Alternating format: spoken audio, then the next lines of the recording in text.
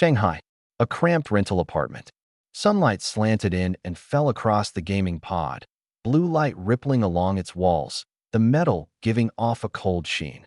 One look, and you could tell it hadn't come cheap. 11:55, 5 more minutes until the global launch of Heaven's Fortune. This was the first time I'd ever bought a brand new pod. Before this, I always rented, grinding gold to cover rent and groceries.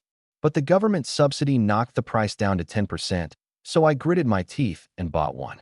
For the next 3 months, I planned to live in this thing for everything except eating and sleeping. The early game is what matters most. Get ahead one step, and you stay ahead every step after. I pulled on the helmet and gloves and lay back in the pod. Iris and fingerprint registered. Entering game mode. Please set your name. Mount Tai. Name set. Enjoy the game. My vision lurched. I was standing on a plaza of pure white marble. At its center stood a statue of a goddess, wings spread, arms folded across her chest, head slightly bowed, as if mourning something. Before I could get my bearings, the sky lit up. Countless points of light poured out, every color imaginable, swirling around the goddess like a school of fish. Then a single rainbow streak dropped like lightning and shot straight into my chest. Congratulations, you have obtained the SSS-rank talent, Sin of the Shield. Commandment, you will bear the heaviest of curses. It is what makes you one of a kind. I sucked in a sharp breath. First pull at launch, SSS. I couldn't quite make sense of the commandment, but the rarity alone put me in a class of my own. Before the thrill could fade, the statue changed. One became 4, each in a different pose. One drawing a bow, one holding a staff, one gripping a sword, one raising a shield. Archer, mage, warrior, tank, the 4 base classes. I'd done my homework before logging in. The mechanics in this game are strange. Skill books are extremely rare, untradeable, can only be self-taught, and there are no class restrictions. Even as an archer, you can learn Holy Light and heal. I glanced at my talent and didn't hesitate. I picked tank. With Sin of the Shield, it'd be a crime not to play meat shield. A beam of white light fused into my body. The plaza was already packed with players, all of them gawking around. I didn't have time to care. Class selected. Tank. Initial skill acquired. Curse triggered. Shield of Sloth. Commandment. He can't be bothered to cast on his own, but that doesn't mean he's defenseless. Skill, Power of the Shield. A-rank, active. Costs 10 mana. Generates a shield equal to 20% of your HP, lasting 5 minutes. 20-minute cooldown. The words hadn't even finished when my skill bar flickered. Skill, Power of the Shield. A-rank, passive. You permanently possess a shield equal to 15% of your HP, 10-minute cooldown. My eyes went wide. Active turned passive, and passive skills in this game cost nothing, which meant I permanently carried a shield worth 15% of my health, and when it broke, it auto-refreshed in 10 minutes. This curse, it's just converting all my actives into passives? I rubbed my chin. I couldn't gauge the strength yet, but I had a feeling this thing was no joke. I pulled up my stats. Mount Tai, LV1, Class, Tank. Talent, Sin of the Shield. HP 100, STR 1, Con 1, SPI 1, AGI 1. Skill, Power of the Shield, A-rank. A 15-point shield. Pathetic, but it'd do. Outside the plaza was a wide grassland where players were farming red-eyed rabbits by the dozen. I picked up a quest from the tailor's shop, 20 rabbit pelts, and headed out of the village. Red-eyed rabbit, LV3, 50 HP. I lunged in and brought a fist down. -10. The rabbit yelped and bit back. -5. I ran the math fast. Lose 15 shield and 5 HP per rabbit. Wait for the shield to refresh, then take the next one. Pure profit. My attack speed was only 101%. The rabbit and I were dead even. One-on-one, turn-based fisticuffs. 10 rabbits filled the quest exactly and got me to level 2 exactly. I put my head down and grinded. EXP plus 10. EXP plus 10. Ding. Congratulations, you've reached level 2. Leveling gave me 1 con and 2 free stat points. I dumped everything into Shiaoan. I was a tank. You can't go wrong stacking health. Con 4. Max HP 400. Shield rose to 60 to match. Leveling doesn't heal you. I couldn't be bothered popping potions, so I headed back to the village to turn in the quest and let myself regen on the way. The quest only paid 10 copper and no EXP. Looks like quests in Heaven's Fortune give 0 EXP across the board. While traveling, I flipped through the chat channels. World chat was grayed out. Only the newbie village channel worked. LFG, red-eyed rabbits. Need a warrior. No archers/mages. Why don't they give us starter weapons? Can't even cast mana orb without a staff. What's up with that? Sharing, strength to move mountains. B rank. Base STR plus 50%. I'm a B rank warrior, looking for skilled players for a long-term party. Efficiency first, DM me. I raised an eyebrow. That was the first talent I'd seen from anyone else, an effect that strong. And it was only B rank? But my SSS-rank Sin of the Shield was nothing but a single line of commandment, not one stat bonus to its name. Before I knew it, I'd grinded my way deep into the grassland. The red-eyed rabbits were gone, replaced by wolves running in 2s and 3s. Bloodthirsty Wolf, LV5, 100 HP. I locked onto 2 strays and threw a test punch. -8. Both wolves counterattacked. -10, -10. I was bleeding badly, but one wolf was worth 4 rabbits. I gritted my teeth and ground them down, plus 40 EXP each. On the way back to town, I did some thinking. Soloing was too slow. I needed to find someone to party with. After topping off my HP, I went back to the wolf pack. Same spot. I looked around and spotted a white-haired young man staring blankly at a pack of wolves in the distance. I walked up. Hey man, party up? 40 EXP a wolf. I'm tank. I'll hold the front line. The kid started to refuse, thought it over, then nodded. Sure. I'm warrior. The pulling's on you. We shook hands. Party formed. Short song, LV2, 100 HP. The two of us picked out a couple of wolves to test the waters. A warrior's skills also need a sword to activate, so for now he could only auto-attack with his fists. -8, -32. The moment that damage popped, I knew I'd picked the right party. A warrior. Yeah, this guy hits. The wolves only scraped -10, -10 off me on the counter, and he didn't even blink. The first wolf dropped. Then we cleaned up the second. This time Short Song's punch did -40. I glanced at the party panel. He was still level 2, but his damage had gone up. I was curious but didn't ask. We'd just met. Prying into someone's talent felt rude. The more we farmed, the smoother it got. Short Song's damage kept climbing steadily, and his attack speed was faster than mine, too. The gap between talents starts snowballing from the very first second of launch. The strong get stronger, the weak get weaker. I felt a flicker of panic. I was holding an SSS talent, but going by my current performance, I was a long way off from the invincible protagonists in those power fantasy novels. Short Song's fist came down, and the bloodthirsty wolf dissolved into white light. A shield dropped on the ground, along with a wolf's head. Wolfskin shield, plain, LV5, HP plus 100, physical DF plus 10. Bloodthirsty wolf head, collectible. We exchanged a look, neither of us speaking first. I was in a bind. Drop rates in Heaven's Fortune are brutally low, the shop prices are insane, and I was broke. I wanted to ask for credit, but we'd just met. Why would he trust me? Just as I was stewing over it, Short Song spoke first. Take the shield, you're the MT, you'll get use out of it. I'll grab the wolf head and call it even. He bent down and scooped up the head. I didn't put on airs. The shield really was crucial for early game me, so I said earnestly, this one's on you. Next time something good drops, you get first pick. I bent down to pick up the shield. A voice suddenly rang in my ears. Curse triggered, shield of pride. Shield of pride, commandment. The proud shield deigns not to wear equipment, for he himself is the mightiest weapon. I stared at that line, and my heart sank halfway. Can't wear equipment?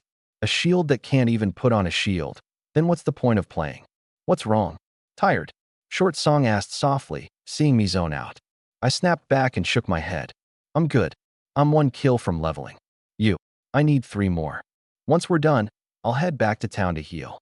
I made up my mind. Level up first, then figure this out on my own later. Any veteran knows this game will have PvP sooner or later. Hide your trump cards at the start, and you can catch people off guard when it counts. The 3 wolves went down fast. I added him as a friend, hurried back to the village, and dumped my new stat points into Shiaoan, bringing it to 7. But I had no time to admire my health bar. Wolfskin shield, plain, Cannot equip. Can devour. Cannot equip. No surprise. Can devour. Now what was this? I tapped devour. HP plus 10, physical DF plus 1. The shield turned to light and vanished. My eyes shot open. Can't wear it, but I can eat it, and the effect was roughly a tenth of the equipment stats. I let out a breath. As long as it wasn't a flat ban on using equipment, I could live with it. Then it hit me. In the late game, equipment piles up like a mountain. Buy it, devour it, keep devouring. Wouldn't I turn into a pure stat monster? I was already daydreaming about the day I'd be filthy rich. A DM popped up. My friend list had exactly one name on it. Short Song. Short Song. HP full? Party up? Next target, level 7 boars. You game? Me? You move fast. Level 7 boars. Can the two of us even take them? Short Song. Me. I was born to love a challenge. Anything without a challenge, I don't do. Me. Fine. Send the coordinates. I'm on my way. On the road, I checked my panel. LV3, Con 7. Max HP shot up to 710, everything else still at 1. Nothing remarkable. In the early game, this talent is straight up trash, but no matter. The further along it goes, the stronger it gets. I linked up with Short Song. The boar spot was packed too. He was sitting on a grassy slope with a blade of grass in his mouth, waving at me. Over here. Same as before. I asked around. Each boar is 100 EXP, 50 each, sweet deal. He glanced me over and scratched his head. Huh? Where's your shield? Why aren't you wearing it? I sighed. Sold it. Short on cash IRL. A lie. When you're out in the world, you keep your cards close. Short Song didn't push, afraid of poking a sore spot, and changed the subject. That one's mine. Same drill. You tank, I DPS. Not far off, a boar lay basking happily in the sun. The monsters in Heaven's Fortune tend to run big, and this pig was as beefy as an ox. Wild boar, LV7, 600 HP. We circled behind it and ambushed it cold. -6, -54. I'd managed a pitiful 6, while Short Song punched for 54, a solid 9 times more. His STR had to be at least 9. Mine, all in on Shiaoan, was only 7. This white-haired kid's talent ran deep. The boar reared up and kicked me square in the body. -30. 10 rounds to take it down, and my 107 shield could eat that. Worth it. After a flurry of fists, the boar dissolved into light, full of regret. EXP plus 50. Once the shield refreshed, we went looking for the next one. Hunting side by side, Short Song suddenly asked, the forums say the shield skill has a 20-minute cooldown. How are you refreshing in 10? Talent. A CD reduction talent? Cutting it in half. That's pretty strong. More or less. Another boar, snuffling away at the grass. Same play, circle behind, heavy punch. -6, -60. My eyebrow twitched. Why did his number go up again? Every punch after that, Short Song reliably hit for 60. This was definitely no accident. I needed DPS, he needed a front line, and we got along. Hands still moving, I asked outright. Your damage, how's it climbing the more you fight? Talent. Stacking STR the whole time? Then you're set to take off. More or less. Me. Why does that line sound so familiar? But I got what he meant. I laughed. Quit holding out. Long-term party. Both keep our secrets. Deal? Short Song laughed too. Deal. To show good faith, I'll go first. Every time I kill a type of monster I haven't killed before, I gain permanent stats. I can turn active skills into passives. We were silent for a beat, then spoke at the same time. Broken. Having felled each other out, the two of us happily went back to farming pigs. But boars were you down fast. My health bar couldn't survive 8 of them. So after 4 I went back to the village to heal, selling the boar hides and wolf pelts while I was at it. Short Song tagged along to check the new quests. The materials sold for 1 silver 2 copper, plus the 10 copper from the last quest. While regenerating, I scanned the plaza. Someone was hawking gear that had dropped off the rabbits. If I wanted a snowball, I'd have to keep buying equipment to feed myself, long term. Not far off, a female player was holding up a shield and shouting, "Level 3 shield. Cheap. Selling now." I hurried over. Let me see. Newbie shield. Plain. Cannot wear. Cannot devour. LV3. HP plus 50. Physical DF plus 5. My steps stalled. I turned and walked off. Never mind. Sorry. A mutter trailed behind me. What's with this guy? I slumped down onto the steps, dead inside. Gear I buy can't be devoured, only what I drop from my own party kills. And here I was, counting on this to rocket me to the top. The plan fell apart before it even started. A hand landed on my shoulder. I turned, short song, wearing a fawning grin. I gave a full-body shudder. Weren't you off looking for quests? What's with the sleazy smile? Quests aren't open yet. Ahem, your buddy's in a bit of a pinch. Lend me a silver? I'm just one short, and it really matters to me. I tossed him one without a word. I'd come out ahead on that shield earlier, so a silver was no loss. And at this stage, what was there to spend that kind of money on besides potions? He should have had a silver of his own, too. What good thing did you find? Talent. Catch my drift? I'll buy it, and we'll keep farming. He scurried off in a hurry. Back at the boar spot, this batch was enough for 4 levels. EXP plus 50. EXP plus 50. A fist came down, the boar dissolved into light, and an antique-looking long sword lay on the ground. Gear again. I gasped. Wasn't the drop rate supposed to be ultra-low? Probably the newbie bonus window, Short Song said, stroking his chin. Antique longsword, plain. LV7. ATK plus 20. ATK SPD plus 10%. Warrior gear. Grab it. With this sword you can finally cast skills. He waited for a long moment. Bro, you keep this sword. You need it more than I do. Me? Let's sell it and turn it into cash for you. No rush, right? Just equip it. You're one boar from leveling. Early game gear loses value fast. Wait, and it drops a price bracket, he said, getting agitated. It clicked. I shot him a sideways look. Bro, you can't equip it, can you? Short Song froze, about to argue, then suddenly went TSS gay, like a light bulb flicked on. You said you sold your shield, but silver's valuable early. Big spenders are buying it all over the place. So why didn't you sell it back at the plaza? He stared at me. Which means you never actually unloaded your gear at all. You can't equip it either, can you? We locked eyes, simultaneously thrust out an index finger pointing at the other, and said in perfect unison. So you can't wear equipment either. My interest was piqued. Real talk, what ranks your talent? He put on an air of mystery and just smiled. S. Headshake. SS. Still a headshake. No way you're SSS too? He lifted his chin haughtily. I was trying to keep a low profile, pass as an ordinary person. He didn't finish before his own eyes went round. Wait, you're SSS too? You've got to be kidding me. We both said again, in unison. A moment later, 2 players who'd laid their cards on the table sat together on the grassy slope. No wonder your HP is 710 and not 700. I noticed early on and didn't ask, he said, nodding. What about you? What did you buy with 2 silvers? My talent's called Collector. I just went to the tailor's and picked up a handmade piece. Every artisan NPC, I can collect 1 item, gives me a bonus, 1 per person. So first kills on new monsters are collecting field guide entries too? Exactly. And I've got an aura built in. Monster drop rate plus 1%, and logging the wolf head in the guide gives another plus 1%. No wonder the drop rate's so high. Man, you boost drop rates, I devour gear. Team up and we're unstoppable, aren't we? I shot to my feet. Trump cards on the table, we forged the strongest twin-star duo on the spot, naming our combo, Mountain Song. Then we cracked our knuckles and set our sights on the next boar. We hit level 4 fast.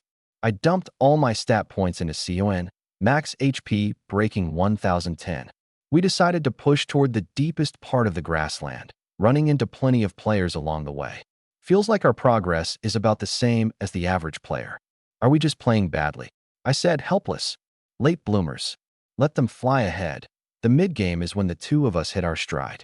Short Song stayed optimistic, dead certain the twin stars would echo across heaven's fortune sooner or later. Soon we reached the spawn point of the last monster type in the newbie village. Green Ox, LV9, 1000 HP. A full 1000 HP. No more chit-chat. Get to it. -4, -48. My damage was a pathetic 4. This ox's defense was absurdly high. The green ox swung a horn at me. -50. Still tankable. I had over 150 shield left. Soon the ox bellowed mournfully and went down. EXP plus 100. Whoa, the green ox guide entry gave me 2 permanent STR. Short Song exclaimed. He was stacking way faster than me. I cheered for him out loud, but felt a little sour inside. Then I thought of that longsword. Since he couldn't wear it anyway, I might as well test whether I could devour another class's gear. He handed the sword over. Antique longsword, plain, can devour. It works. I took it and devoured it. HP plus 20, physical DF plus 2. I raised an eyebrow. I'd expected it to add ATK and ATK SPD. Turns out it still added tankiness. From now on, all the gear drops are yours. I can't use them anyway, Short Song said with a careless wave. Level 5 needed 800 EXP. One trip was only enough to kill 2 green oxen before I had to go back to town and heal. This ox hit too hard. Even my 53 def still 848 a swing. Putting that squishy Short Song on tank duty, he'd probably get sent back to the fountain in one hit. Trip after trip like that, and by 6 in the evening, we'd both hit level 6. A flash of white light, and on the ground lay a helmet and an ox horn. Green ox helmet, plain. LV9. HP plus 500, physical DF plus 50. Green ox horn, collectible. Nice, we said in unison. I picked up the helmet and devoured it. HP plus 50, physical DF plus 5. Short Song happily logged the horn into his guide. I scanned my panel. LV6, Con 16, max HP 1680, physical DF 98. Everything else still that same shabby state, but I'd finally touched the threshold of getting strong. Just as we were about to keep going, I spotted a green ox in the distance, a size bigger than normal. I tapped Short Song. Look over there. Is that an elite? It really is. Strike now while it's quiet. Don't let it get snatched. He took off in a dead sprint. Wait for me. I need to grab aggro first. Green Ox King, Elite. LV10, 1700 HP. I threw a punch. -3.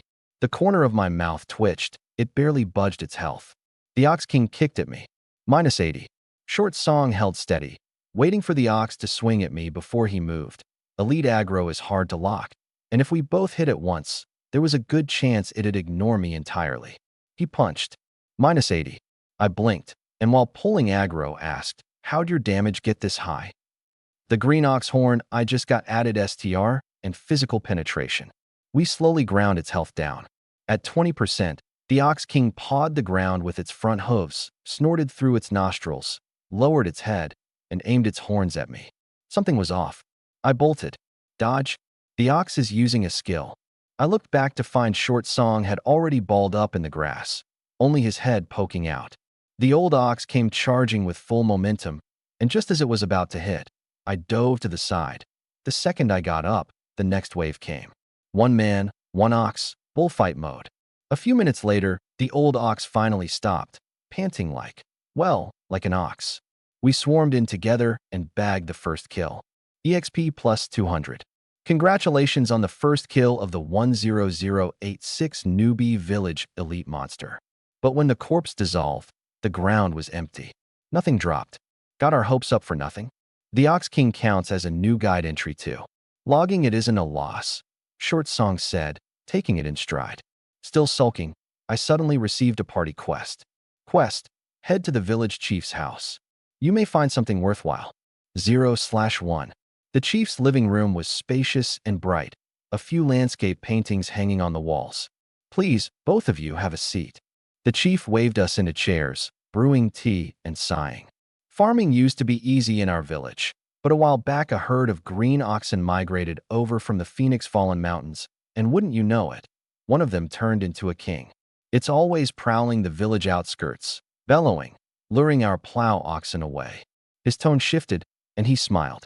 You two heroes have done us a great service. You're too kind, chief. It was the least we could do.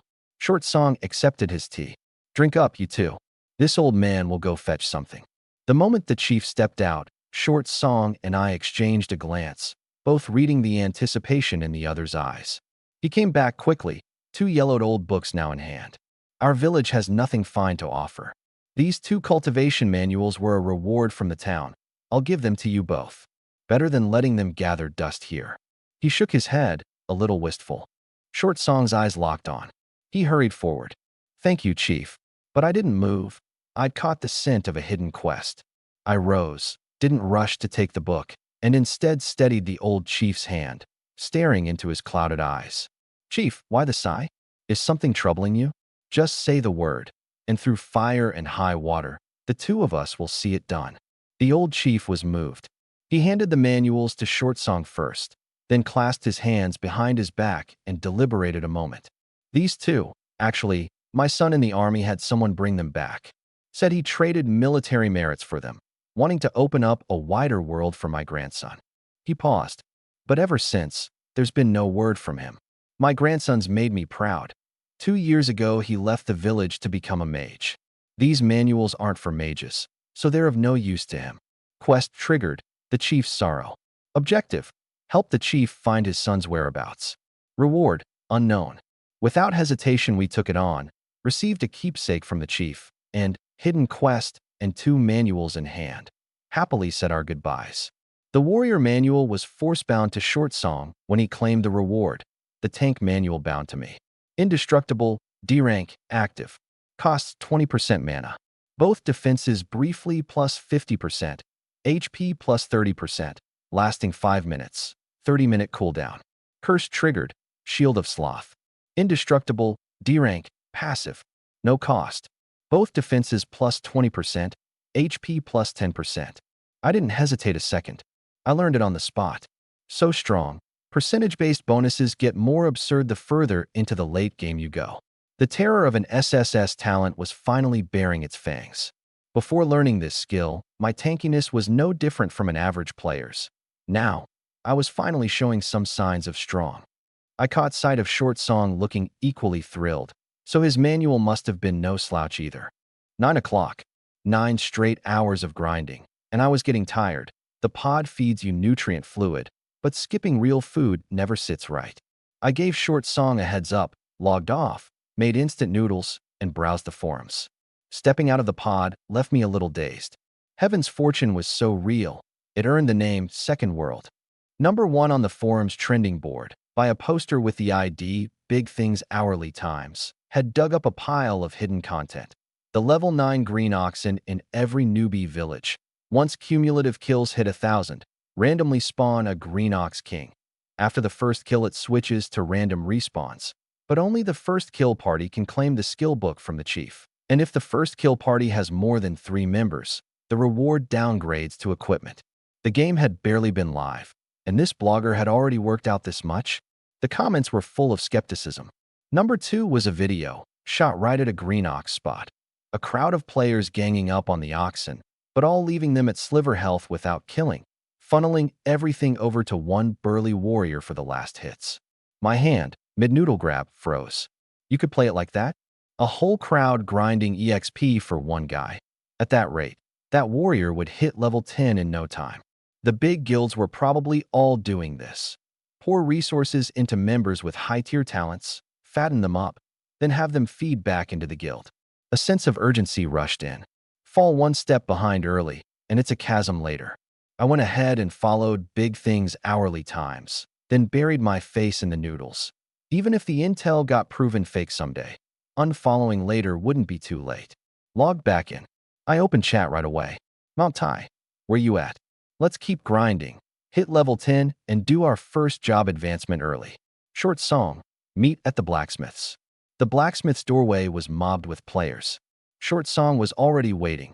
He'd logged in before me and showed up the moment the shop opened. As a collector, he'd come to hunt for collectibles, only to find the whole lot useless to him. Frustrated, he remembered the old chief's jade pendant. Sure enough, the second he produced the pendant, the blacksmith launched into another round of "You've done the village a great service" praise, turned, went into the forge room, and came out with a hammer and a sword case. Warrior, I see you carry no blade. This one's custom made for you. He gave the hammer a reluctant look. This here's my old companion of many years. Surely it'll satisfy that collecting of yours. Short Song thanked him over and over, then turned and walked back toward me. How'd you pull that off? The old chief's jade pendant. The hidden quest keepsake has a hidden function too, he said smugly. I nodded, not putting much stock in it. Only gear I drop myself can be devoured. This stuff was useless to me. He opened the sword case and ran a finger down the blade. Its surface mirrored a pair of sharp eyes, bright as a clear glass. With this, I'll sweep the enemy ranks. Alright, quit showing off. Let's go test it on a green ox. With a sword to cast skills, Short Song's efficiency shot way up. The starry sky in the game was brighter than the real one, and two tireless young men fought until they lost track of time. The moon set and the sun rose. Congratulations on reaching level 10. The teleportation array to town has been unlocked. A full night of slaughtering green oxen, and the two of us finally hit level 10. We could advance our class. Back at the newbie village plaza, we stood dead center. A pattern lit up beneath our feet, and a white pillar of light shot to the sky. Farewell, 10086 newbie village. I shouted. Though we'd be back, the hidden quest was taken, and we hadn't wrung Short Song's NPC collectibles dry yet. Tianshui Plaza. The light pillar faded, and we stepped out.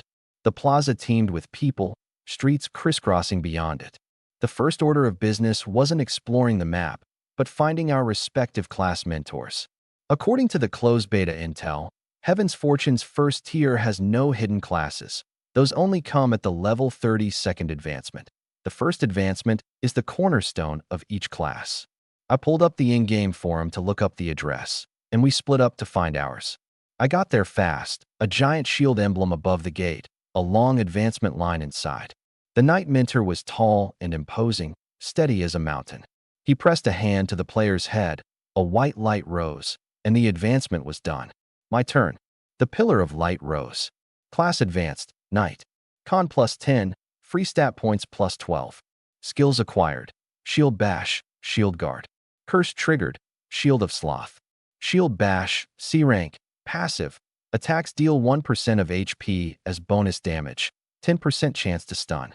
Shield Guard, C-rank, passive, gain 20% damage reduction. In an instant I saw what the curse had turned them into. Shield Bash originally had to be actively triggered to stun and to deal percentage damage. Turned passive, that damage is now permanently attached. A C-rank skill cranked clean up to S-rank. Shield Guard originally put you in a shield-bearing stance on activation. 40% damage reduction but unable to attack. Turned passive, the stance is gone, and 20% damage reduction is just handed to you. Crude and effective. I slammed every stat point into Con and pulled up my panel. Mount Tai, LV10 Knight. Con 50, max HP 5588, physical DF 310, damage reduction 20%. Skills. Power of the shield / indestructible / shield guard / shield bash. 832 shield, 20% damage reduction, an extra 20% defense, 10% HP. My panel was already taking the rough shape of a stat monster. Once I cooled down, I started planning. The city added PvP. Every city has an arena where you go up and get matched against the national server. The leaderboard settles monthly, and the rewards are supposedly incredibly generous. The monsters around the city had long been wiped out by the guards, so to grind levels and gear, I'd have to head far out into the wilds or run dungeons. It was only the start of the month, so the arena could wait, max out my advantage first, then step onto the stage. Mount Tai, done with advancement? Where do we meet? Short Song, East City Gate. There's a real thorny problem. We rendezvoused at the East Gate. What's the thorny thing? You're clear on how dungeons work, right? He shot back. I nodded. Dungeons in Heaven's Fortune have a daily run cap. They reset and stack each day. Once you've used them up, you can't get back in until tomorrow. Open world chat. The second I did, the screen filled with curses and outrage. What gives them the right to keep solos out of the dungeons? Does your family own the game? PSA. Steer clear of Tianquan Guild. They camp the dungeon entrance and only let their own people in. Fire God Guild and Blue Sky Guild are doing it too. My brow furrowed. The big guilds banded together to seize the dungeons in every city? More like they're racing each other to the bottom. Short Song corrected. One does it first. The rest panic about falling behind and copy them, and you end up with this. Can't we just take out whoever started it? The posts don't say who. And it's already this bad. Even if we found them, it wouldn't matter. We'd meant to run dungeons, but this threw a wrench in it. You can't fight City Hall, so the two of us had no choice but to look for monster packs out in the wilds. A massive mountain towered over the west of Tianshui, Mount Tianshui. So tall its peak was lost from view, half its face veiled in mist and cloud. The Tianshui River that flowed down its slopes ran east through the whole city and pooled into a vast forest, the Mirage Forest. Deep in the Mirage Forest, a cold glint flashed, and a huge rat dropped dead. "This isn't deep enough. We're reduced to killing rats," Short Song griped. "It should be plenty deep, and we haven't even seen a single large monster," I said, just as annoyed. "If only there were dungeons to run. Once your boy levels up, watch how I avenge this dungeon grudge." I was about to reply when I heard a strange rustle in the branches. My eyes sharpened. Nothing was moving around us, yet the sound kept growing, drawing closer. It was overhead. No time to look up. I tackled Short Song to the ground. The next instant, an enormous snake head smashed into the spot where we'd just been standing. Its strike missing, the serpent's eyes locked onto us. Its massive body coiled around a great tree. Green Python, Elite. LV-15, 20,000 HP. Whoa, an elite. No wonder there are no monsters nearby, Short Song yelped. I struck first, but not at the head. Only an idiot does that. I drove a fist into the trunk-coiled body. -2, -55. My heart leapt. 5,588 HP. The attached 55 bonus damage checked out, and that -2 meant its scales were rock hard. But the bonus HP-based damage hit the health bar directly. Ignoring armor, that punch was true damage. Short Song circled to the other side of the tree, waiting for me to lock aggro before moving. One look at my damage and his eyes went wide. "Whoa, are you hacking? Where's a lousy meat shield getting damage like that?" I couldn't be bothered to answer and kept hammering away. The python's huge maw clamped onto me and went into a death roll. -200, -253. Flowing water, triple wave. Short Song's long sword wreathed itself in blue water element. -200, -300, -400. Each swing hit harder. Flowing water swordsmanship stacks its water momentum up to 5 layers. The python's coils loosened, and I dropped out of midair. Its gaze shifted, locking onto the sword-swinging Short Song. He spun and bolted, deciding to just lead the snake in circles around me. I stood my ground and threw punches, and for a moment the whole scene looked downright absurd. Soon the python's jaws were a meter from him, its forked tongue already brushing his back, his eyes full of despair. Too few collectibles, and one bite would mean certain death. At the last possible second, my fist landed on the python's body and triggered Shield Bash's stun. The serpent stiffened and crashed to the ground, dazed for 1 second. Short Song reacted instantly, whirling around. Power strike. His flaming longsword came down. -500. Then he immediately turned and ran, the whole thing under a second. The python slowly opened its eyes. In that one dazed second, the pain only burned worse. It glared around in fury, saw only me still wailing on it, and, pushed past its limit, unleashed its finisher. Its tail suddenly coiled around me, squeezing tighter and tighter. -200, -300. My HP drained faster and faster. Short Song charged out from behind the tree. Gale's swordsmanship. -100, -100, -100. The python was dead set on crushing me to death. Short Song stacked attack speed, his sword swinging faster and faster, but my health bar was dropping faster than the boss's. By the time he killed it, I figured I'd already be long dead. Just as my health bar was about to empty, he saw a flash of white light. Power of the shield. The passive shield refreshed at the perfect moment and saved my life. Short Song's final swing fell, and the green python dissolved into white light, leaving behind a dagger with a vine-wrapped hilt, its edge gleaming cold. Jungle Dagger. Rare. Cannot wear. Can devour. LV-15. ATK plus 300. ATK SPD plus 30%. Grant skill, Snake Venom. No need to think about it. I devoured it straight away. HP plus 300. Physical DF plus 30. Skill acquired. Snake Venom. Curse triggered. Shield of Sloth. Snake Venom. D rank. Passive. Your next attack poisons the target. -20 HP per second for 5 seconds. Me? A skill that comes attached to equipment can be devoured too? This is how Devour is supposed to work. I'd been worrying before. Leveling was too fast, and devouring those little stat scraps couldn't keep pace. Pretty useless. But once it could devour skills, that was a whole different story. My rating of Devour flipped from trash to godly in an instant. I glanced at Short Song. I thought his damage was pretty high before, but now I suddenly felt he didn't deserve an SSS. Once I'd devoured enough gear and made it big, I'd turn around and give Little Gu a hand. That glance probably carried a touch of contempt, a touch of disdain, and a fair bit of cold dismissal. Enough to make Short Song's skin crawl. He scratched his head, shrugged it off, and went back to happily admiring the green python in his guide.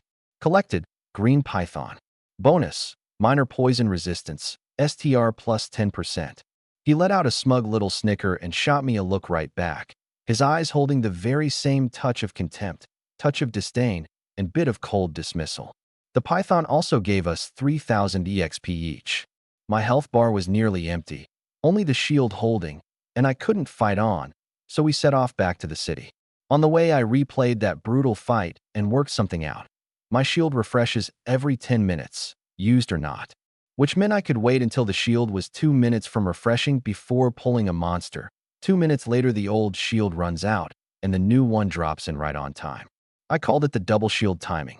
In the python fight, I'd hit that timing by accident, which was the only reason I'd squeaked through alive. Lady Luck was on our side. Tianshui's plaza was far bigger than the newbie village, with marble benches besides. We sat down, chatting and browsing the forums. Big Things Hourly Times, the account I followed, had a new post. Major guilds monopolize dungeons. Heavenly King Hall steps in. A guild called Heavenly King Hall had announced it would restore a fair dungeon environment for solo players, urging the guilds to back off, or else. The post drew cheers from solos. But plenty of commenters were pessimistic. The national server had a full 16 major cities, and even if Heavenly King Hall cleared one, what about the other 15? The big guilds were all sharp operators. No payoff, no action. I thought Heavenly King Hall had guts. With guilds everywhere out for themselves, it was the first to stand up. If a brawl ever broke out in our city, I'd be willing to pitch in. After all, they were fighting for the solo players. Health restored. This time we headed north. To the north was a stretch of marsh, thick with miasma, far fewer players than the East Gate. Along the way, we farmed a good number of toads and vipers. No gear dropped, but it filled out another batch of Short Song's guide. No map, just pushing north, killing whatever crossed our path. Soon we reached a deeper part of the marsh. Rock Crocodile, LV-13, 9,000 HP. We charged without a word, and only up close did we realize there were a dozen more lurking under the mud. I slammed the brakes. Hold up, something's off. I stopped Short Song. You scared? Can you tank it or not? A dozen of them underground. I seriously doubt I'd survive. I shot him a glare. Then we handled them in waves. We finally ran into something big after roaming this long. Be ashamed to pass it up. We circled behind the one on the very outer edge, and I kicked it to open the fight. -4, -58, -20, -20. Short Song followed up with a power strike. -400. We were focusing it down hard when all dozen-plus crocodiles suddenly rushed in at once. My scalp prickled. Kite them outward. Don't save your skills. Burst this one first. Fighting and retreating, we cut the one down before they could surround us and pulled out of attack range. These crocs are this coordinated? Aren't they cold-blooded animals? Short Song marveled. What does being cold-blooded have to do with being coordinated? I rolled my eyes. On nature documentaries, crocodiles are always biting each other's legs off. I frowned. The crocodiles I remembered were like that too. So why were these so tight-knit? Every monster we'd farmed so far behaved roughly like its real-world counterpart. When something's abnormal, there's always a catch. Short Song had clearly thought of it too. We exchanged a glance and said in unison, "There's treasure?" The more we thought about it, the more it added up, greater risk, greater reward. With this many monsters huddled together, they were almost certainly guarding some treasure. So began the long grind, pulling the crocodiles out one by one to kill them. Each kill cost me a little HP. I just waited for the shield to refresh and for Short Song's skills to come off cooldown. He hadn't bought HP potions, but had stocked up plenty of mana potions to recover MP. Like two patient hunters, we wiped out the crocodiles one at a time. When the last one fell, we both bent down and groped around in the mud. Any fool knew the treasure was right underneath. If an outsider had seen us, they'd have sworn we were panning for gold. Soon, I thrust both hands high overhead like a freshly crowned boxer. Found it. A mud-caked object, shaped like a little tripod cauldron. I wiped off the mud and checked the stats. Item: the demon god's chamber pot. Description: a chamber pot the demon god casually used while passing through. The smile froze on my face. All that effort clearing all those monsters, and I dug up a chamber pot? So this whole pack of crocodiles had been drawn here by this? Could it get any sadder? Short Song hurried over, and the moment he saw the stats, he froze too. The next second he dove and snatched the chamber pot, flopping flat into the mud. Ha ha ha, your boys made it. My precious, sorry to keep you waiting. Delirious, like he'd hit the jackpot. I watched him hug and kiss the chamber pot, completely baffled. After carrying on for a good while, he finally told me the bonus. This chamber pot was a demon god essence vessel, and once collected, his attacks gained 10% dark element damage. I smiled genuinely. Envious, sure, but not bitter. Every piece of gear since we'd partnered up had gone to me. Two brothers of one mind can cut through metal. This run pushed our EXP past the halfway point. But level 11 needed over 50,000, and the remaining stretch couldn't be rushed. I was low on HP too, so we called it and headed back to the city. The fountain in Tianshui's plaza was, as usual, ringed with players regenerating. Healers were extremely rare at this stage, and HP potions burned money, so the fountain, 10% per minute, full in 10, was the most economical option. We pulled up the forums again. Number 1 on the trending board, by an account simply named Heavenly King Hall, had a one-line title.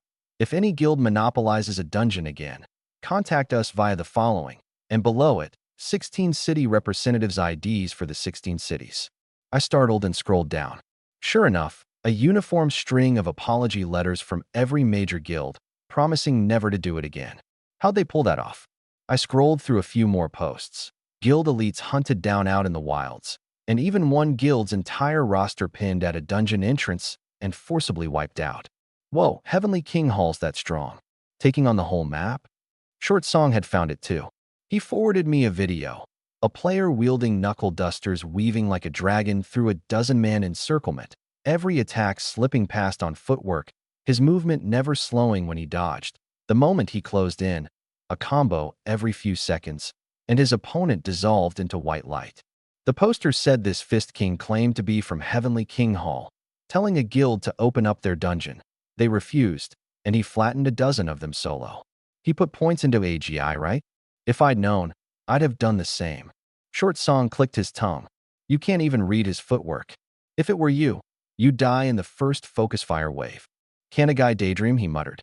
How about we join Heavenly King Hall too? I was a little tempted. 2 lone wolves really wasn't sustainable. There had to be plenty of mechanics you could only do as a group. Heavenly King Hall was strong and well-regarded. Exactly what I was after. Sure, our twin stars are welcome anywhere. Obviously, with us too, Heavenly King Hall jumps up 2 whole tiers. What guild would turn down an SSS twin-star pair? I went ahead and added Heavenly King Hall's Tianshui representative. Instant accept, and they fired back an address. Number 2 Zhongnan Street, the general store. Guild up, we hurried over, and just before we arrived we ran into a long line. Its source being Heavenly King Hall's very store, with 2 signs out front, one reporting desk, one recruitment interviews. This many people still want to line up? We're already here. I gritted my teeth. The line moved fast, probably several interviewers working at once. Soon it was our turn. Inside the shop sat 1 table and 2 chairs, the interviewer not even lifting his head. Have a seat. What's your game name? My butt had barely touched the chair. Mount Tai. All right, head back and wait to hear from us. Me? Before the seat had even warmed up, I was shown out. That casual? Rejected in 1 second? Short Song blinked, then patted my shoulder and walked in looking confident. 2 seconds later, he came out too. Both of us, faces carefully neutral, left the line. Where to now? HM? They didn't tell you? 2nd floor of the Grand Cloud Inn. Heavenly King Hall's welcome ceremony. Someone's waiting there. Hold on, you got in? Yeah. You just walk in and give your handle and you're in. You didn't. Only then did he sense something was wrong. I was not okay. Damn it. Why didn't giving my name work for me? Was it because I wasn't wearing gear, so they wrote me off as some broke nobody?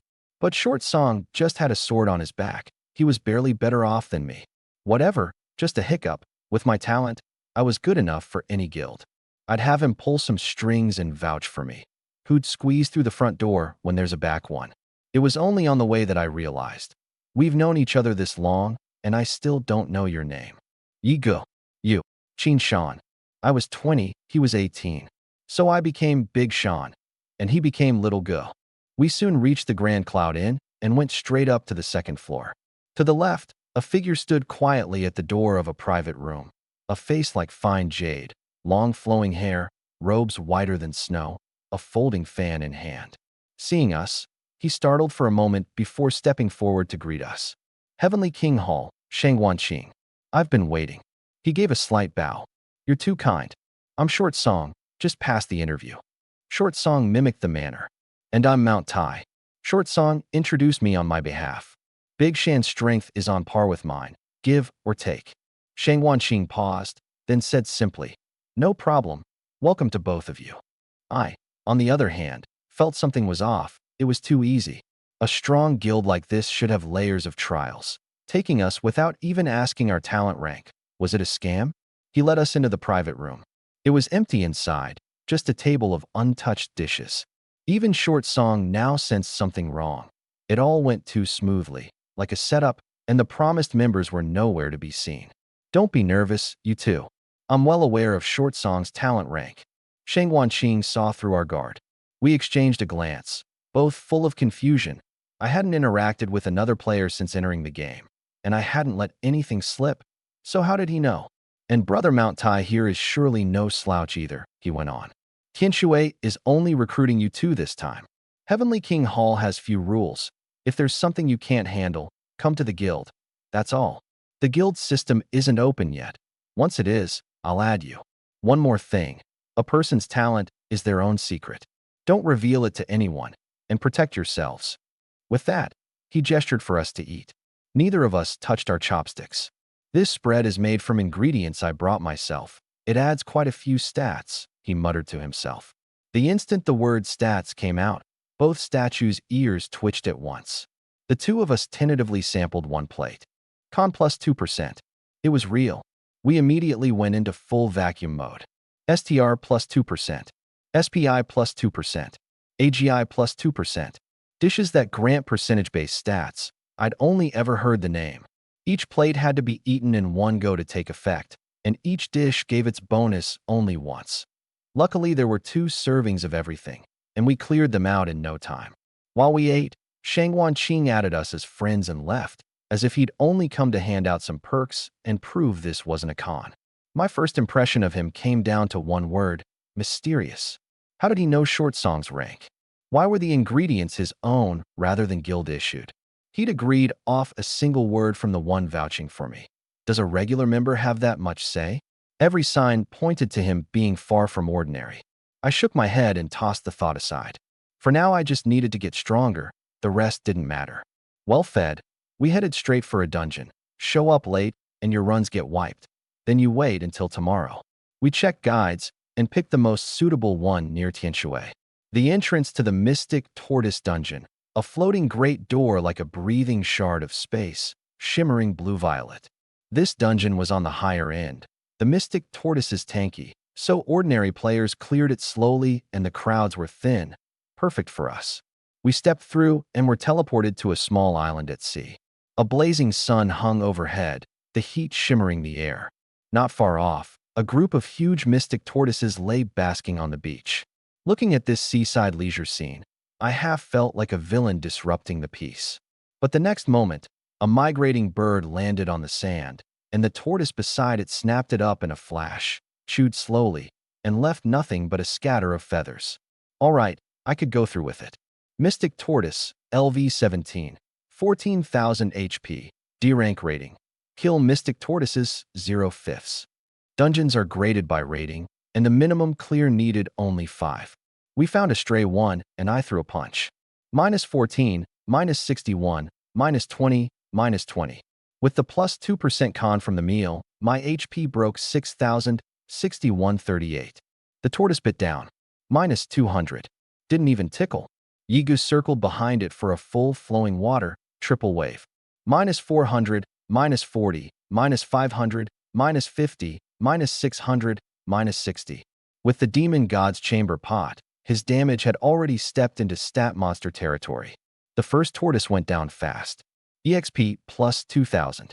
Nice. The Mystic Tortoise Guide entry gave me 3 more Shiaoan. Yigu said, pleased. I checked. The tortoise hadn't even broken my shield. Killing them one by one, I didn't even need to pop a single potion. This was exactly why we'd picked it. Mystic tortoises were inefficient for everyone else. But for us too, they were a perpetual motion machine. One with percentage damage plus poison. One with raw stat steamrolling, neither bothered by the thick hide. The only thing to top off was Yi Ji's mana, and this time he'd stocked up. We hit 5 kills fast, securing the minimum clear. We kept going. The sun set and the moon rose, slaughtering until the world blurred. During one wait for skills to come up. D rank, 5 out of 5. C rank, 10 out of 10. B rank, 20/20ths. A rank, 30/30ths, complete. S rank rating. Kill Mystic Tortoises, 49/50ths. 49, and our EXP had long passed the halfway point to level 11. We rested a moment, then surrounded another one. Just as it dropped to 10% health, it suddenly bolted into the sea like lightning. We stood there stunned, a first. A raindrop fell on the back of my hand. Dark clouds gathered, the cloud layers swallowing most of the moon, thunder roaming between the banks of cloud. The tortoises on the island all dove into the sea in unison. On the water, not far off, a tortoise shell the size of a truck flickered in and out among the lightning. An entrance cutscene, probably. The S-rank rating really isn't that simple. An elite, that was the final gate to S-rank. The behemoth climbed onto the tortoise island, a pair of eyes like 2 enormous rubies fixed dead on us. The biggest monster we'd ever met. The green python from before fit only to be its scarf by comparison. Adult Mystic Tortoise, Elite. LV19, 35,000 HP. Adult? So we'd been bullying minors this whole time.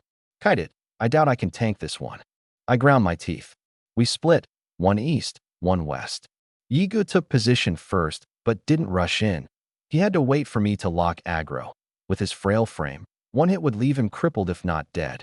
I drove a fist into the heavy shell. -5, -61, -20, -20.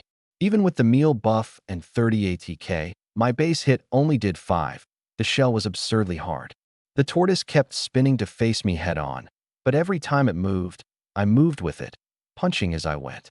We stayed glued to its rear flank, 90 degrees off.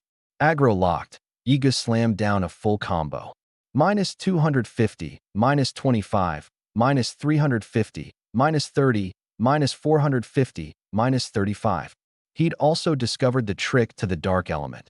The more he swung, the thicker the dark element built on the monster, corroding its defense, his damage exploding higher and higher. Soon the tortoise's HP dropped to 50%. It threw its head back with a roar, its tail suddenly lashing out, whipping wildly through the air. The smaller tortoises that had retreated now crawled back ashore in unison. The second phase summons ads too. Ads didn't scare me. I had plenty of potions, but Yigu was already scared witless. All Shiaoan, no protective gear, he couldn't take more than a few hits.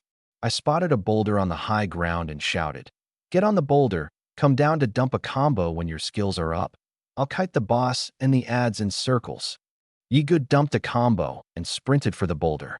The boss's tail swept in and I scrambled backward, but the rear was sealed off by the small tortoises, so I just leapt into the air and parkoured across their shells.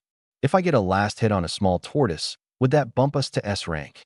Yigu had a flash of inspiration and dove at one, only for it to lock its health and dive into the sea again. I ran back to the boss and kept circling. Its tail flailed wildly, and few of the ads dared come close. I noticed the boss's tail swinging slower and slower. This wasn't a second phase, it was a timed enrage. I shouted it to Yigu while chugging potions. Soon the small tortoises withdrew and the boss's tail settled. We swarmed in together and finally ground it to death the old way. EXP plus 10,000. The Mystic Tortoise crashed to the ground with a thud and dissolved into white light. A jade-green shield lay quietly on the ground. Mystic Tortoise Shield, Rare, cannot wear, can devour. LV19, con plus 10, grants skill, enduring life. Devour, con plus 1, curse triggered, shield of sloth. Enduring life, D rank, passive, con plus 10%. For me, this was a qualitative leap, con tied directly into both HP and defense, and it was percentage-based, so the higher the base, the stronger it got. Other people couldn't necessarily get full value out of every skill, but in my hands, every skill became a passive. No synergy requirements, no mana cost, piling up endlessly, my advantage snowballing wider and wider. Dungeon settlement complete. Contribution plus 1,000, EXP plus 15,000. A flash of gold. And we both leveled up. Dungeons really were fast. 1 4-hour run, killing from dawn to dusk, took us from past level 10 straight to level 12. An S rating gave 1,000 contribution at once, equivalent to 1 tier below military merit, redeemable for supplies, even skill books, at the quartermaster. We talked it over. Check the quartermaster's shop first, then run every dungeon to fill out Yi guide.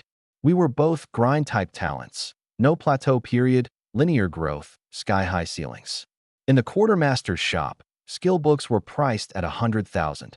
I'd have to run a full 100 dungeons to redeem one. My teeth ached, and I walked out without buying a thing. Yigu came out fast, a medal of justice pinched between his fingers. What did you buy that for? You can collect that too. Obviously, or why would I waste contribution on it? The little detour over, we switched into clear everything mode. By now, the efficiency of just our two-man party already matched, if not beat, plenty of full four-man teams. 5 days later, back at the quartermaster's, we'd become tycoons. Those days, apart from sleeping and eating, we'd lived in dungeons, running the 6 nearby level 11 to 20 dungeons more times than I could count, pushing our levels to 20. Yigu had nearly completed the monster guide for the Tianshui area, elites included. Over that stretch, we dropped 2 rares and several plain pieces total, and I devoured 2 new skills. Gecko Regeneration, D rank, passive, recover 1% HP every 10 seconds. Hedgehog Thorns, D rank, passive, when hit by melee attacks, reflect 10% of damage taken. Then we bought skill books. Knight's Guard, C rank, active. Costs 5% mana. Designate a target and share 50% of the damage they take, lasting 10 minutes, 30-minute cooldown. Curse triggered, Shield of Sloth. Knight's Guard, C rank, aura, 50-meter range. Marks allies. All friendly units in range take minus 20% damage. My heart jolted, and I caught the difference at a glance. This time it wasn't a passive, it was an aura. So the curse didn't turn everything into passives. There was another category that became auto-active auras, buffing the whole field. Even the format had changed. No cooldown, no cost, but now with a range. I glanced at my panel. Mount Tai, LV20 Knight. Con 113. HP 13,530. Physical DF 798. Damage reduction 40%. ATK SPD 130%. Skills. Power of the shield / indestructible / shield guard / shield bash / snake venom / hedgehog thorns / gecko regeneration / knight's guard. Damage reduction had hit 40%. Knight's guard's aura applied to me too. Regen, shield, damage reduction, reflect, percentage damage, all of it. I was a stat monster in the truest sense. After his guide's massive update, Yi's numbers were even fiercer than mine. After this stretch, our strength had pushed into the top tier. Just as I was planning to show off my skills in the arena, a DM popped up in the friend channel. Shangguan Qing invites you to join the Heavenly King Hall Guild. Big Sean, the guild system's open. Shangguan Qing's pulling me in. Yigu had gotten the invite too. Let's join. We did eat a whole meal off the guy. If there's really a problem, we can leave later. I hit accept, gaining a guild channel full of nothing but greetings. I replied, looking forward to working with everyone, and left it at that. We decided to hit the arena first and size up the other players. Tianshui's arena was modeled on the Roman Colosseum, a leaderboard hung on the wall. The rules ran on points. Wins add, losses subtract, win streaks add extra. Once a match is decided, both sides reset. The loser enters cooldown. The winner has no limit. At the far end of the hall was a vortex gate. Step through, and you're teleported to the battlefield. I didn't linger and strode right in. Time to give the players of the nation a little taste of shock. Match found. I was teleported into a forest. The arena used random maps, not a traditional ring. It was so quiet there wasn't even birdsong. My opponent was probably hiding, waiting for me to let my guard down before ambushing. But I had an SSS talent. No need for stealth, no need for strategy, just steamroll with raw power. A gust lifted my hair. A black-clad, masked figure abruptly appeared behind me, a cold flash, a dagger stabbing straight at my heart. -400, -40. The glee on the masked man's face froze. How was it only 400? And reflected 40 back? I turned and drove a fist into his chest. -25, -135, -20, -20. One punch, and he was sweating buckets. He glanced at my health bar. Not a scratch. The shield hadn't even broken. Bro, if you're this strong, how do you get matched with me? He couldn't help protesting. I smiled and said nothing, throwing another backhand punch that shaved off half his health. He panicked and unleashed a lightning 5-strike combo. I didn't dodge, didn't block, just threw another plain, simple punch. His health bar bottomed out, and in the end the reflect damage finished him off. Match decided. Still night, LV 17. 20 wins, 13 losses, 3 draws. I didn't even look closely and went straight into the next match. A great river surging, mist rising, a single log bridge stretched across it. The moment I landed, I saw a burly figure standing at the far end of the bridge. Silver shield, silver armor, every bit a medieval knight. Rule: fall into the water and you lose. My eyebrow rose. Interesting. When the brave meet on a narrow road, the bold one wins. The other side launched a charge, the fight about to erupt. The state of Xia, Namluang City, the manor of the Prince of the South. My lord, an informant reports the emperor has been making moves of late. A soldier in the hall cupped his fists. His exact words: the emperor means to lure my lord to a banquet, then poison him, to end the threat for good. Humph. My imperial brother can't tolerate even an adopted younger brother after all. The richly robed man in the seat of honor sipped his tea and drew a deep breath.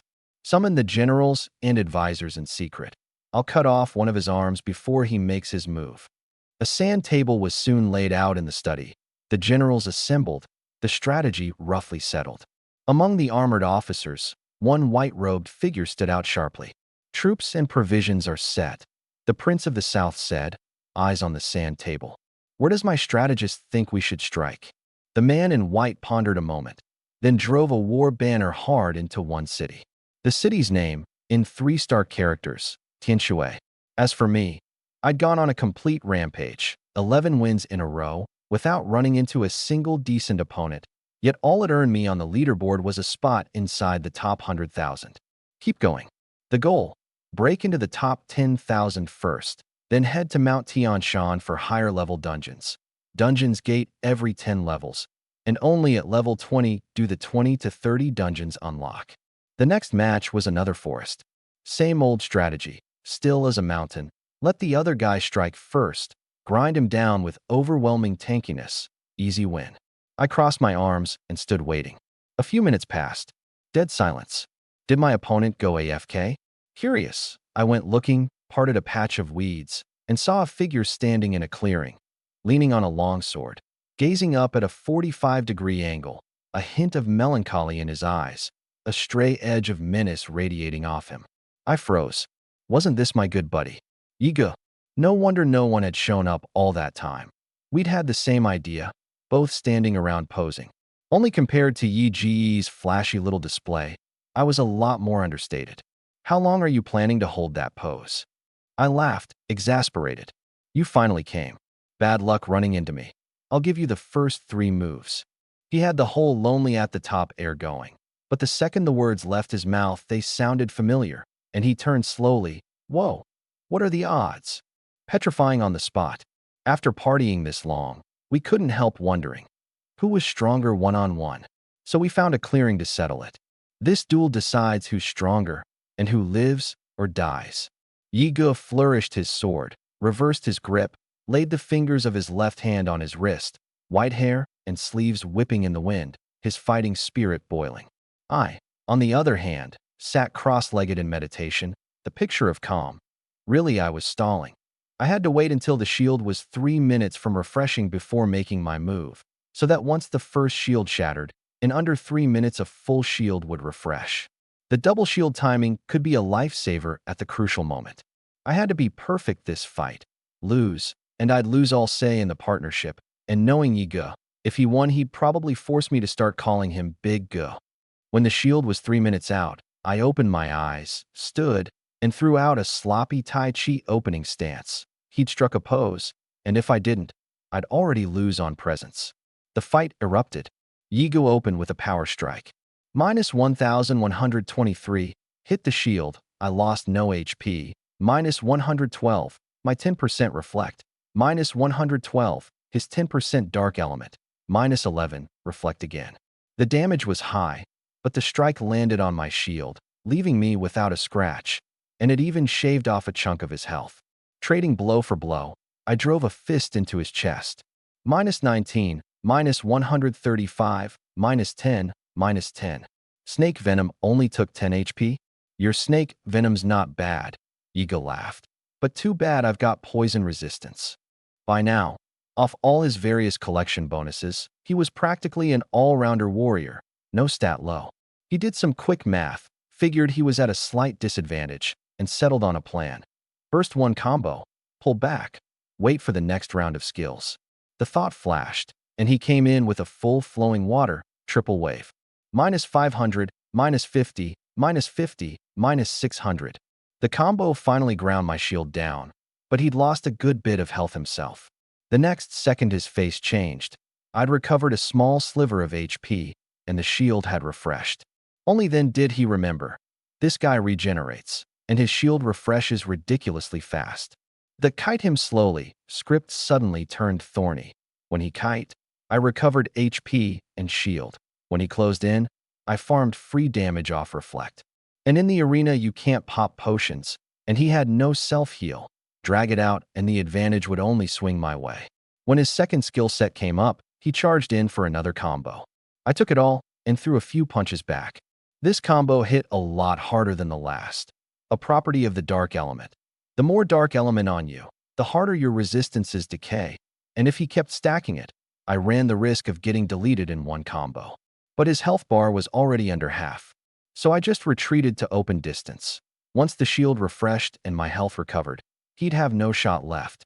Forced to cling on, he poured out damage like a madman, and my resistances kept getting pressed lower. In a flash, he timed it to the exact health threshold where his final combo would land perfectly, and opened up the skill barrage. With his HP pressed to 10%, he unleashed the killing move he'd been hiding all along. Last Dance. The one he'd bought at the quartermasters for a full 100,000 contribution. Last Dance, C-rank, active. Your next attack deals 300% damage. For every 10% HP lost, damage plus 20%. At 10% HP, the damage boost spiked to 180%, plus a guaranteed crit. The expected value of this single strike was a full 540%. Minus 6,536. Minus 653, reflect. Minus 653, dark. Minus 65, reflect. Match decided. The instant that move landed, he was killed outright by reflect damage as high as 653. I checked my health bar. HP, 1953/13,530. 13,000 health, and he'd nearly cut me down in one stroke. My 15% shield was about 2030 HP, and now I had only 1900 left. It was the double shield timing that had saved me. Otherwise, that one strike would have gone through. He'd have died to reflect, and I'd have been cut down at the same instant. A mutual kill would have made it a draw. Short song, LV20, 15 wins, 1 loss. Win rate 93.8%. I'd only racked up 12 straight wins, while before this fight he was already on a 15-win streak. High damage builds are generally more efficient in the arena than knights, and knights really do get the short end. I shook off the stray thoughts, the corners of my mouth twitching up despite myself. Now I was really curious what kind of loser's remarks Yi Ge would have after dropping this match. West of Tianshui, on the road up Mount Tianshan. That one I genuinely misplayed, Otherwise, I really had a shot, Yiga muttered again. Yeah. I believe you misplayed it. I dug at my ear. Going on about it this whole way? Aren't you tired? Only after I conceded did he let it rest. Our target was a dungeon partway up Mount Tianshui. The foot of the mountain was dense forest. Higher up, bare steep slopes. From the midpoint, blanketed in white snow. The moment we climbed up, a debuff slapped onto us. Cold, attack speed slightly reduced. Very few players came to challenge the 20 to 30 dungeons. They were all top tier. The heavy snow never let up, and you couldn't track a single footprint on the ground. Shiaoan Qing sent a message, Yiga said suddenly. He wants us both on standby in Tianshui by 7 tomorrow morning.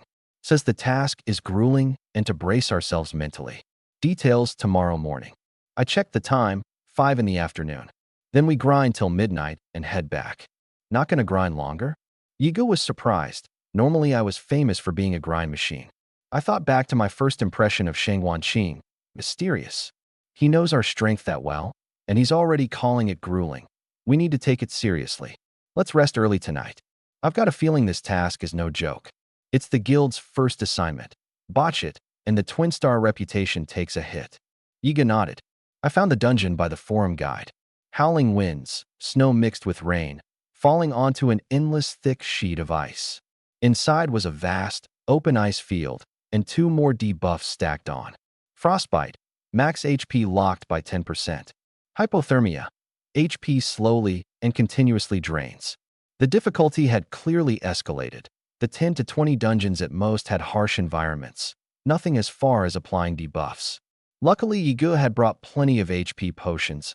I tested it, and the hypothermia drain was very slow, slower even than my auto-regen. D-rank rating.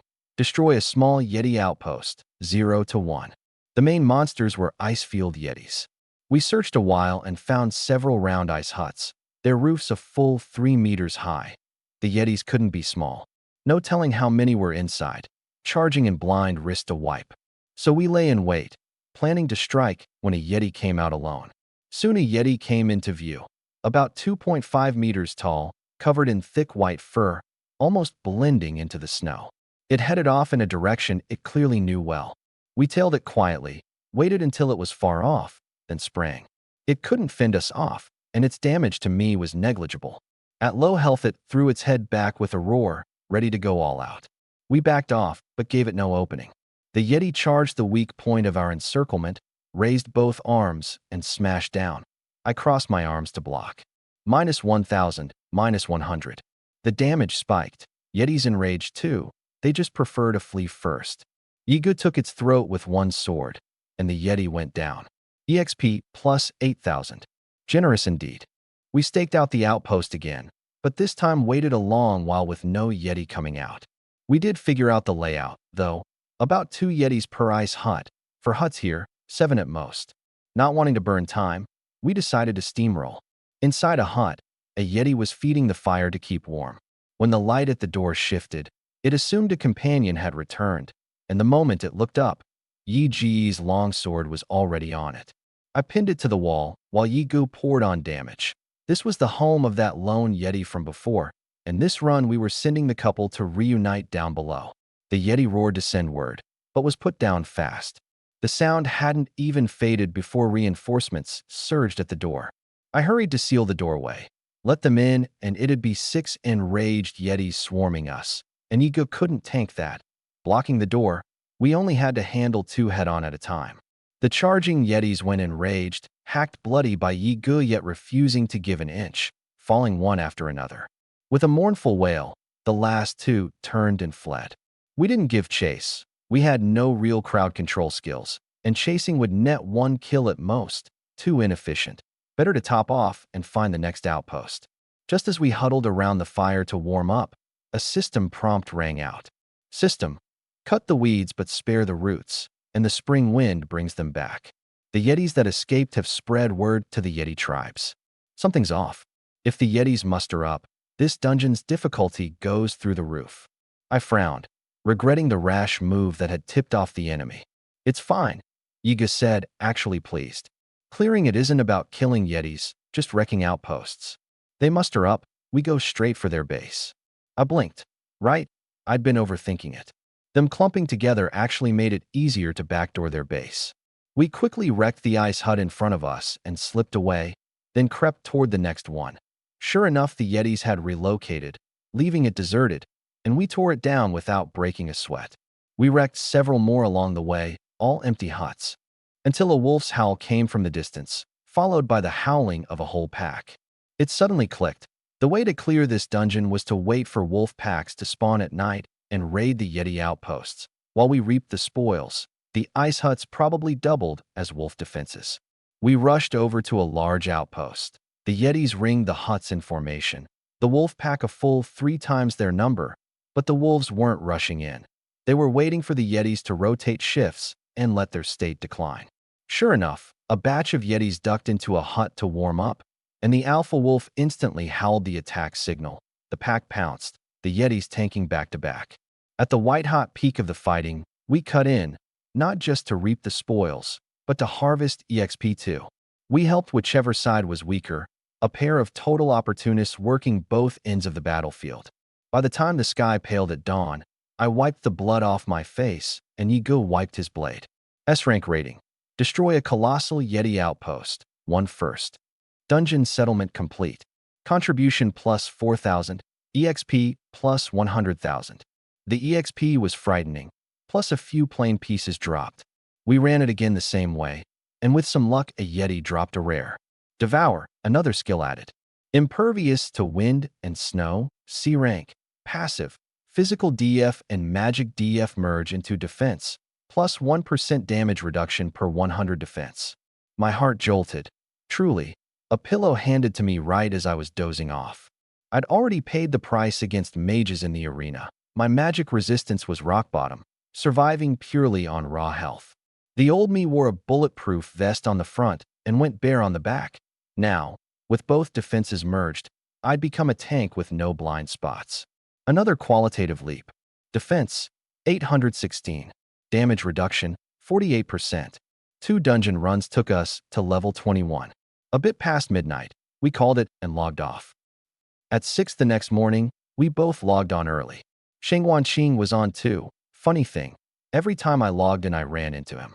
Anyone who could get into Heavenly King Hall had to be a dragon among men talent-wise, and he was even more of a grinder than me. I grew more and more curious just how strong this mysterious man really was.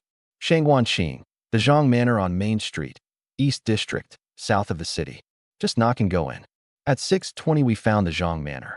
The facade was grand and imposing, and the commoners passing by were all visibly on edge, clearly the residence of a high city official. We knocked.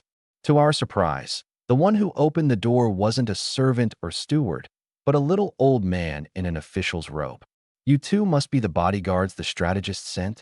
Please, come in quickly, he ushered us in anxiously. Bodyguards? Strategist? That was a lot to unpack. Looked like this trip was about protecting the old man. Stepping inside, I saw there wasn't a single servant in the manor. This old man is Zhang Rang, vice prefect of Tianshui, in charge of the city's formations. He saw through our confusion. War is about to break out. I couldn't bear to put my servants in harm's way, so I dismissed them early. I had my doubts. No matter how imminent the war, was there really any need to dismiss your household this urgently? At that very moment, a system prompt rang out. Ding! The Tianshui main storyline is about to begin. Before every player in the city, a glowing blue screen floated up at the same time. The Battle of Tianshui, a subject whose merit eclipses his lord, the inevitable tragedy of every dynasty.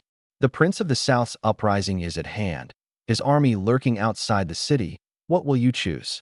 Choose your faction within 30 minutes. Tianshui garrison / Prince of the South's rebels.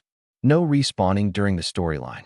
And choose to fight as an individual or under your guild. The main storyline was live. How did Shangguanqing know in advance? There wasn't the faintest whisper of it on the forums. Tianshui was the very first city on the whole server to start its main story. I found I couldn't choose at all. I'd already been locked into the rebel faction. Shangguanqing, choose the guild option.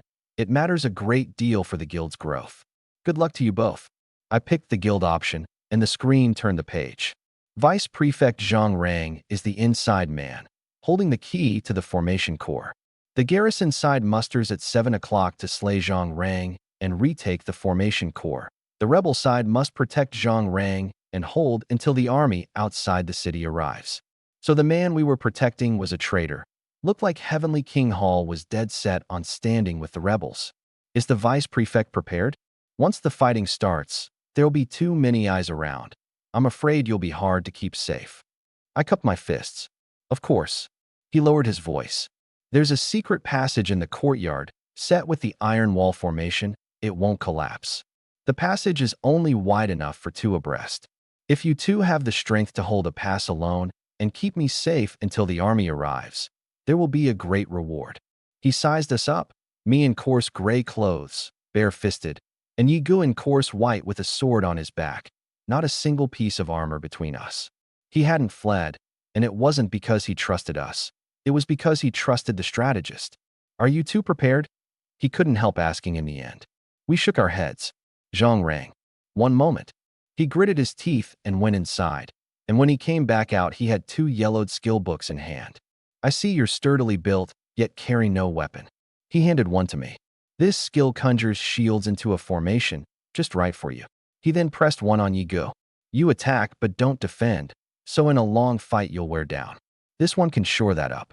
His face twisted with reluctance as he handed them over. To save his own neck, he'd parted with even his bottom of the chest treasures. Curse triggered, Shield of Sloth. Conjure, square circle formation, B rank, passive. Conjures shields into the square circle formation, while shield bearing, plus 40% frontal damage reduction, plus 100% reflect. A formation mage, no less. With a single square circle formation, I finally didn't have to fight bare-fisted, and the bonuses were absurd. Yi Ji's book was a lifesteal passive. We exchanged a glance, unable to hide the delight in our eyes, and said in unison, We'll guard you to the death, my lord. Outside Tianshui, the Prince of the South's army no longer hid itself. Catapults rolled up to the front line, morale on the city walls trembling faintly. Out in the field, a red-clad figure was still watching, a blood-red ID floating overhead. Shura. Tianshui garrison, 400,000 players. Prince of the South's rebels, 100,000 players. Looking at the lopsided numbers, he gave a faint smile and decisively picked the rebels. The city channel exploded into chaos. What do I pick? How'd the main story just suddenly start? Garrison, obviously. Rebels just sounds like the bad guys. Heard a bunch of big guilds picked rebels?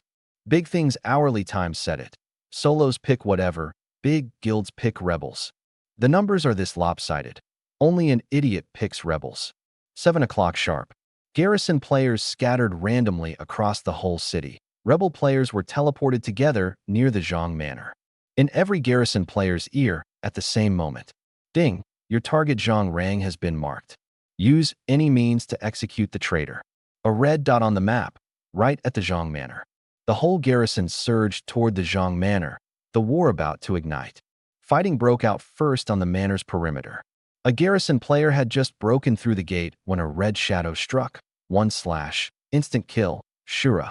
But the rebels were outnumbered and steadily lost ground, their protective ring forced to shrink.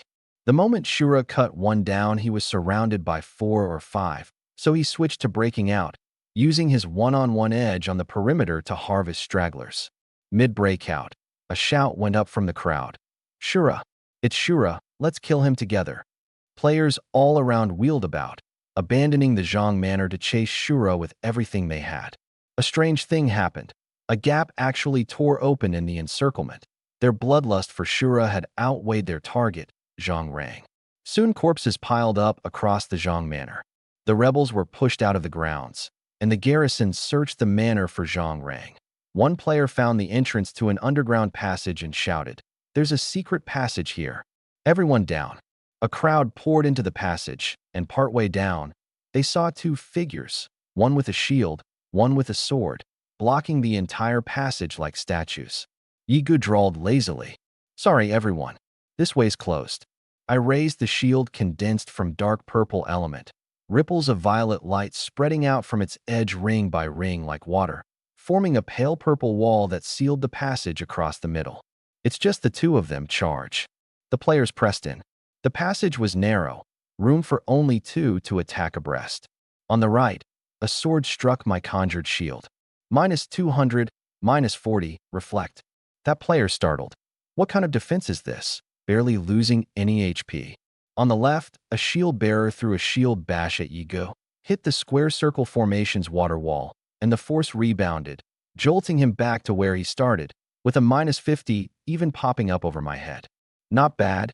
Your new skill can block blades for me too, Yiga said, still relaxed enough to compliment me.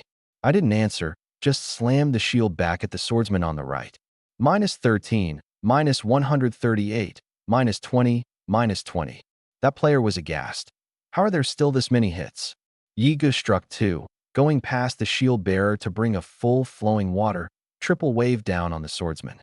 -1,500, -150, -2,000, -200, -2,500, -250. His health bar emptied in an instant, and he dissolved into light. The back ranks hurriedly swapped knights to the front, with archers and mages filling in the second row. We simply pushed forward on our own. If we couldn't reach the back line, we'd hack down the front line and then reach them. Strong or not, it's still just two of them.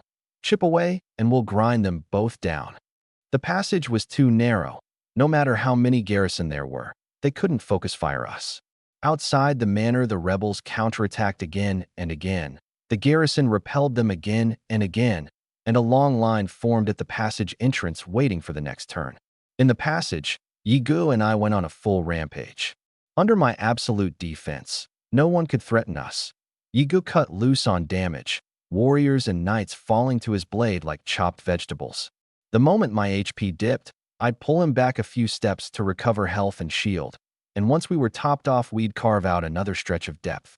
At first, the garrison just bullheadedly pushed, trying to overwhelm us with numbers, but progress was near zero, and only then did they realize what kind of monsters they were up against. Whose lieutenants are these? How are two people getting more excited the more they kill? Is this the same game I'm playing? There's no breaking in this way, and going in is just feeding. We got a hard taste of one man guards the pass, 10,000 cannot break through. The chasm between talents had been slammed in front of everyone in the most direct way possible. You could already imagine that after this battle, the name Tianshui and Yigu, the twin stars, would spread across the whole national server. In the thick of the slaughter, the garrison suddenly withdrew all at once, and a fresh batch of players surged in. Frontline all in full set meat shields, main DPS in the middle, several rare healers in the back, tactical coordination that screamed big guild at a glance. Our expressions sharpened, a few degrees more serious. On the garrison commander's order, the second phase began. The manor perimeter. A dagger sank into a heart, and a garrison player dropped. Shura swept his eyes over the battle. They'd briefly fought their way back into the Zhang manor, but were clearly about to get pushed out again. He realized he couldn't keep charging the main force head-on, so he circled to a weak spot on the perimeter, the red shadow weaving, slipped soundlessly into the Zhang manor, and vanished without a trace. By now the garrison had played all its cards. Several big guilds joined forces, a famous general commanding remotely, several aura players stacking buffs to the brim in the passage, and our pressure spiked. I focused the front knights, but the moment one was low it withdrew, the next took its place, and once topped off they rotated back, making it hard for us to easily thin them out. The command was methodical, and my health line slid steadily downward. Keep this up and sooner or later I wouldn't be able to hold. In the study, the Supreme Commander directed with total focus. Their warriors' skills come up in 1 minute. Execute line at 25%. Knight 1 withdraws at 35% HP. Knight 4 steps up. Healers hold. Wait for the next batch of knights. The frontline reports traveled quietly back up the passage. Also, he could keep a real-time grip on the front. You can press forward, squeeze their space, give them no breathing room. The commander ordered coolly. At that very moment, the light in the space beside him warped faintly. A red shadow slowly took form. The commander reacted fast and was about to call for help. But faster than him was a blood-red dagger. In the study, besides the two combatants, there were 2 low-health knights recovering and 2 aura players. The red shadow was none other than Shura.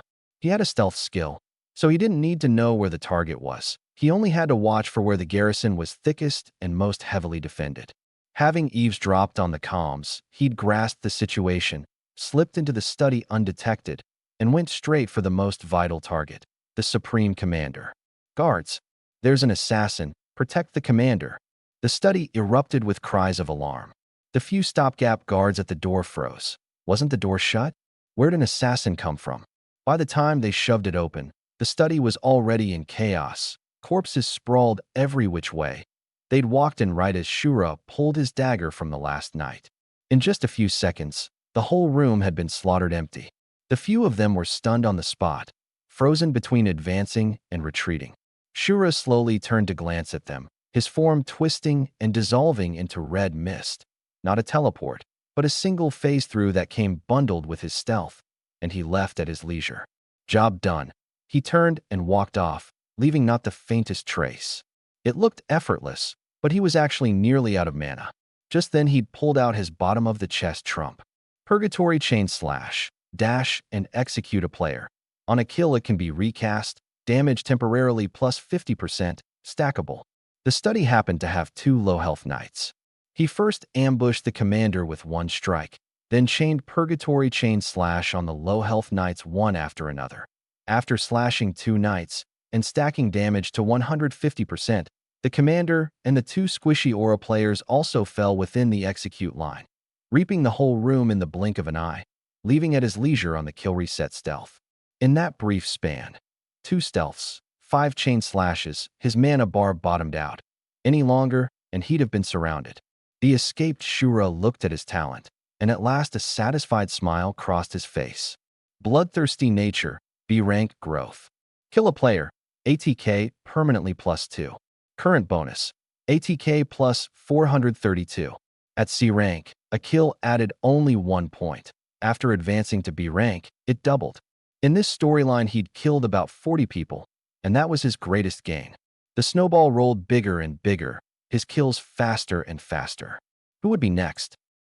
Back in the passage, the commotion in the study had carried clearly into everyone's ears, and Yi Gu and I were curious too. Whose lieutenant could take an enemy commander's head amid 10,000 troops? With the commander's sudden death, the garrison's footing wavered and a few buffs dropped, but elites were elites in the end, and they quickly found their rhythm again and kept grinding our health as before. Yi Gu, though, smelled an opening. Under my cover, he began evenly working both front knights. I noticed the shift. Before, we'd focus one down together, so if he changed tactics he had to have a plan, and I worked with him to spread the damage across both knights' health sliding down together. The instant one knight moved to withdraw, Yi Gu suddenly burst forward in pursuit. The garrison front line immediately focused him, his health line plummeting, but he paid it no mind, hard chasing that knight to death.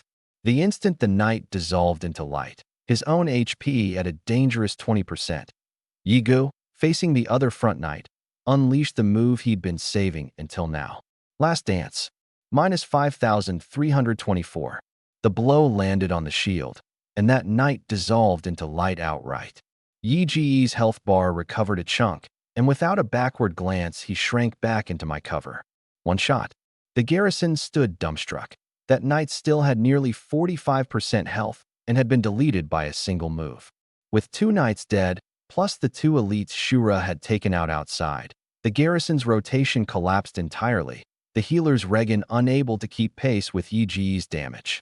We quickly dismantled the remaining front line one by one, the backline healers and mages having long since pulled out of the passage. Damage even knights couldn't tank. Putting squishies face-to-face with us meant being carried off in 2 seconds. In the storyline, everyone had only 1 life, and the most elite batch had all been spent on the first wave, never to be replicated. The players who came after were nowhere near the first batch and posed no threat to us. Yi Ji's HP topped off again on lifesteal 2. For the garrison, defeat was sealed. Ding! Tianshui has fallen. The main storyline is over. The banner flying high atop the city gate was struck down, and a brand new royal flag was raised. Tianshui had officially fallen into the hands of the Prince of the South's rebels. The Prince of the South's vanguard cavalry galloped in to reinforce, warhorses tearing down the streets. As far as the eye could see, corpses everywhere, rivers of blood. The commandant at the head fixed his gaze. Full speed. Men, reinforce Lord Zhang. The cavalry reached the gate of the Zhang manor, and the commandant swung down from his horse. The main gate was shut tight. No one out front, dead silence all around. The stench of blood thick in the air, his boot soles tacky and stringing as they pressed the ground. He pushed open the manor gate. The carnage inside was worse than outside. A white-clad youth, longsword planted in the ground, leaning against the blade, arms folded across his chest, eyes closed in repose. One man holding a dark purple shield, slowly wiping the blood from it, and a red-clad figure, licking the blood off the tip of his dagger with his tongue. Rewind to half an hour earlier. Ding! Tianshui has fallen. The main storyline is over. Players will be revivable in 30 minutes. The souls of the dead rebel players were teleported back to the Tianshui Plaza along with the living. The garrison souls were dumped at another city. But Yi Gu, Shura, and I were teleported to the Zhang Manor courtyard. Target Zhang Rang survived. The Prince of the South's faction wins. Beginning tally of this battle's contributions. A leaderboard floated up before every participating player. Number 1 short song, Heavenly King Hall, 13,526. Number 2 Mount Tai, Heavenly King Hall, 12,476. Number 3 Shura, Solo, 5,034. The moment the rankings appeared, the discourse exploded. The top 3 were all rebels, and the top 2 were leagues ahead. Most rebels hadn't even known this fight was winnable, and only on seeing the board did it dawn on them. It was 2 gods carrying the whole thing. No wonder they turned it around despite losing ground the entire time. Countless people wrote up their experiences and posted them to the forums. Yi Gu, Shura, and I, along with Heavenly King Hall, became the focus of the whole national server, and a wave of join requests rose at once. As they hold the pass alone, feet spread, the 2 of us became twin stars famed across the national server, and even picked up a string of titles like Oxhead and Horseface. And right then, inside the Zhang Manor, the 3 of us received a system prompt. Reinforcements are arriving. As the greatest contributors to this battle, you each have 1 chance to receive a commandant's reward. No time to read the praise flooding in from all over the world. The 3 of us were busy striking poses first. We all knew how much hidden NPC favorability mattered. Earlier, Yi Gu and I had triggered Zhang Rang's hidden bonus precisely because we looked unreliable. Yi Gu played the lofty master. I went for composed and steady, and Shura, some wire crossed in his head, started licking his dagger, which led to the scene of the commandant pushing open the door.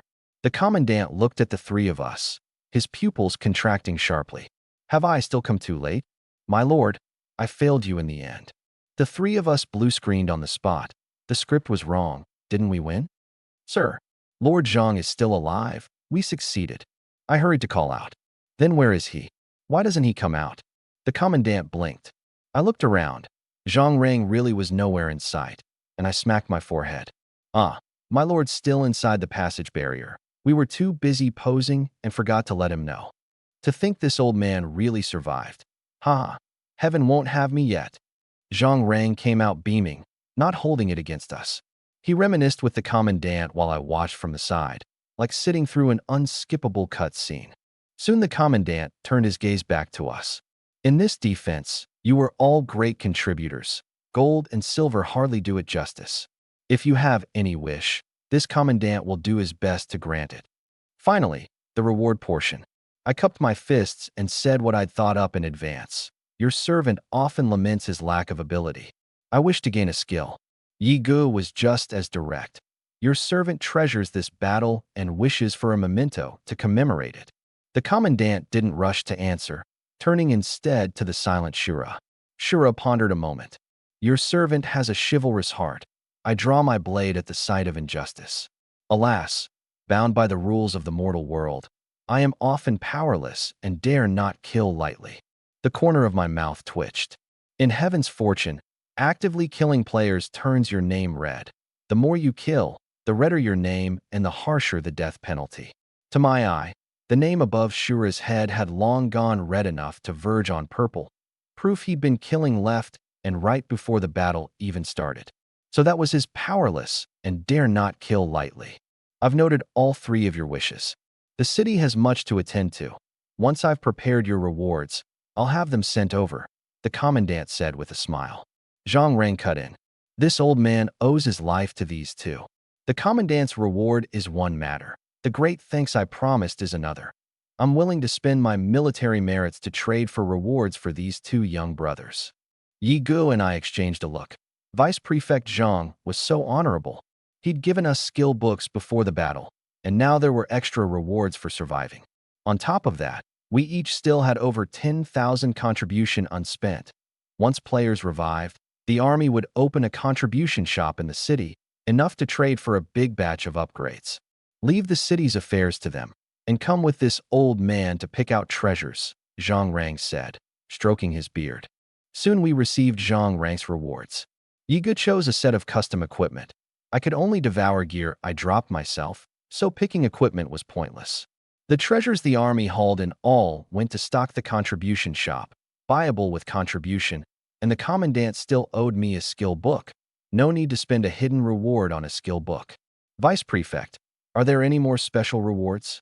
I asked. Zhang Rang pondered a moment. There are others, but I fear you couldn't bear it. This item is praised by some and reviled by others.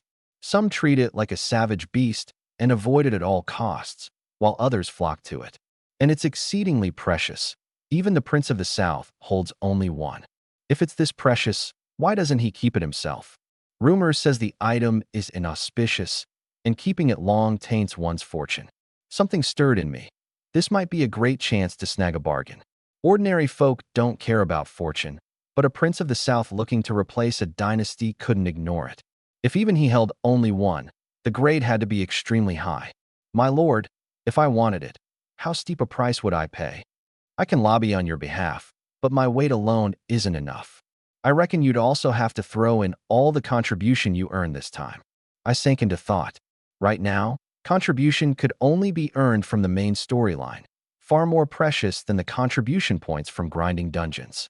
Over 10,000 contribution plus a hidden reward for one high-grade mystery box, a tough call indeed.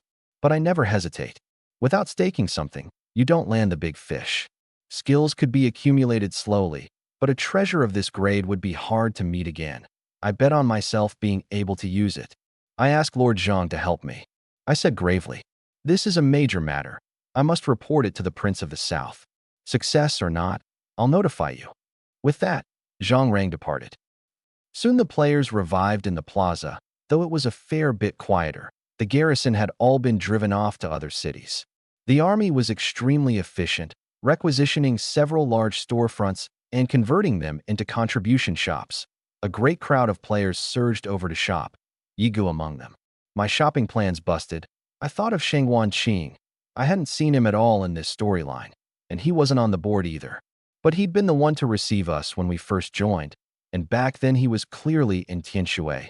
Now, with no teleport array open yet, reaching another city meant walking or hitching a ride with a caravan. I opened my DMs, he was online. Mount Tai, a bountiful haul, thanks to you, brother Shangguan. What if we'd failed this time? Shangguan Qing, you two seized it yourselves? Even I didn't expect it to work out. Failure wouldn't have mattered to the big picture. Just greatly reduced rewards and a downgraded shop. Mount Tai, you didn't take part this time? I'm curious about your position in the guild. It seems like you arrange everything. Shangguan Qing, tied up with business elsewhere, couldn't get away. Call me the strategist, I suppose. I sent back an okay and didn't press further anymore, and it stopped being chat and turned into an interrogation. Both the commandant and Zhang Rang were preparing rewards. Bored with waiting, I made another trip to the arena. The arena, battlefield. A cliff piercing the sky, a narrow platform at its peak. I held the dark purple great shield. My opponent was an archer. His arrows struck the shield and bounced off. I yawned, and the shield flowed like water from one hand into a two-handed great shield, pressing toward him as steady as a mountain. With the sheer drop behind him, he had nowhere to retreat, so he just threw up his hands and flopped backward. Suicide. Another win. With the square circle formation, I'd run out of opponents in the arena who put any pressure on me. 40% damage reduction was absurd, and the shield shape shifted at will. Two-handed great shield, one-handed shield, a small wrist-mounted buckler. I could even shape the shield into a throwing dart, dealing damage within 15 meters. A B-rank skill indeed. Anything Zhang Rang produced was top quality. When I came out, Yigu had sent a message. The commandant's rewards had arrived. East City District, Fair Blossom Inn. The commandant was lodging here for now. By the time I arrived, Yigu was already waiting at the door, and we went in together, guided by soldiers. We met the commandant. After a few pleasantries, I received a skill book. Formation as defense, B rank, passive. Every 10 attacks taken, gain a formation shield equal to 5% of your HP, stacking up to 5 times. Happiness came too suddenly. Both times I'd gotten formation skills, probably the military camp style, with knights leaning toward survival. With this, I'd never fear any tickle fight opponent again. I could already picture the despair on their faces watching my shield stack thicker and thicker. Yigu got a rare collectible. Prince of the South's Battle Formation Codex. Collection bonus. EXP gained plus 20%.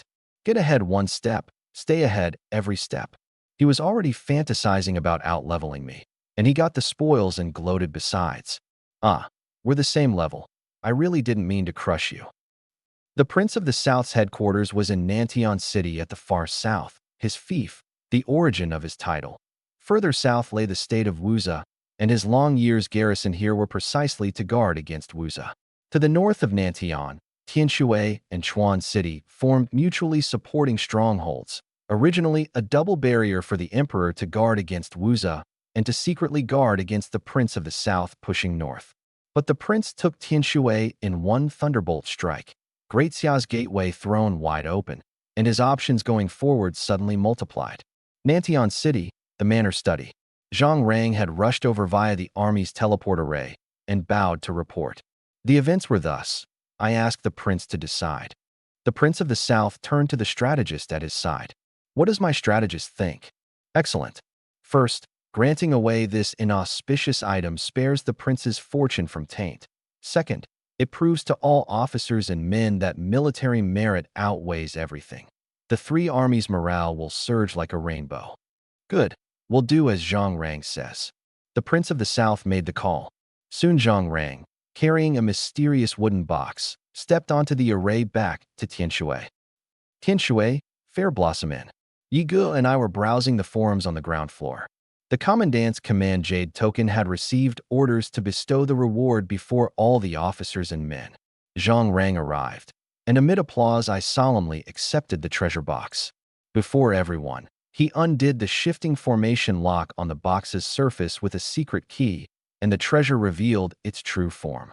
A statue of a goddess, somewhat like the one I'd seen when choosing my class, but with one wing broken, threads of black chi coiling over her body, like a fallen angel. Statue, Lucifer's Tears. Blessing of Life, HP plus 100%. Curse of Mana Seal. Mana cost plus 300%. Worship? Y/N. The secret key is yours. Think thrice on this item. Once you worship it, there's no turning back, Zhang Rang said, his expression grave. I nodded, feigning calm. But the moment I saw it, I knew. I'd won this high-stakes gamble, utterly and completely. The Mana Seal curse was a nightmare for the vast majority of players, and who but a knight would want pure HP? Yet this statue was practically tailor-made for me. I half suspected I had a goddess of luck's blessing weighing on me besides. I didn't worship it on the spot. I finished the procedure and slipped away, finding an empty alley and having Yigu guard the entrance, afraid that the moment I set it up, someone would snatch a worship from it. Then, with lightning speed, I set up the statue and worshipped. Countless colored orbs of light surged out of the statue, pooling above the goddess's head into a small rainbow river. At the same time, the gray-purple curse congealed into a viscous river. The two rivers twined around me and poured in together through my brow. Gained the blessing of life. Afflicted with the curse of Mana Seal. Hidden stats unlocked. Panel updated. Curse triggered. Shield of Greed. Shield of Greed. Your greed doubles the blessings you receive, but the curses you bear grow heavier too. My pupils contracted. A new commandment had sprung up on my talent. A long string of prompts made me realize I'd landed something truly extraordinary this time. Mount Tai, LV22 Knight. HP 41,633. Con 124. Defense 882. Damage reduction 48%. Blessing. Life. Curses. Mana Seal. Pride. Greed. Sloth? Question mark. The blessing of life should have been plus 100%, but greed doubled it to plus 200%. My HP shot up to 41,633 in one go. Absurdly high. The earlier curses had all manifested too, though some weren't yet unlocked. One high-stakes gamble had unexpectedly dug out a special system hidden in this game. The used goddess statue went completely dull, becoming an ordinary rock. Just as I went to collect it, an urgent voice rang in my ears.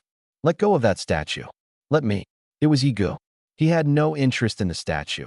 Plus 100% HP, but triple mana cost. Too limiting for everyday grinding. And he didn't need that much health. What he really cared about was whether it would become a collectible after use. And the answer came quickly. Item, Ruined Statue. Collection bonus. Immunity to the first curse you receive. Yigu raised an eyebrow and collected it without ceremony. That immunity would be hard to ever use. The statue was too rare. At this stage, apart from my lucky break, no other player could get their hands on one. With that, all the rewards were digested. I felt a little high, suddenly hit with a swollen sense of being invincible. I settled myself, and we decided to keep running dungeons. Only one Yeti dungeon had opened on Mount Tianshui so far. I browsed the forums along the way. Opinions on us too were all over the map, some saying we'd abused the terrain, some saying it was pure luck. I also came across one about Shura.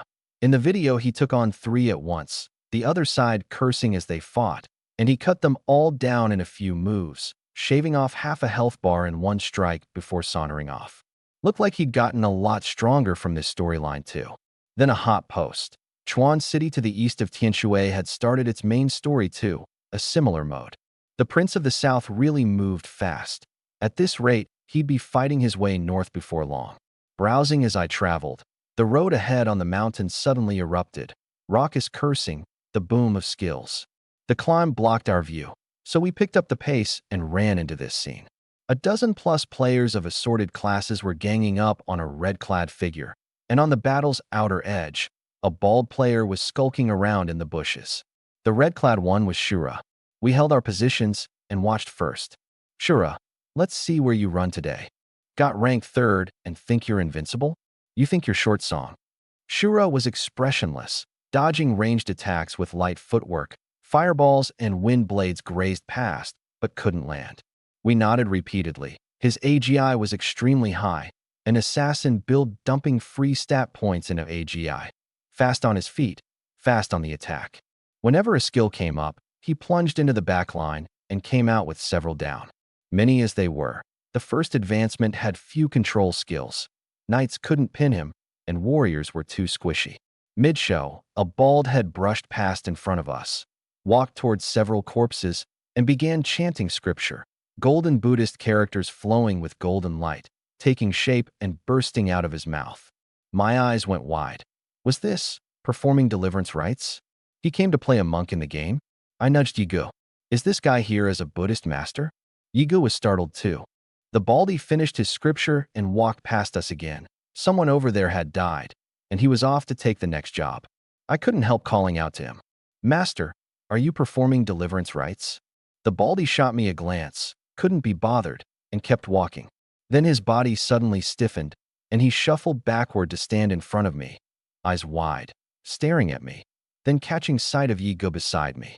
Whoa, legends. If I'm not mistaken, you two are Oxhead and Horseface?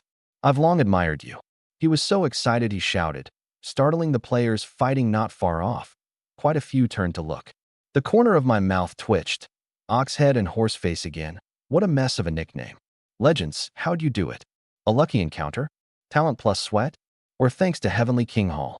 Can I join Heavenly King Hall? Jiegu hurled a string of questions. I was at a loss for words and forced a change of subject. I saw you doing deliverance rites just now. What's the point of that?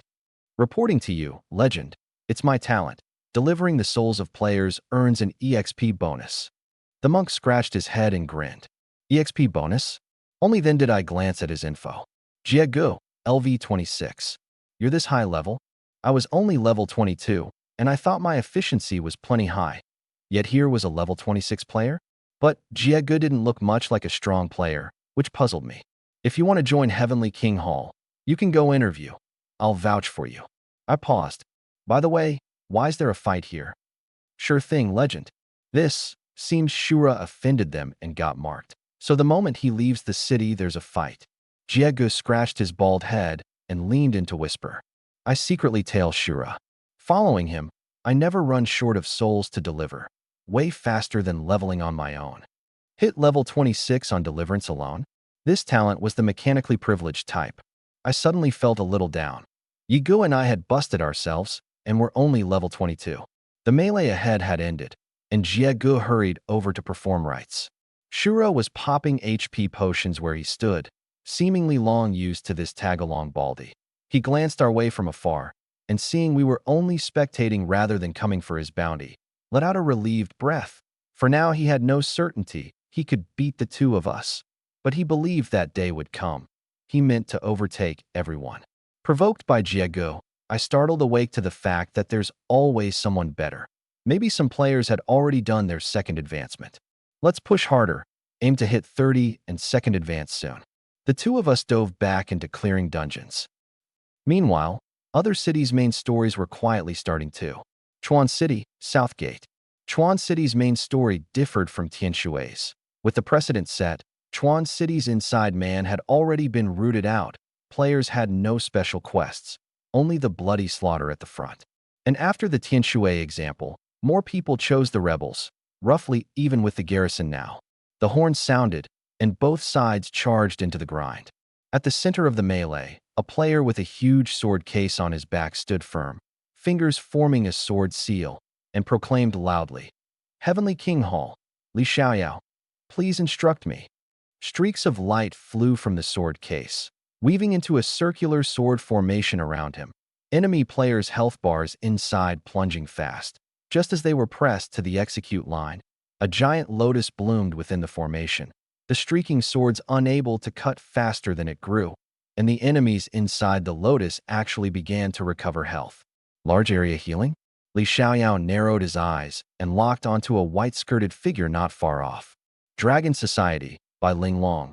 Your opponent is me. Her long hair flew, her staff glowing with pink light. The sword case fired 2 more streaks of light, 8 swords now on the field. Sword formation, 4-quarter slaughter. The 8 swords rotated by a set pattern. The giant lotus ground to pieces, the garrison slaughtered clean, a ring of vacuum torn open across the battlefield. He was about to cut down by Ling Long when his health bar suddenly jumped wildly. Buff. Lifelink active. Those petals had transparent threads connecting to him. Every time the sword formation struck a petal, he lost health too. He immediately stopped and closed in on by Ling Long. She retreated, sweeping her staff into a small windstorm, which he dodged with a blink. She flung out several fireballs, and he frowned. Knowing he could dodge, why waste mana? Then he turned. The windstorm had swept a mass of petals together in one spot, and the fireballs hit them and dispersed into lines of fire clinging on, becoming an enormous firestorm. A combo skill? Li Xiaoyao startled, his 8 streaking swords fusing into one great sword, his own body turning to a streak of light hurtling at by Ling Long. Sword body state, immune to all damage except physical. Just as it was about to cleave down, a white alpaca suddenly charged out, hoisted her up, and fled at top speed. Li Xiaoyao. No one could explain how an alpaca had popped onto the battlefield, and a blazing fast one at that. The scene devolved into chaos for a while, players each showing their tricks. This battle differed from Tianshui's.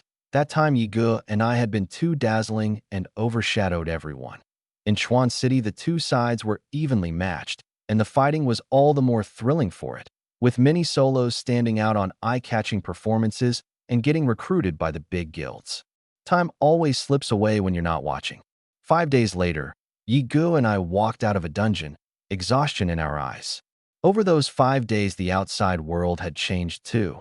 The Prince of the South was unstoppable, splitting bamboo.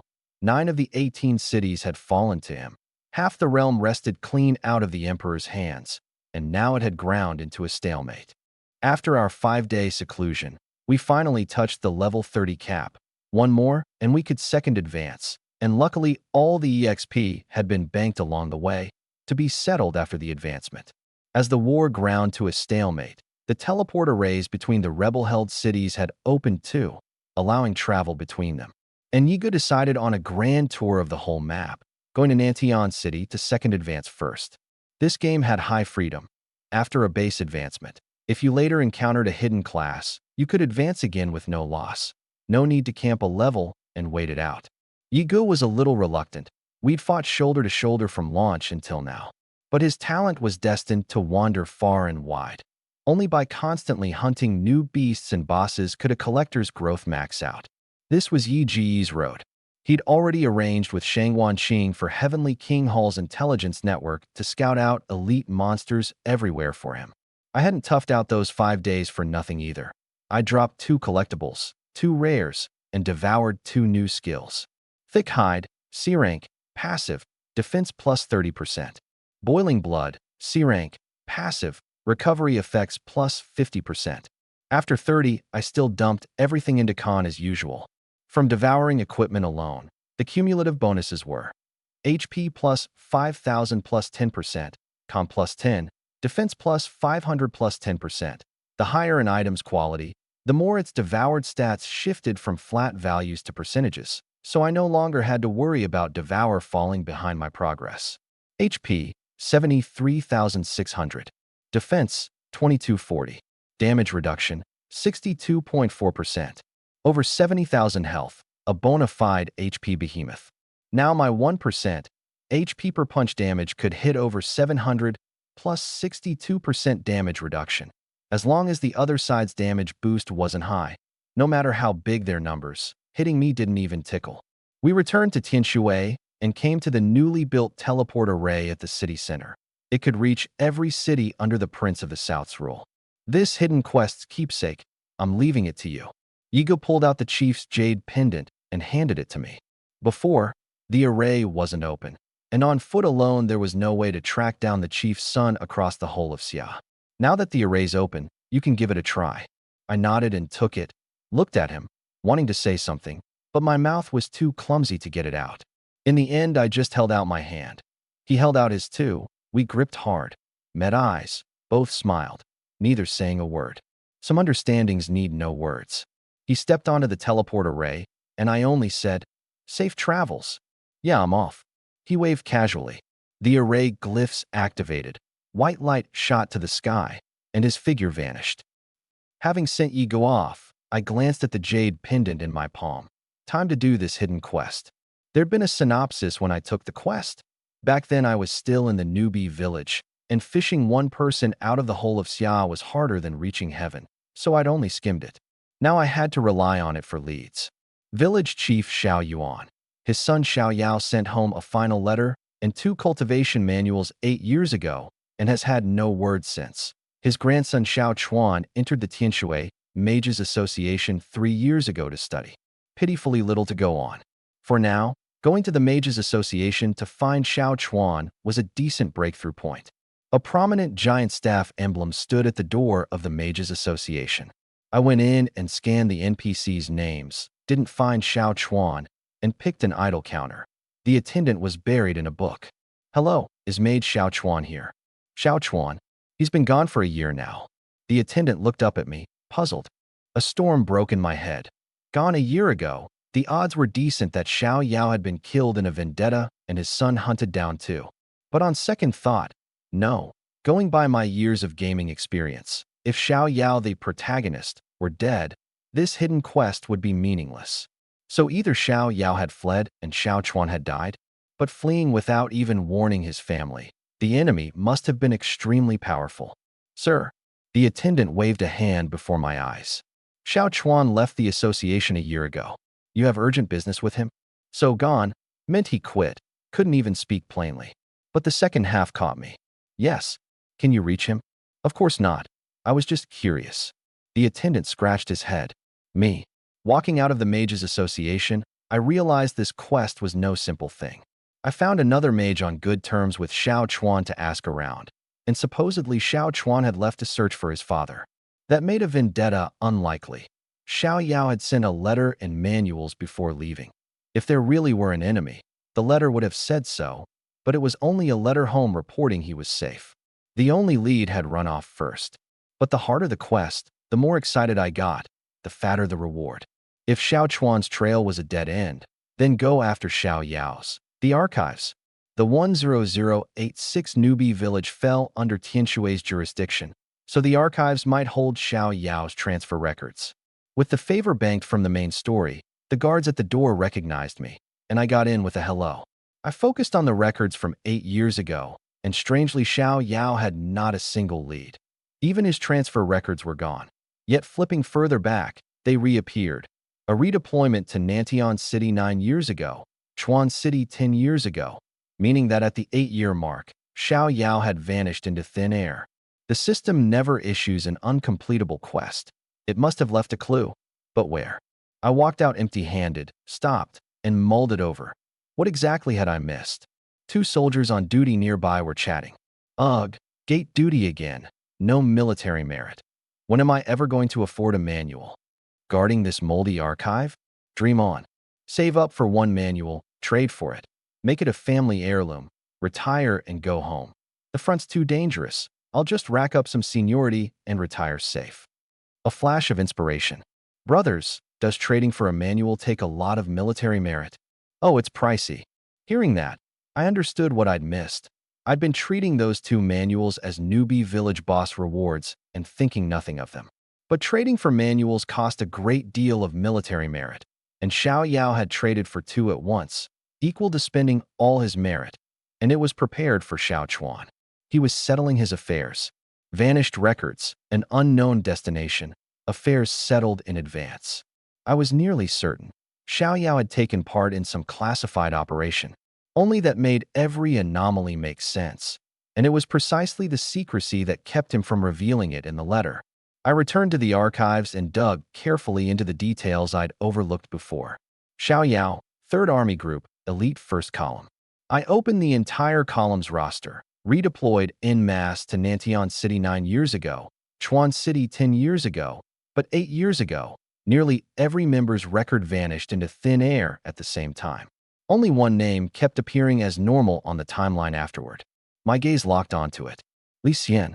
I quickly tracked down his whereabouts. The latest prisoner list had Li Xian right there. The direction was right. Without stopping, I hurried to the prison and, as usual, got in on my reputation. A dim cell, sparse candlelight, mottled moss in the corners. The jailer led me to Li Xian's cell. Li Xian, formerly of the 3rd Army Group, Elite 1st Column. I held the torch close through the cell door. In the light, a disheveled figure sitting against the wall came into view. What do you want to say? His voice was hoarse. Xiao Yao asked me to pass on a message. The mission failed. I lied. One look at him, and I knew a straight question would get nothing. Secrets like this could only be pried loose with a bluff. Who are you? His reaction did indeed shift. Want my intel? Trade yours first. I put on an air of mystery. Li Xian stared at me, silent a moment, then said something off-topic. No need to act. You can't fool me. How'd you tell? I was surprised, exposed too fast.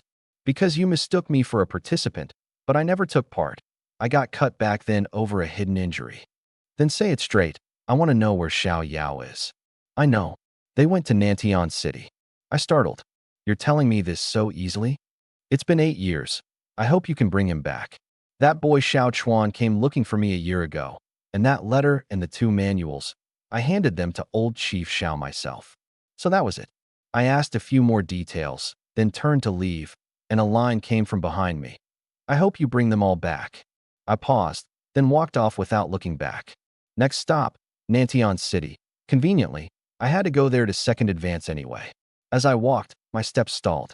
Elite Column, classified mission, Nanton City, strung together, a possibility suddenly occurred to me. Could this squad have gone to assassinate the Prince of the South? Lying in wait 8 years ago, then striking the moment the time was right. With things now at a stalemate, if the prince were assassinated, the rebels would be left leaderless. And wouldn't I, on the rebel side, get dragged down with them? I decided to head for Nanton City at once. If it really was so, the quest most likely had a time limit, and I had to get the jade pendant into Xiao Yao's hands before he made his move, ideally bringing the man back before the squad acted. An arrow loosed has no return, and once the assassination began, there'd be a reckoning. On one side, my own faction's leader, on the other, an unknown reward. I could only pray I'd guessed wrong. Soon I teleported to Nanton City, planning to second advance first. The quest's difficulty was unknown, and if it really came to a fight, going in without advancing would put me at a disadvantage. Nanton City was a royal city that had only opened after the teleporter raise did, a tier above Tianshui. I couldn't help marveling at its prosperity. Extremely wide streets, NPCs dressed in wool and cotton rather than coarse hemp, an endless stream of acrobatics troops, and tea houses lining the streets. And now, and then a caravan from the state of Wuza to the south passing through. Border cities had a natural edge in international trade. I made my way to the Knights Association. The second advancement offered two choices: standard bearer, leaning toward protecting the team, and heavy armorer, focused on personal tankiness and charging the enemy line. I'd definitely still hunt for a hidden class, so the second advancement was just a transition. Flying solo, heavy armorer suited me better. Tempered 1,000 times, B rank, passive, con plus 30%. Iron Will, B rank, passive, tenacity plus 40%, control effects suffered reduced by 40%. Both skills were core, as ever. I went straight into the city to find leads, but I didn't want to flail around like a headless fly. Time was tight, so I decided to ask Zhang Rang, with whom I had sky-high favor, for help. Nanton City, Vermilion Bird Avenue, the Zhang Manor. I knocked, and the steward opened the door a crack. Whom does this warrior seek? My name's Mount Tai, here for Lord Zhang Rang. Before long the door opened, and Zhang Rang came to greet me himself. Friend Mount Tai, haha, good to see you well.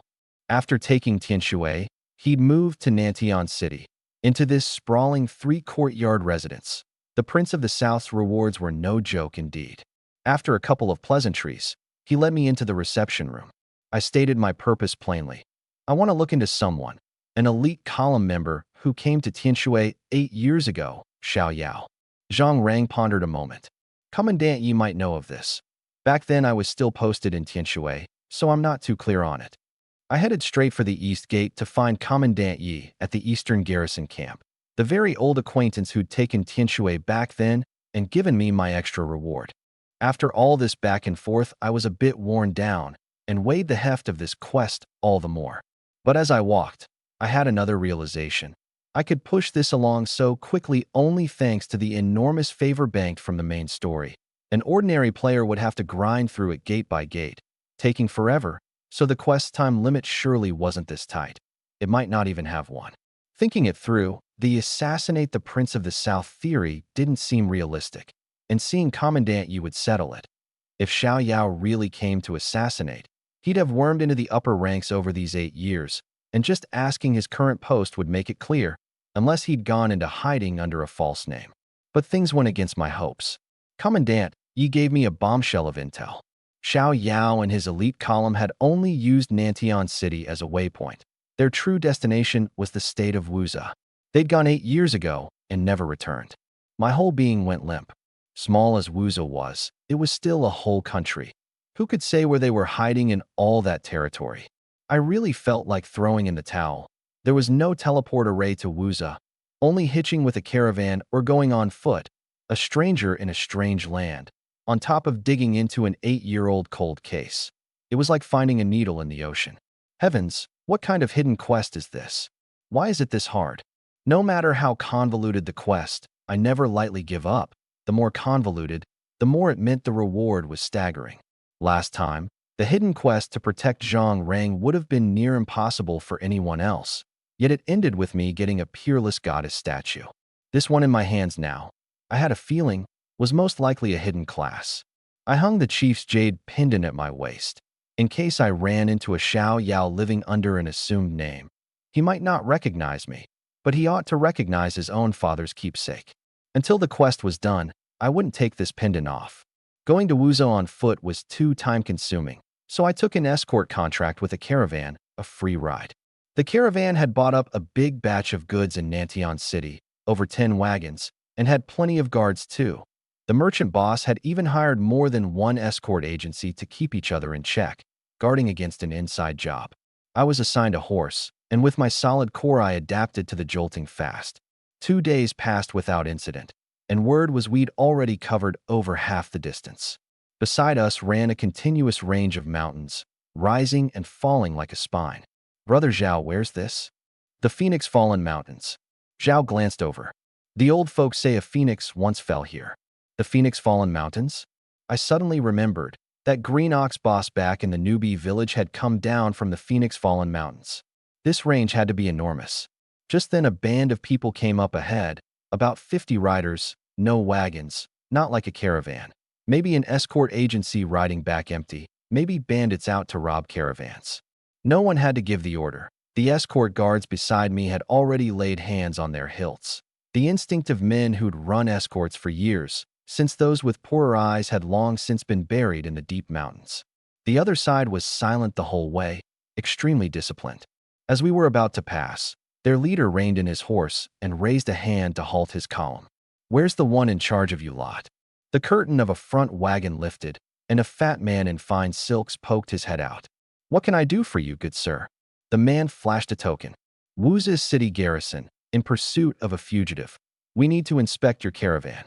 The fat man verified the token's authenticity before having his people cooperate. A servant offered gold to smooth things over, but the leader didn't even glance at it, waving a hand. "Search thoroughly." A careful search turned up no fugitive, and only then did he let us pass. I frowned through the whole thing, then asked Zhao, "Is this kind of thing common?" "I've run escorts all these years and never run into it." Zhao shook his head. "In reality, I'd treat it as ordinary, but this was a game. I suspected I'd inadvertently triggered the hidden quest's special condition." As I was thinking it, the jade pendant at my waist suddenly grew warm, glowing faintly, and even faintly trembling in my grip. Sure enough, a hidden cutscene had triggered. The corners of my mouth wouldn't stop rising. Making a meat shield who could detach his own brain reason his way down a whole trail was genuinely exhausting. Now I just wanted a good clean fight to wrap up the quest in one stroke. Zhao glanced over, his expression odd. At this moment I had one hand over my face, my shoulders twitching, letting out a strange chuckle. "Sean, a man's more manly with a bit of a tan," he consoled me. Cough. "I'm fine." Since a cutscene had triggered, the protagonist had to be that fugitive. What fugitive would foolishly take the main road? He'd most likely hidden in the Phoenix Fallen Mountains we hadn't cleared in 2 days of riding. As big as the range was, I wouldn't be searching the ocean for a needle. I made an excuse to slip away. "Ow, my stomach hurts. Brother Zhao, you all go on ahead." I tied my horse to a tree, watched the caravan disappear, then swung around and tore off in the opposite direction. As if I'd searched myself. Since a cutscene had triggered, the city garrison would most likely catch the fugitive, and I just had to tail them. No one understands games better than me. Soon I spotted the garrison again. They'd parked their horses by the roadside and left a few to guard them. Not caring about much, I dismounted and charged into the mountain forest. If the target got killed on the spot, I'd have come for nothing. Tracking along, I found corpses and charred broken timber all along the way, the scene chaotic. At the critical moment, I caught up. Ahead, beyond a thicket, 20 or 30 people were surrounding a black-robed figure. The instant I entered range, I scouted the target's ID. Xiao Chuan, LV-30. The black-robed person was Xiao Chuan. A large hood covered his whole face, leaving only darkness. He knelt on one knee, one hand bracing on a staff. "Tell us where the key is, and I'll give you a quick death," the leader barked coldly. Xiao Chuan didn't answer, raising a hand for another fireball. "Stubborn fool, take him alive. Let's see whether his mouth is harder, or my instruments of torture." I struck out from the side, charging Xiao Chuan at full speed, pale purple energy gushing out and congealing into an oversized half-dome. Less a shield now than a tortoise shell, and without a word I dropped the whole thing over Xiao Chuan. "Steady the shell yourself. Don't let anyone pry it open, or I'll have a hard time fighting." The others at first thought this guy was one of their own. I'd charged in so naturally. Xiao Chuan was startled too, then gripped the handle inside the shell for dear life. Inside the shell it was pitch black, Xiao Chuan clutching the handle tight. Through the shell he heard the chaos outside, the dull thuds of fists slamming into bodies, cries of alarm, frantic footsteps. He couldn't imagine who'd come to save him, and his mana had long bottomed out, so all he could do was pray his rescuer was strong enough. He didn't know how long passed before things went quiet outside, and his heartbeat only quickened. Knock, knock, knock. A rapping burst against the shell, and his whole body jolted before he slowly came around. It seemed they'd won. Had they lost, the other side wouldn't be this courteous. He slowly lifted the shell. Piercing light leaked through the gaps in the leaves, and in that light, a tall, handsome youth smiled and reached a hand out to him, glowing all over. Shiaoan stared blankly, then slowly reached out and took my hand. My smile froze. He'd misread it. I quickly pressed that hand onto the shield, which then turned into a pale purple stream of water and melded back to my side, carrying his hand away with it. Shiaoan withdrew his hand awkwardly. I stepped back without a flicker of expression, and only then did he have a moment to take in the surroundings. The dense forest in ruins, ancient trees snapped at the trunk, corpses sprawled every which way, blood soaking the black earth, dead silence all around. Just you? You killed them all. Shiaoan was shocked. I shrugged, neither denying nor speaking. Then I produced the jade pendant and explained what old Chief Xiao had entrusted to me, and Shiaoan laid out the whole story. For the beginning of the story, we have to go back to that time. Long story short, a year ago, Shiaoan learned his father's whereabouts from Li Xian, headed south across Nanton City, and from a breakfast stall owner learned that 8 years ago a band of soldiers used to come for breakfast, then suddenly stopped coming. He pressed south, searched bitterly in the state of Wuza for 8 months to no avail, nearly despairing, until by sheer chance he was recognized by Xiao Yao's old contact, who spotted the jade pendant at his waist. Old Chief Xiao's keepsakes were originally 3 of one source, one each given to Xiao Yao and Shiaoan. Once his identity was confirmed, that long-buried tale surfaced. 10 years ago, on the night of a lunar eclipse, a meteor from beyond the heavens crashed into the Phoenix Fallen Mountains. The state preceptor calculated that the object was of extremely high grade and held the fortune of a nation. Only it had landed within the state of Wuza's borders. Unwilling to let it go, the king secretly sent an elite unit to infiltrate Wuza and search 8 years ago. Years later, the unit found where the divine object was and obtained the key too. And this last key, in Shiaoan's hands, had originally been left for the contact. They'd kept a fallback. The contact hadn't followed them in, but waited with the key in a nearby city. Yet who'd have thought this venture would last 8 years with no return, and the contact had waited a full 8 years. Everything went wrong from the very start. Shiaoan's eyes were full of sorrow. How do you mean? I took the key there, but it was an alternate dimension. I couldn't get in. My rank wasn't high enough. He said dejectedly. An overwhelming aura of curses poured from the entrance. There was no divine object at all. It was all fake. He suddenly remembered something and grabbed my hand excitedly. Right, warrior, your rank is high enough. Can you help me? At the same time, a system prompt rang out. Ding. Accept the final chapter quest. The cursed one? Accept. I didn't hesitate in the slightest, afraid that 1 second's delay would auto-decline it. Shiaoan led me to a deserted corner of the Phoenix Fallen Mountains, dug up the key, and handed it to me. He was wanted, and only a first advancement mage, no help at all, so I sent him back to Nanton City and headed for the entrance alone. A few days later, deep within a certain river, enter the SSS-rank legacy dungeon. Cursed Paladin? SSS. The system's prompt was blunt, but to me it was the music of the heavens. This hidden quest spanned an enormous timeline, dragged in the vast backstories of a king and a state preceptor, and required brutally hard reasoning to feel out the leads step by step. I'd guessed all along it was extraordinary, but never imagined the reward would be an SSS-rank class. Mind you, every SSS class in Heaven's Fortune is one of a kind. Cursed Paladin, it sounded strong just by name. I nearly wept with emotion, though pity that I was still at the bottom of a river with no one to see. Old Chief, it seems all this effort of mine was worth it. A flash of white light, and I vanished from where I stood. Welcome to the SSS-rank Legacy Dungeon. Dungeon objective. Clear the 7-treasure glazed pagoda and earn his recognition. Simple and brutal, just to my taste. No need to take the scenic route. Just fight and be done. Floor 1. The pagoda interior was vast and dim. The bluestone floor cracked. Torches for light. This is what you call a 7-treasure glazed pagoda? Tell me it's a demon ceiling pagoda, and I'd believe you. Dead ahead, a black-robed figure came killing toward me, blade raised, extremely fast. I clenched my left hand, and the purple shield formed. A manhwarecap came down hard onto the shield. -4,000, -800, reflect. In the opening as it pulled the move back, I drove my right fist hard into its chest.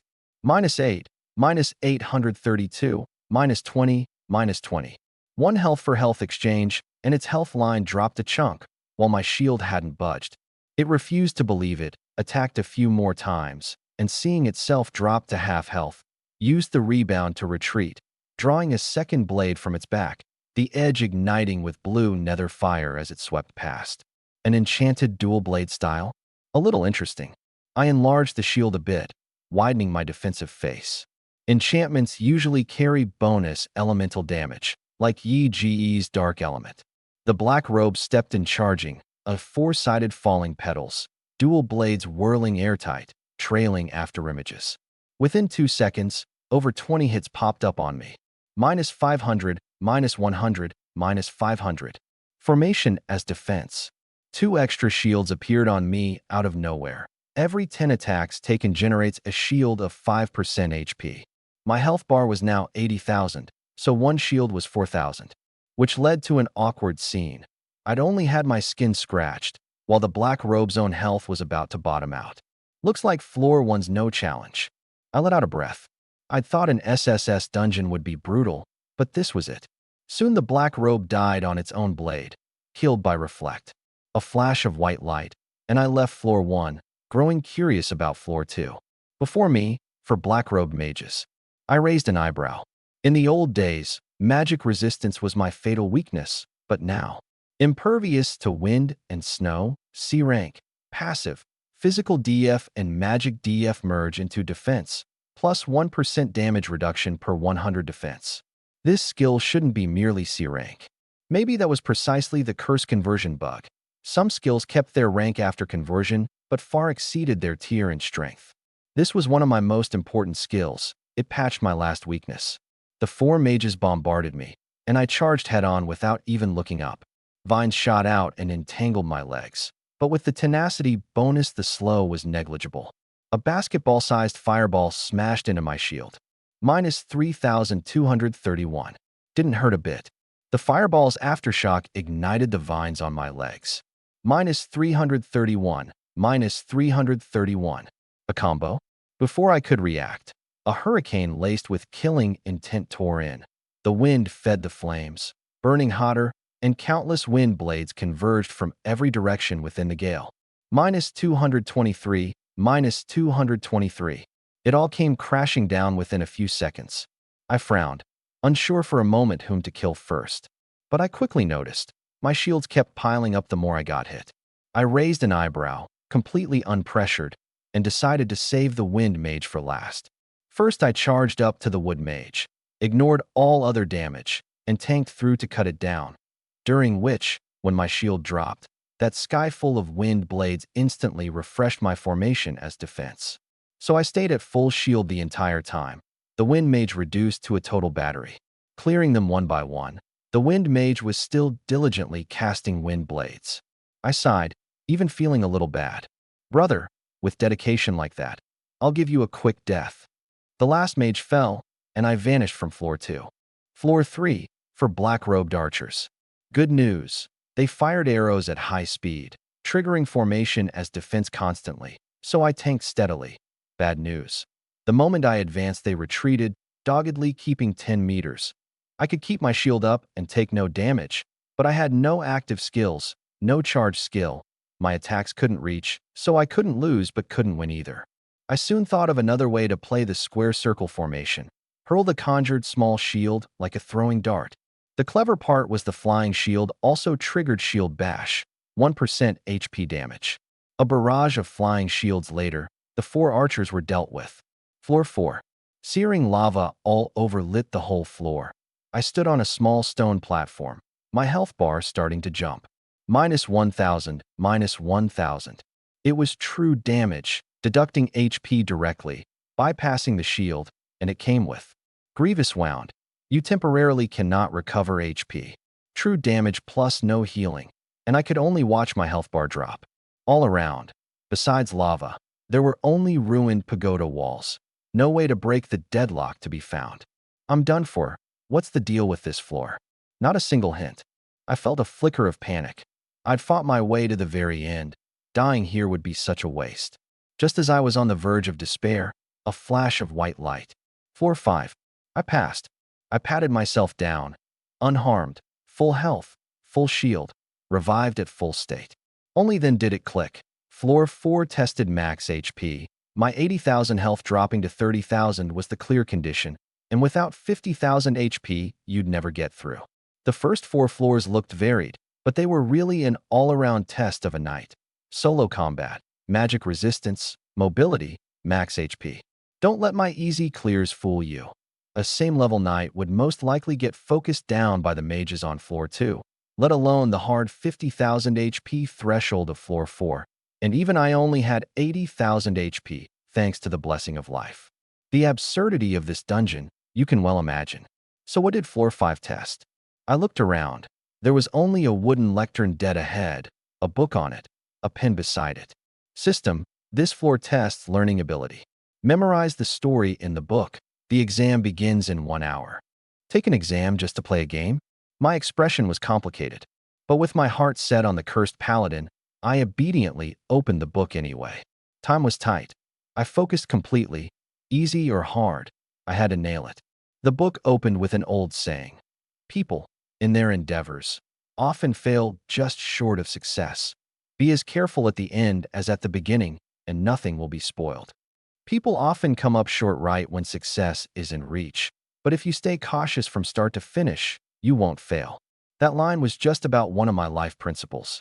I would never fall at the last step out of slackening. The book told a story like this. In a war-torn land, 3 cities held one another in check. One day, one city produced a powerful knight, so strong that the other 2 cities couldn't sit still and secretly joined hands. One city would wage war while the other infiltrated. The knight fought through blood and became the hero who defended his city, but never expected danger at his door. Ambushed by the enemy city, he was struck with 7 curses. The curses were evil, and the city's own people, fearing contamination, were swept up by popular sentiment and exiled this very hero. Once the knight left, the city, having lost its strongest, was breached by the 2 enemies and reduced to a vassal, and the curse-stricken knight was forgotten by the world. Reading it, I couldn't help sighing. The knight had defended the city with his life, only to end up exiled. I felt the injustice for him, and felt it wasn't worth it. Such people didn't deserve his protection. I also understood the meaning of this floor. This was most likely the cursed paladin's own experience, a kind of legacy, leaving behind the story that was his. Rest easy, brother. The world forgot you, but I'll carry on your will and remember your story, I said, blood rushing to my head. An hour later, white light enveloped the book, and when it dispersed, the book was gone, replaced by a test paper. A real exam? All the questions came from the story, and having read it carefully, I finished with ease. I turned it in, a flash of white light, and I arrived at floor 6. I looked up and froze where I stood. As far as I could see, more than 10 black-robed figures, among them a familiar stranger. Shiaoan, LV 35. It was Shiaoan indeed. I scanned the crowd, recognizing many names from the elite columns roster. So the ones who'd failed the challenge had all become the examiners of floor 6, and nearly half were probably units the state of Wuza had sent. It seemed they'd all entered with keys and, having failed, been trapped in the dungeon. Only by clearing it and obtaining the legacy could they be released. The black robes charged. Only on engaging did I learn they were just a touch stronger than same-level beasts. With my whole kit of reflect, damage reduction, healing, hit-triggered shields, and percentage damage, I still dealt with them one by one. A flash of white light. Floor 7. Revived at full state. I scanned the surroundings, practiced as ever, very curious what the final floor tested, by the hint of the 7 treasure glazed pagoda. This was most likely the last floor. The torches abruptly dimmed. the bluestone floor faintly trembling. A black shadow heavy as a mountain stepped out of the darkness. Thick dark armor, the helmet leaving only one fathomless eye slit. The left hand bearing a pitch-black great shield carved all over with eerie ancient patterns. Dense black malevolent chi churning from the armor's seams, wrapped in a bone-eroding aura of curses. Without a sound, by its standing posture alone it pressed the surrounding air into stillness, like a netherworld warhorse knight walked out of the abyss. LV30. At a glance I could tell this boss was the same level cursed paladin. This entrance, this grave bearing, it was clearly terrifyingly strong. I drew a deep breath and charged first, like a fearless warrior challenging a demon king. The state of Shiaoan City, Hualan Desert. A flash of sword light, and a giant ostrich crashed to the ground. This stinking ostrich sure can run. Killing an elite is a real pain. Yigu wiped away non-existent sweat. After his second advancement, Yigu drifted from city to city. In Heaven's Fortune, the dungeon monsters around every city were different. Spring had come for the collector. These days his guide filled out massively, and he'd hunted plenty more elites too, his numbers climbing to terrifying heights. Heavenly King Hall's intel network in each city was extremely strong, and the moment an elite spawned, the first-hand word passed through Shangwan Qing to Yigu. The whole guild's intelligence system was at his disposal. The more he killed, the higher his efficiency, the bigger the snowball rolled, and his level had shot up to 36. Just then, his DM channel lit up. Shangwan Qing, what are you up to? Yigu, just killed an elite. Another one spawned. Shangwan Qing, urgent news. A heaven-sent opportunity. Sending you an address. Come quick. Yigu, what opportunity? Don't keep me in suspense. Shangwan Qing, an SSS-rank hidden class. Floor 7. Black chi swirling all over me. Mysterious runes flowing across my body. Not far off, the cursed paladin's corpse lay quietly. HP, 20,650/80,370. Looking at only 20,000 health left, I let out a breath. If not for the statue's boost, I really would have gone down here. I also admitted I'd been careless. A full-fledged SSS talent plus the statue's plus 200% HP, and I'd only barely scraped a win, which shows just how absurd this dungeon was. The cursed paladin's corpse weathered into grains of sand and dispersed, and a pillar of light rose at the floor's center, shining on a glazed treasure chest gleaming with iridescent light. I stepped up and opened it. A black grimoire lay quietly within, black souls wreathing around it. Advanced to the SSS-rank class. Cursed paladin? Yes. I didn't hesitate for a moment. With an SSS class, a sliver of hesitation is disrespect. Advancement successful. Stats filled in. Con plus 90, free stat points plus 90. Gained exclusive trait, cursed body. Gained exclusive skill, light dark domain. Lost skills, tempered 1,000 times, iron will. By my count, after the advancement, each level gained 5 con and 6 free points. At the first advancement, it was only 2 and 3, an explosive rise in base stats. This was most likely an SSS class's exclusive amplification. The higher the level, the wider the gap between players. Curse body. For each curse on you, con plus 10%. Note, destruction is also rebirth. The cursed paladin's body has learned to harness the power of curses.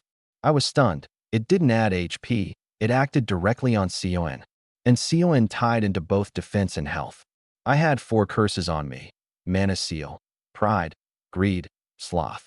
So con jumped another 40% straight away. Combined with impervious to wind and snows, plus 1% damage reduction per 100 defense. Damage reduction surged along with it too. 1 upgrade, bonuses across the board. But it wasn't over yet. Light dark domain, S-rank, aura, 50-meter range. All enemies within the domain take true damage equal to 0.1% of the paladin's max HP per second. All allies recover 0.1% of the paladin's max HP per second. I hurried to pinch the spot under my nose to keep from passing out. Large areas sustain true damage, and it heals allies too. The skill itself wasn't broken. The mechanic was nice, but the numbers low. An ordinary unadvanced level. 30 player had about 30,000 HP, so 0.1% was only 30 points. but I happened to be a stat monster. I dumped all stat points into con as usual. Mount Tai, LV 30, Cursed Paladin. HP, 180,480. Con 514, Defense 4916, Damage Reduction 89.1%. Blessing, Life. Curses, Mana Seal. Pride, Greed, Sloth, question mark. Trait, Curse Body. Skills, Light Dark Domain S-rank. 180,000 health. Converted, Light Dark Domain could deal 180 true damage per second to enemies and heal myself 180 per second, and shield bashes 1% sword to 1800 damage. After the advancement, I wasn't just an off-the-charts tank. Even my one offensive weakness was largely patched. An SSS-rank class, living up to its name. After admiring my panel for the nth time, I finally remembered I had real business. A portal had already risen behind me, and I stepped out. Deep within a certain river, my figure abruptly appeared, and along with me appeared over 10 NPCs, Xiaoan and the others among them. Cold river water wrapped around us, and before anyone could share the joy of rebirth, by unspoken accord they swam upstream. The moment I climbed ashore, I spotted a furtive figure hiding behind a tree not far off. "Come out, you behind the tree, no need to hide." It wasn't that I was being vigilant. It was that a neutral target had appeared in my light-dark domain. The aura skill was practically a radar. Ordinary stealth couldn't get near me at all. The person poked their head out for a look, then slowly walked out. It was actually someone I knew. Xiaochuan, LV 30. "Xiaochuan, why are you here?" I was surprised. "I thought it over and couldn't stop worrying about you, so I came to receive you." He let out a relieved breath, scratching his head. "Sending you into such a dangerous place, I felt bad about it." "You're a decent guy, huh?" I smiled and stepped aside. The crowd behind me parting by unspoken accord too. Xiaochuan's gaze had just landed on Xiao Yao at the back. I'd called out Xiaochuan loud enough earlier, and Xiao Yao, having come ashore, had heard it too. Father and son looked at each other, both frozen. I couldn't be bothered to watch this father-son reunion scene, so I got on the horse Xiaochuan had brought for the pickup and left, leaving them to figure out their own way back to Tianshui to report in. This quest that had lasted 8 whole years. The biggest reward, the SSS class, was already in hand. As for the repayment Xiao Yao and the others mentioned, I ignored it. Have you ever seen anyone bring a family heirloom along on a suicide mission? One advancement, and I'd undergone a complete transformation. For the next few days I planned to go to the arena and help all the players reminisce about the oppressive presence of Tianshui's strongest knight. The arena had been open 25 days, and in 5 more there'd be the first reward settlement, said to be quite generous, which I didn't want to miss. 2 days later, with 3 days left on the countdown, I hurried back to Nanton City and headed straight for the arena. The arena cost no mental energy, no rest needed.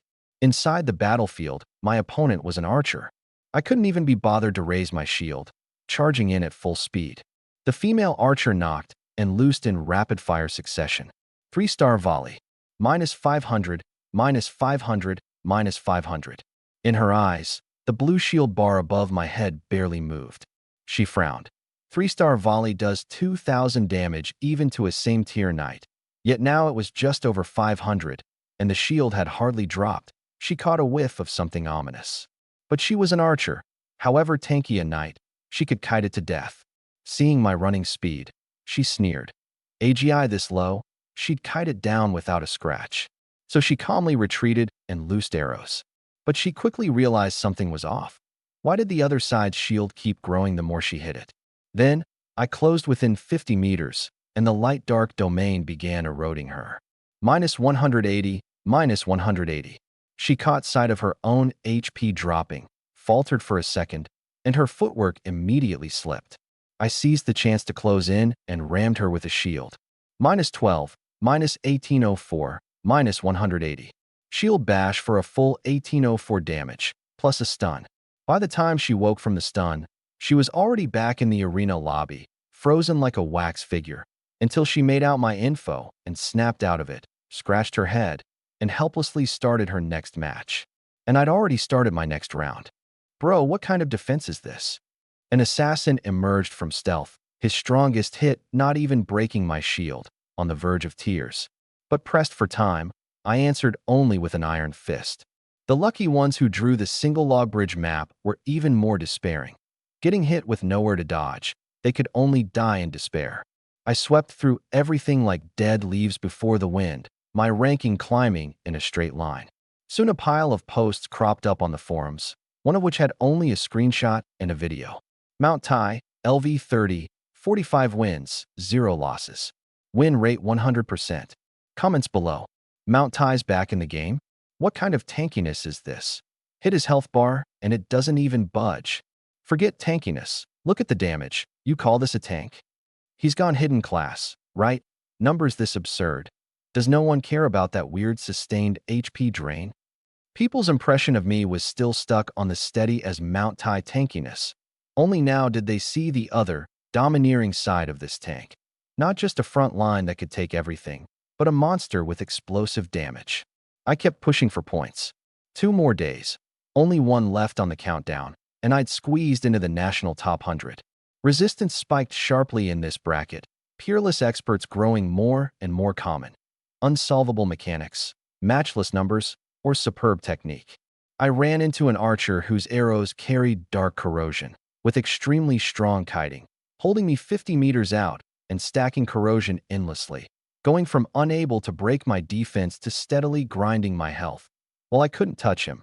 In the end, only because the terrain was too narrow for kiting did I edge him out with superior skill and cut him down. And on the final day, while everyone was pushing for points, at the bustling arena entrance, a figure in white with white hair appeared, utterly inconspicuous. A long sword on his back, a set of custom-made light military armor, a pair of sharp eyes shot through with defiance. He strode slowly into the arena. It's time to set a new clear record for the arena. My push for points had just cooled when another monster rushed in. Yigo. Fresh off his SSS advancement, he'd hit the ladder without stopping, his approach simpler and more brutal than mine. The permanent bonuses from 304 monsters and 16 collectibles in his guide, stacked on top of an SSS class, gave damage that even he couldn't read anymore. Every match he opened by closing on his opponent with sky-high AGI, deleting them with 2 skill combos, averaging under 30 seconds a match, the opponent often ending before they could even react. Just as Yigo was shooting up like a rocket, on my end, I ran into a formidable foe. A fiery red maple forest, red leaves drifting. 2 figures faced each other from afar, one holding a dark purple great shield, one draped in a red cloak.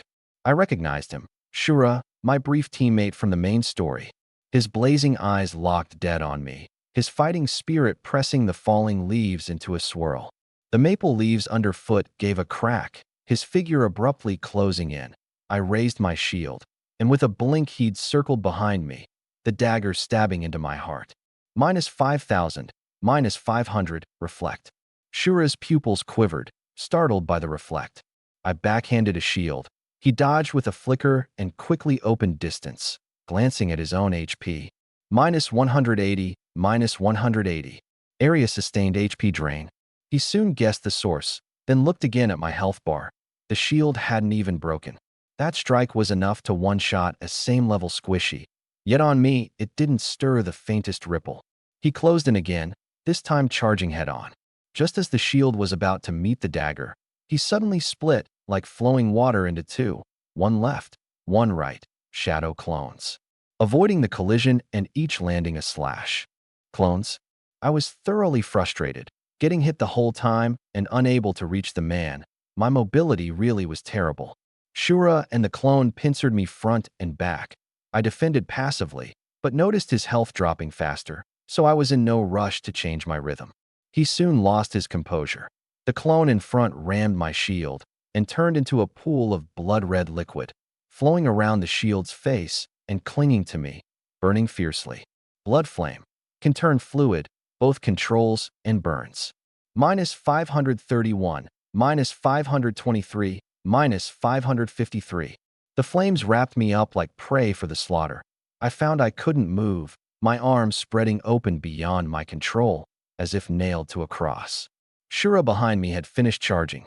Flanking strike, charged ambush, ×3 damage from behind. If the target is controlled, ×3 again. The dagger stabbed hard into my heart, and an enormous critical hit popped up. Minus 43,590.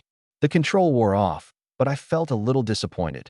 That sustained burn just now had stacked a full 3 layers of formation as defense, shields of 15% HP, about 27,000. This whole burst had actually shaved off only 16,000, under 10%. Shura looked at my health bar with only a small dent, and for the first time felt weary of killing. This was the hardest player to kill he'd ever seen.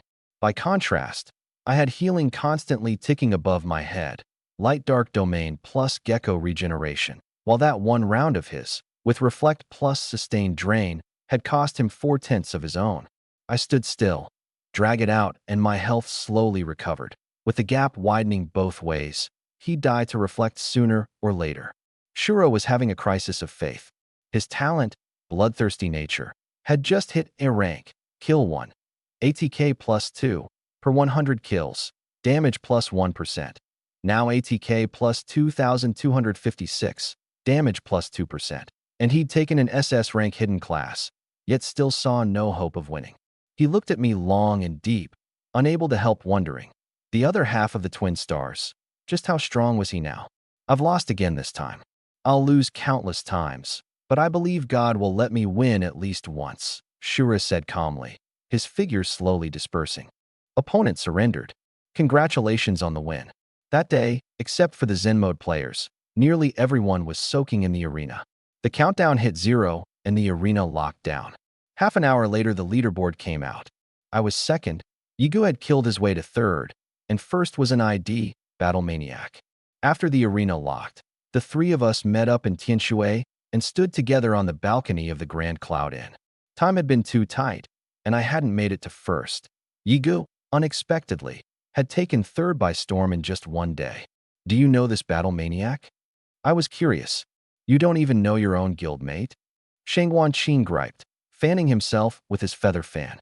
The one who's in the guild channel every single day rounding people up for the arena. Whoa, where does he get all that time? Doesn't he plan to level up? Yigu cried, then circled around fishing for intel. Shangwan Qin only gave a faint smile. Heavenly King Hall had a rule he'd set. Talents could be hidden, privately exchanged, but not publicly revealed. Tell us too on the sly, won't spread it. Yiga knew his mouth was loose too, and struck while the iron was hot. Fine. Shangwan Qin softened in the end. His talent can create an identical clone, and the clone shares EXP and stats with the main body. So he has the clone grind EXP 24/7 while he himself soaks in the arena? It dawned on me. Then doesn't that mean he can party with himself and eat double EXP? Yi Ji's angle was sharper. Quit prying. Shangwan Qin answered no more. The settlement rewards go out tomorrow morning. Tonight, think about your weaknesses. At the arena's national scale, the rewards are most likely custom. Last time I got advance word on the main story too, and let you two rake it in. We nodded. Shangwan Qin's judgment was still worth heeding. One more important thing. He suddenly turned serious. The second phase of the main story is coming soon. The Prince of the South has begun preparing for war. Luckily, after we bet on it, plenty of players followed suit and chose the rebels. But the situation still isn't optimistic. Our numbers are still a bit fewer than the other sides. This time it's most likely another grand battlefield, but no longer a single city. It'll be all players. He looked up at the night sky again. In the vast river of stars, 2 adjacent stars shone especially bright. Shangwan Qin pointed with his folding fan. Look at those 2 stars. One is called the Emberwild Star, the other the Light Chaser Star, he said softly. Very much like the 2 of you. The next morning, the reward hour arrived.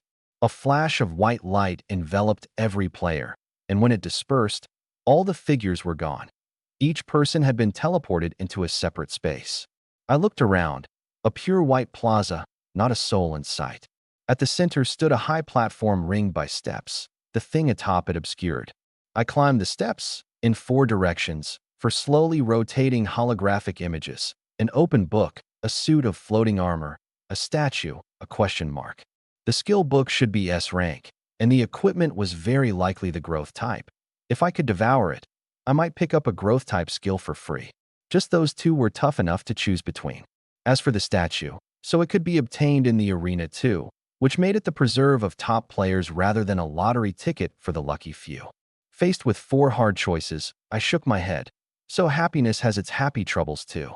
I drew a deep breath, lowered my head, rubbed my chin with my right hand, deliberated a good while, then slowly raised my head, a touch of resolve in my eyes, and strode forward, reaching out to press my hand to the statue. Skills and equipment could be accumulated slowly. Statues were far harder to find out in the world. As for that question mark, I'd ask around outside whether anyone had picked it. It was most likely random, and if both its floor and ceiling were high, I'd consider it at the next settlement. My hand passed through the virtual projection, and the other 3 gradually dimmed and vanished. A voice rang in my ears. Give me a keyword about the statue. It will influence your final reward. I was taken aback, so it wasn't just picking a reward. There really was a custom flavor to it. Here I'd thought Shiaoan Qing had miscalculated. Last night I'd long since thought through my weaknesses. I'd considered patching lack of mobility, but trading a reward this precious for mere agility would be too much of a loss. Reflect was the right answer. With high enough reflect, the other side took damage just for hitting me, so I didn't even need to touch them, and reflect was a natural fit for a tank besides. I choose reflect as the keyword, I said decisively. The words had barely left my mouth when 2 statues conjured before me, one left, one right. On the left, a tall figure clad head to toe in thorn-covered heavy armor stood with shield raised. Statue, Shield of the Aloof. Blessing of Brambles. Reflect effect plus 200%. Curse of Broken Shield. Defense minus 30%. I turned to the right. Statue, Shield of Demonic Power. Blessing of Reversal. Reflect can now reflect any type of damage. Curse of Ruin. Damage reduction effect minus 20%. HSSS. I sucked in a cold breath. Both curses were brutal, 1 slashing defense, 1 slashing damage reduction, and both my blessings and curses were doubled. It seemed that in this game, the price of Reflect was sacrificing tankiness.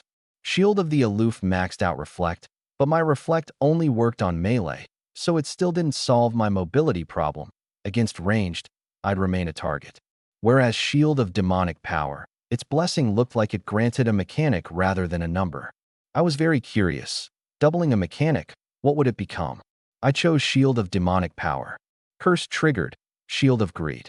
Blessing of Reversal. Reflect can now reflect any type of damage. Reflect now also applies to control skills. Curse of Ruin. Damage reduction effect minus 40%. I stared hard at Reversal. Doubling the effect had spawned an extra mechanic out of thin air. So doubling turned 1 mechanic into 2. This statue, I'd chosen right.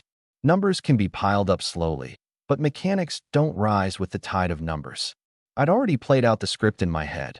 The other side bursts everything, gets battered to near death by Reflect, and on low health goes for a desperate last gambit. Only for a control to slam down, freezing us both in place, staring at each other big-eyed. Reward claimed.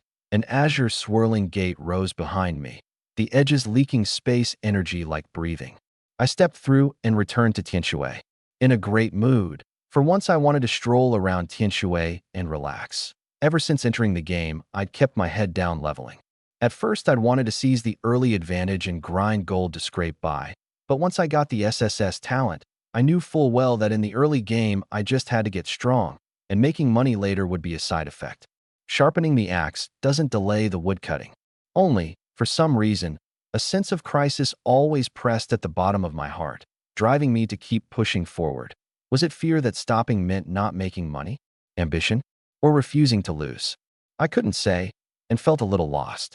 The sky was barely light, dawn mist wrapping the gray brick old city, the gates wide open, peddlers crying their wares down the long street, breakfast stalls trailing cooking smoke, neighbors chatting and laughing, children chasing and tumbling. Watching the whole city's peaceful contentment, I loosened up too. This was the first time I'd really experienced a city in the game. So real it was like another world, living up to Heaven's Fortune's name as the second world. As I was idly strolling, a voice came. Benefactor. I turned to see a man in coarse cloth and a straw rain hat set down his carrying pole and hurry over. I recalled for a moment and recognized him as one of the elite column members I'd rescued earlier, Tianyu. Benefactor, finally found you. We've been looking for you forever. Tianyu grinned honestly. Ever since we got back, we've been asking around for where you went. Been busy lately, rarely out and about. I'd been soaking in the arena this whole stretch. No wonder they couldn't find me. Us brothers all hung up our armor and went back to farming. Each got a share of military merit, and we've been saving it to repay you, but didn't know what you needed. Tianyu scratched his head. I spotted plenty of fruit and vegetables on his carrying pole. It was nothing, no need to repay me. Keep it to better your own lives. I patted his shoulder and turned to go. Tianyu hurriedly stopped me. Without you, we might never have made it back in our whole lives. Let us do something for you, or our hearts won't rest easy. Unable to argue him out of it, I had to say, all right, I need a cultivation manual. A reflect type would be best. We chatted a bit more before I got away. The NPCs in this game really were honest folk. Just then, my DM channel lit up. Someone had sent a message. Shangguanqing, Shiaoan City, come quick. An address was attached below. Mount Tai got it. On the outskirts of Shiaoan City, maple forest rolled across the hills. I rushed along, treading rustling fallen leaves. At the end of the path stood several figures. Yigu, Shangguanqing, and a child of 11 or 12. Everyone's here. Shangguanqing saw me arrive. This is young Yi Qing, a famous boy genius, the brains of this mission. Yi Qing, with red lips and white teeth, sized us up curiously. Shangguanqing was about to introduce us when the boy cut in first. No need. I've long admired you. Then let's talk about the operation. Shangguanqing pointed to a circular entrance beside him, iridescent with color, leaking colored energy at the edges, like a portal across the stars. This is a very special kind of dungeon, called a scenario dungeon. Only one chance to enter, the plot inside unknown. You have to play roles and complete the mission, and once a team goes in, the entrance closes. Limited to 3 people, and the rewards have always been extremely generous. Don't worry, with 2 big shots along, I'm confident in an S-rank clear. Yi Qing tipped his head up. A big hand rubbed his head. What does a kid like you know? Let your boy carry you. Yiga grinned. Another full of himself grown-up. Yi Qing pursed his lips. Good luck to you all. Shangguanqing stretched his hand into the middle, palm down. Yi Qing awkwardly stacked his small hand on top, and we too laid ours on as well. Go for it. The 3 of us teamed up and stepped into the dungeon. Welcome to the scenario dungeon. The role you play this time, house guards. Quest, ensure the young lord's safety. When the white light dispersed, we'd been teleported into a large manor, blue stone paved, complete with rockeries, a small waterfall, and flowers and trees, every bit a wealthy household's courtyard, plainclothes servants shuttling back and forth. Let's find the young lord first. Staying glued to his side should do it, I said. It's not that simple. Yi Qing shook his head. A courtyard this grand, by my read, is a prince's manor. If even a prince's manor's forces can't protect him, the 3 of us alone will have it even harder. We need a backup plan. Let's see the young lord first, then talk. Seeing the boy's solemn little face, Yigu rubbed his head again. Relax, if anything goes wrong the twin stars have it covered. Don't rub my head. My mom says I won't grow tall. Yi Qing protested, covering his head, and Yiga laughed and let go. The courtyard was strangely huge, and we wandered like headless flies, alarming a passing steward. Hearing we were the new house guards, his irritation eased. Keep a close eye on the young lord. Things aren't peaceful lately. He's probably sneaked off to see the lady again. He dropped the words and hurried off. Sneaked off? The 3 of us exchanged a look, each reading the oddness in the other's eyes. We stopped a maid to ask where the lady lived, and she glanced around, lowered her voice. Follow the rockery to the end. There's a peach tree by the door. Then she scanned around warily and hurried off. These NPCs are all acting weird. Could there be something off about the lady? I asked. Yi Qing nodded. The further on we went, the more withered the flowers and grass became, and the servants vanished too. It's getting more and more deserted. Has this lady been banished to the cold palace? Yiga looked around. Soon the peach tree, not yet fruiting, came into view, and a small courtyard appeared. Only the doorway swept spotless. After we knocked, a chubby, round-faced, fair and lively child poked his head out. What do you want? What are you doing here at my mother's place? Are you the young lord, by chance? Yigo clasped his hands. That's me. We're the new house guards, in charge of the young lord's safety. Oh, then guard the door, you lot. We all wanted to go in and see the lady's true face. Yigo added. The steward said things aren't peaceful lately, told us to stay close. Bang. The door slammed shut hard. Yigo. As we squatted under the peach tree chatting, a refined-looking scholar came walking from afar. He spoke first. What are you servants doing here? We're the new house guards, protecting the young lord. The scholar paled in shock. What? The young lord's inside? You fools, get him out at once. And who might you be? We didn't rush to move. I'm the strategist. Quick, get the young lord out immediately. The door was locked, and the strategist was so anxious he flew a kick at it. The wooden door was too sturdy and bounced him to the ground instead. He scrambled up and urged us to kick it. I kicked the door open, and he dashed into the courtyard, charging straight at the young lord, who was playing with a Lubon lock. Every other room's door was shut tight, only the young lord present. He yanked the jade pendant off his own neck and hung it around the young lord's, scooped him up, and bolted for the exit. The corners of our mouths twitched. If he weren't so refined-looking, I'd really have taken him for a child trafficker. We stopped him at the door. Where's the strategist taking the young lord? Who knew if he was good or bad? We couldn't let someone of unknown origin carry off the mission target. The strategist set the young lord down, scanned around to confirm no one was near, and let out a breath. Take the young lord back to the master to study. Treat what happened today as if it never did, and don't go spreading it. With that, he sent us off. The young lord glanced back at the strategist, not daring to make a sound, and dutifully followed us. After we'd walked a stretch, Yi Qing looked back to confirm the strategist couldn't see, then said, Something's up. Brother Yi, slip back and watch the lady's residence. During the chatting, he'd already learned our real names. He told us to keep it secret, plus a princess banished to the cold palace. I said, could it be the princess had an affair? Unless he's an idiot to do it this brazenly. Yi Qing rolled his eyes. There's another detail. When the door first opened, every room's door was shut, and we never saw the princess. We looked at the young lord. Do you often come to play with the princess? The young lord lowered his head and ignored us.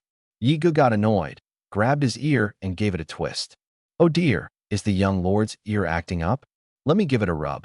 It hurt enough that the young lord cried out. I'm fine. Let go. Yiga, let go.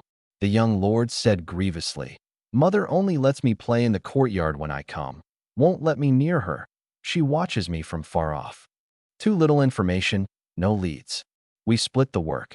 The most agile, Yigu, doubled back to observe the residence in secret, while Yi Qing and I escorted the young lord to the schoolhouse. If anything went wrong, Yigu could also rush back fastest. Near the princess's residence, Yigu hid in a corner.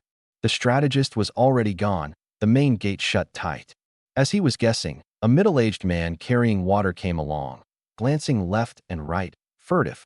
He walked up to the residence gate and knocked, pressing his hand to the door crack and saying in a low voice, Princess, your well water's here. Yiga got a clear look, a square-jawed face, beard untrimmed for years, the whole man reeking of one word, greasy. Footsteps came from within, the door opened, and a slender figure appeared. The man hurried inside, and didn't even bring the water into the courtyard before shutting the door. Yi Ji's expression was a sight to behold. Princess, oh princess, having an affair with that strategist at least counts as liking them young. But you'd actually carry on with this greasy old man?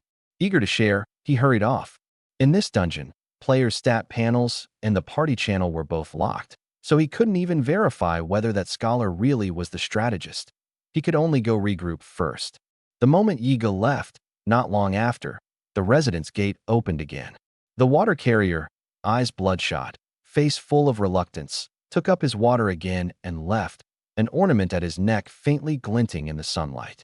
Inside, the tear tracks on the princess's face were clear, and only after his figure vanished did she slowly close the door. Relying on his high movement speed, Yiga soon found the schoolhouse. The loud chorus of recitation could be heard from far off. He sidled up to the two of us sitting on a rock by the door. Big news. The princess really does seem to be having an affair. My soul of gossip blazed up, and I immediately rose to give up half the rock. Come, come, tell it slowly. Yigu told it vividly, then clicked his tongue in wonder. That NPC is genuinely ugly. Even watching from far off, it startled me. Yi Qing mused. We dug up some info too. The prince used to dote on the princess, but 3 years ago he suddenly moved her residence to a corner of the manor, and the servants are all tight-lipped about it. She most likely betrayed the prince. Then where does the danger to the young lord come from? I asked. Yi Ji's pupils contracted. If it really was an affair, could the young lord not be the prince's blood son at all? If so, we may be up against the entire prince's manor. The prince could kill this fake heir at any moment. Yi Qing sucked in a cold breath. Everyone fell silent. Fighting our way out of so vast a manor with the young lord was easier said than done. I consoled them. Maybe it's not that bad. The priority is to feel out the prince's attitude toward the young lord. When school let out, we picked up the young lord. Young lord, how does the prince usually treat you? Yiga didn't beat around the bush with the kid. The young lord, holding my hand, instantly lost his after-school joy, his steps slowing too. Yiga scratched his head, realizing he'd poked a sore spot. Just then a maid passed by carrying a tray of osmanthus cakes. Yiga casually swiped one, and the maid jumped. What are you doing? These are for the second consort. Are you blind? These are for the young lord. Yiga swiped another. Go get more from the kitchen yourself. The young lord wants dessert. The maid shot him a glare, stamped her foot, and left. Yiga handed the cake in his left hand to the young lord and took a bite of the one in his right. The young lord was just about to take it when he heard Yiga let out a blissful and looking again, the cake had already been handed to me. The young lord grabbed at empty air. I blinked, saw the delight all over Yi Ji's face, and got it in an instant. I let go of the young lord's hand, grabbed cakes in both hands, and stuffed them in my mouth. The young lord. Yi Qing couldn't watch. It's really not worth treating the young low. Cuisine. Add stats. Yiga cut him off. On the other side, the maid grumbled all the way back to the kitchen. Unreasonable, using the young lord as a shield. I bet he just wanted to eat them himself. She went into the kitchen again. The chef blinked. Shiaoan, didn't a batch just go out? Chef Zhang. That one got intercepted by the young lord's guards. Said the young lord wanted to eat them. Chef Zhang made another batch and handed it to her. Shiaoan carried it out, and the moment she stepped out the door, 2 tall figures blocked her view. She looked up, and it was me and Yiga grinning. To others that grin might look like sunshine, but in Shiaoan's eyes it was the sneer of a demon. How are you two here again? She made one last struggle. A pair of small hands reached out from below and swiped the cakes. She looked down to find the young lord, and Yi Qing beaming up at her too. The young lord didn't get full, Yiga said righteously. Shiaoan drew a deep breath, silently turned, and went back into the kitchen. Chef Zhang, having just sat down, glanced at the empty tray as she came in again, and was about to ask when several more figures poured in at the door. You're the cook, right? Our young lord's hungry. Come make him something. Yiga was breezy. The young lord could no longer hold back his laughter. He just found it all so fun. Chef Zhang had supreme professionalism and immediately rose with an obliging smile. What would the young lord like to eat today? The young lord says he's growing and wants the full Manchuan feast, 3 servings of each of your specialties. I kept a straight face, giving the young lord's hand a squeeze as a hint. The young lord met his gaze and earnestly nodded his chubby head. Yes, I'm hungry. The corner of Chef Zhang's mouth twitched. This little frame eating the full Manchuan feast, 3 servings each? Clearly you lot want to eat. But he didn't call it out. I can do it, but I can't manage alone. Trouble you to go next door and call all the chefs over. We exchanged a look, eyes full of delight. We'd only meant to skim a few perks, but there were real surprises, so we roused all the chefs resting next door. The young lord tugged my hand. Uncle Qin, I'm tired. All right, let's head back to rest first. I clapped to get the chef's attention. The young lord says fine food is best enjoyed somewhere comfortable. Trouble you all to prepare it and send it to the young lord's manor. With that I felt thoroughly at ease. This hold the air to command the kitchen feeling was pretty nice. The quest hadn't progressed at all, but the cuisine, at least, we'd eat our fill of. On the way back to the manor, Yi Ge leaned to Yi Qing's ear. From all that probing, the servants are all pretty doting on the young lord. High odds he's the prince's blood son. Yi Qing nodded. We soon got back to the young lord's manor. Over in the kitchen, things were in full swing. And just then, the second consort was heading to the kitchen with a maid, and that maid was none other than Shiaoan. At the kitchen door, the second consort stood still and gestured to Shiaoan. The second consort has questions. Pause your work. The cooks all stopped. She had her hair coiled high, skin like congealed cream, in a flowing cloud brocade gown, an air of noble breeding about her. I heard from Shiaoan that the young lord intercepted my osmanthus cakes. It's not even mealtime. Why are so many cooks busy? Chef Zhang stepped up and recounted the whole sequence of events. At the young lord's manor gate, the second consort stood with Shiaoan and a crowd of cooks. From within came the young lord's crisp laughter. Haha, I won. The young lord's shuttlecock skills surpassed mine so fast. Of course, this young lord's going to be a great general. We were keeping the young lord company playing Jianzi, the promised playtime, once the job was done. The gate opened and the second consort came in, the cooks skirting around us to carry the dishes into the dining room. This stunning woman was about 20-something, and paired with Shiaoan behind her, I knew this was the second consort. The young lord hasn't had this good an appetite in ages. I came specially to see, she said, a curve at the corner of her mouth. Welcome, welcome, I replied, thick-skinned. She walked toward the young lord, but the young lord ran to my side, saying nothing. Her movement stiffened, and she dropped the act. A few dishes the prince's manor can afford. I hope, having eaten, you'll guard the young lord well. With that, she swept a meaningful glance over us, her gaze pausing on the young lord, then turned and left. The cooks filed out, the last one even considerately pulling the door shut. Young lord, come, let's eat. I rubbed his head. On the way to the dining room, I asked, Young lord, how does the second consort treat you? She often comes to see me, but I don't like her. Why? Someone said it was she who harmed my mother. Yi Qing, off to the side, lowered his head in thought. In the dining room, I tossed the young lord a steamed bun. Eat a little less, slim down. Then the three of us pounced on the long table like starving wolves. 18 dishes, 3 servings each. The prompts came non-stop through the meal. Con plus 2%, STR plus 2%, SPI plus 2%, AGI plus 2%. Con alone went up a full 10%. My Shiaoan was already not low, and this extra 10% shot my health bar up another chunk. The sky gradually darkened. The three of us held a meeting in the living room. There are quite a few sources of danger, Yi Qing began. First, the prince. If the young lord isn't his blood son, he's likely to strike at the perfect moment. The second consort is also a suspect, removing the young lord early to pave the way for her own future offspring. So let's split up and gather intel. Brother Yi watches the second consort. Brother Shan watches the prince. Wait until they make the first move, and it'll be too late. What about the princess's thread? Yi Ge asked. I have to stay glued to the young lord. Set the princess aside for now. Yi Qing shook his head. Over the next few days, by day Yi Ge and I scoured the manor for intel. By night, Yi Ge lay in wait near the second consort, while I watched the flow of people and guarded the area around the young lord's manor. Late at night, the young lord's manor. Ugh, this quest is really hard. Days in, and the second consort hasn't shown the slightest tell, Yi Ge griped. Crouching there every night, I'm starting to feel like a thief. I shook my head too. Only the strategist regularly goes in and out of the prince's study, nothing else. I pried a key piece of intel out of the young lord, Yi Qing said. After the prince grew cold toward the princess 3 years ago, he basically never gave the young lord a proper look, glancing at him from afar at most. Yet these last few days, he's been coming to visit frequently.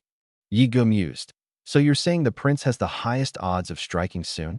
As we were piecing together the intel, footsteps suddenly sounded in the silent courtyard, dense, yet extremely light. The three of us reacted fast and went silent in an instant. Yi Qing flashed a glance toward the inner room, then signaled us to keep talking and act as though we hadn't noticed.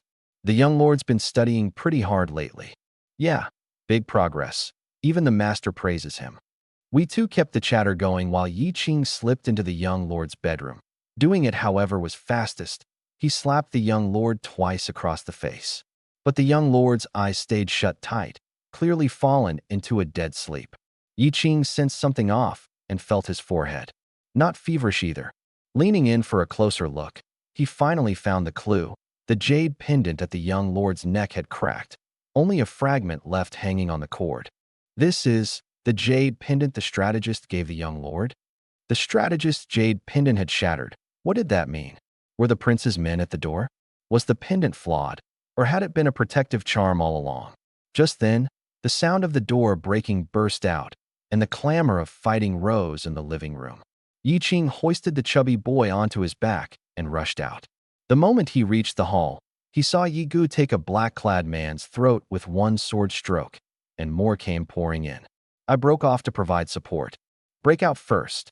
Pale purple energy conjured into an unprecedentedly huge shield pushing forward, Yi Gu cutting a path at the very front, his long sword taking one down in a few strokes. A black-clad man circled around the shield and thrust a sword from behind straight at the young lord on Yi Qing's back. 8 trigrams, tumbling gold mountain. Yi Qing acted, and the sword skimmed past the young lord by a hair. The hidden weapons clattered head-on against my shield. -453, -423, -453. That little damage put my heart at ease at once. The NPC's strength was mediocre. Looking back, all the hidden weapons aimed at the young lord veered off oddly from the side, as if deflected by an invisible magnetic field, not one hitting the young lord, while quite a few landed on me instead. We soon cut our way out of the courtyard, but the perimeter was ringed with even more black-clad men. As we hesitated, the system's voice rang out. Ding! Main quest triggered. Hold the position. Objective: hold the young lord's manor until reinforcements arrive. Reward: a second timeline. A second timeline? Let's gamble. I have a feeling this works. It should let us clear fast. Yi Qing shouted. We two nodded and halted our breakout. Then let's go on a killing spree. Yi Gu had already gone bloodshot-eyed. Set the young lord down. I'm about to show my stuff too, I said. As told, Yi Qing set the young lord in the center of the courtyard. I reached back and capped the young lord with the great shield, plopped down on top of it, and struck the pose of an old monk lost in meditation. Yi Qing was dumbstruck. You can play it like this? I just guard the young lord. You two do as you please, I said, sitting on the shield. The black-clad men closed in, blades and swords clanging against me, with a large mass of archers and mages off in the distance. I sat utterly unmoving, the torrent of incoming damage breaking my shield and refreshing it again and again. The light-dark domain blanketed the whole courtyard of black-clad men, numbers ticking non-stop above their heads. -231, -231, -231. Not far off, an archer loosed 4 shots in a row, everyone striking my chest, his archery superb enough to rival a real-world world champion.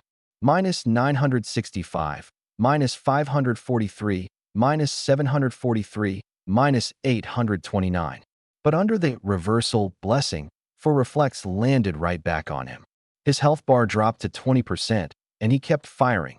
One unrealistic thing about this game is that no matter how low your health, your state doesn't decline, and the instant you hit the threshold, you just drop dead. As reflect and the light-dark domain eroded him doubly, his health bar hit 0, and he toppled, coughing blood. His fall was like knocking over a row of dominoes, the squishies attacking me dropping one after another. Others have the skill to take a head amid 10,000 troops. I have the reflect to clear ranged enemies 1,000 li away. Yi Gu had gone on a rampage too. He'd gotten a lifesteal skill book from Zhang Rang, stacked on top of my Knight's Guard's -20% damage reduction and the light-dark domain's healing. His health bar dropping then refilling, a full-on health bar rave. Recklessly weaving among the black-clad men like a meat grinder, everything in his path fell. Yi Qing watched wide-eyed. These black-clad men were all around level 40 in stats, yet in our hands they were like slaughtering chickens, pure dimensional reduction overkill. If you two are like this, then I'll show some skill too. Fired up, he drew in his chest and dropped his shoulders, raising both palms in an arc. East, Zhan, the gate of injury, the azure dragon guards. South, Li, the gate of scenery, the vermilion bird remains. West, Dui, the gate of fright, the white tiger holds. North, Can, the gate of rest, the black tortoise gathers. As the incantation sounded, a circular bagua array spread out from beneath his feet, covering the whole courtyard. But the black-clad men seemed endless, batch after batch. These were nothing but system-spawned mobs. The three of us had killed to numbness. Under focus fire, I still steadily held 70% health. Yi Qing's mana bottomed out, and he hid in a corner, and Yi Ji's mana was nearly empty too. The entire courtyard had become a meat grinder, severed limbs everywhere, blood pooling on the ground. Just as the three of us had fought to exhaustion, a white-clad figure in white armor, wielding a spear, riding a white horse, came charging straight into the courtyard. Zhao Yu was anxious, extremely anxious. 1 hour earlier, he'd still been on guard outside the prince's study. Who'd have thought a mass of black-clad men would surge over the walls as if out of nowhere? He woke in an instant and led the guards in a desperate defense. The strategist brought a relief team, but the moment they joined up, even more black-clad men poured out. Clearly, a besieged the strongpoint to ambush the relief play, meaning to wipe everyone out here. In the crisis, the prince called back Zhao Yu just as he was about to join the fight and gave a do-or-die order. Break out. Go to the young lord's manor and protect the young lord. Military orders are as heavy as a mountain, and Zhao Yu fought his way out of the study courtyard single-handed. The black-clad men far outnumbered anything imaginable, and even his mount had its legs cut out. Raised in the army from childhood, his martial prowess the best of the three armies, he didn't fear these lackeys. What truly despaired him was, if all the enemies were this caliber, the few house guards beside the young lord likely wouldn't last until he arrived. Diagonal sweeps, straight thrusts, the turn-back spear, the great rock spreading its wings. His spear whirled, black-clad men falling in swaths. He spotted a black-clad man on horseback, drawing a bow not far off. Seize the horse, and there's hope. One spear thrust knocked the man from his mount, and Zhao Yu swung up and broke off from the fight, racing for the young lord's manor. Battle fires raged all along the way, soldiers surging. At last the outline of the young lord's manor emerged, its perimeter ringed with black-clad men, fierce fighting echoing from within. Zhao Yu's heart leapt. He'd made it in time. He hadn't expected those few house guards to actually have some skill. He plowed into the encirclement like a steel behemoth crashing into a pile of blocks, tore open a gap, and charged into the courtyard, then froze. Not far off, a sword-wielding youth was wildly slaughtering black-clad men. The pure white ground already dyed red with blood. And in the very center of the courtyard, a burly youth sat cross-legged on a shield, reciting scripture. Zhao Yu couldn't believe his eyes. Countless blades hacked at the youth, clanging and sparking, with rows of archers volleying from afar, yet he paid no mind, didn't even open his eyes, as calm as an enlightened monk. Zhao Yu wasn't a believer, but even a true Buddha couldn't sit cross-legged reciting scripture while a crowd hacked and slashed at him. Surely? He looked up at the plaque. Right, this was the young lord's manor. A head poked out from a corner of the courtyard. It was Yi Qing. Reinforcements had finally come. He let out a breath and called, "Who goes there?" Zhao Yu didn't answer, asking instead, "Where's the young lord?" The meditating me finally opened my eyes. Not that I'd converted to Buddhism, but I was tired of fighting and had just decided to slack off. These black-clad men couldn't kill me anyway, and besides, I had a feeling a quest this hard would surely have generous rewards. The young lord's under my butt. I patted the shield. Zhao Yu followed my gaze, the corner of his mouth twitching. "You few are the young lord's house guards." "You still haven't answered my question," Yi Qing said cautiously. The quest complete prompt hadn't come yet. And who knew if the other side was a black-clad man in disguise? If the young lord they'd guarded all this time got tricked away, they'd cough up blood. Zhao Yu, the prince's personal commandant, hereby ordered to protect the young lord. Yi Qing was about to ask more when the system's voice rang out. Ding! Reinforcements have entered. The quest enters its final stage. The words had barely fallen when the black-clad men suddenly shifted formation. Countless mages poured in from all directions and raised their staves in unison. The air abruptly grew heavy. In the ink-black night sky, a fireball floated up out of thin air, in an instant lighting the whole courtyard bright as day, and still swelling fast, ballooning to the size of a meteor in the blink of an eye, locked onto me and the young lord beneath me. Looking at this display, I thought first blood was probably about to be given away. The fireball came crashing down, and I calmly shut my eyes, ready to meet death. Isn't this quest way too hard? A pure scripted kill. How are we supposed to protect him? The corner of Yi Ji's mouth twitched from afar. In the nick of time, a white-clad figure suddenly appeared in midair, the cloak behind him snapping in the wind. Beneath the fireball, the one who'd rushed out was Xiaoyu. He gazed gravely at the boundless fireball, a trace of desolation in his eyes, and more, resolve. He could take this blow, only the cost was hard to predict. Xiaoyu had been a war orphan, his life saved and his talents cultivated by the prince. Now the time had come to repay it. A point of cold light arrived first, the spear out like a dragon. Xiaoyu thrust, violent silvery white energy bursting from his body, an enormous silvery white dragon rearing up behind him, roaring as it slammed into the fireball. Silver dragon in the heavens. Boom. The thunderous blast detonated with the young lord's manor at its center, the whole prince's manor shaking. The meteor shattered into countless shards, some scattering like fireworks, some shooting straight into the sky. No figure could be seen in the air. On the ground lay a man covered in blood.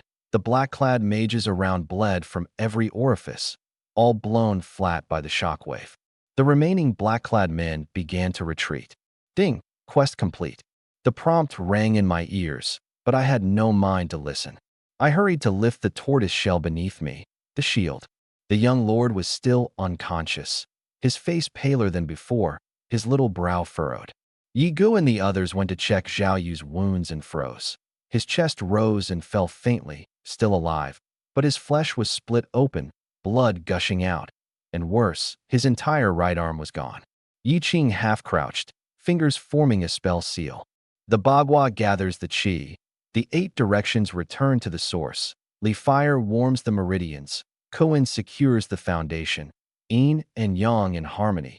Flesh and blood rise anew, swiftly, as the command decrees. A strand of green energy flowed from his fingertips, nourishing the wounded flesh. You know healing magic too? I know a little of everything, but with wounds this bad, I can only stop the bleeding. Would feeding him a health potion work?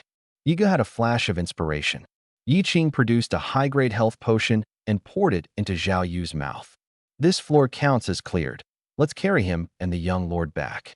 A stick of incense's time later, Zhao Yu coughed up a mouthful of blood and opened his eyes, and the first thing he saw was 3 big faces lined up in a row staring at him.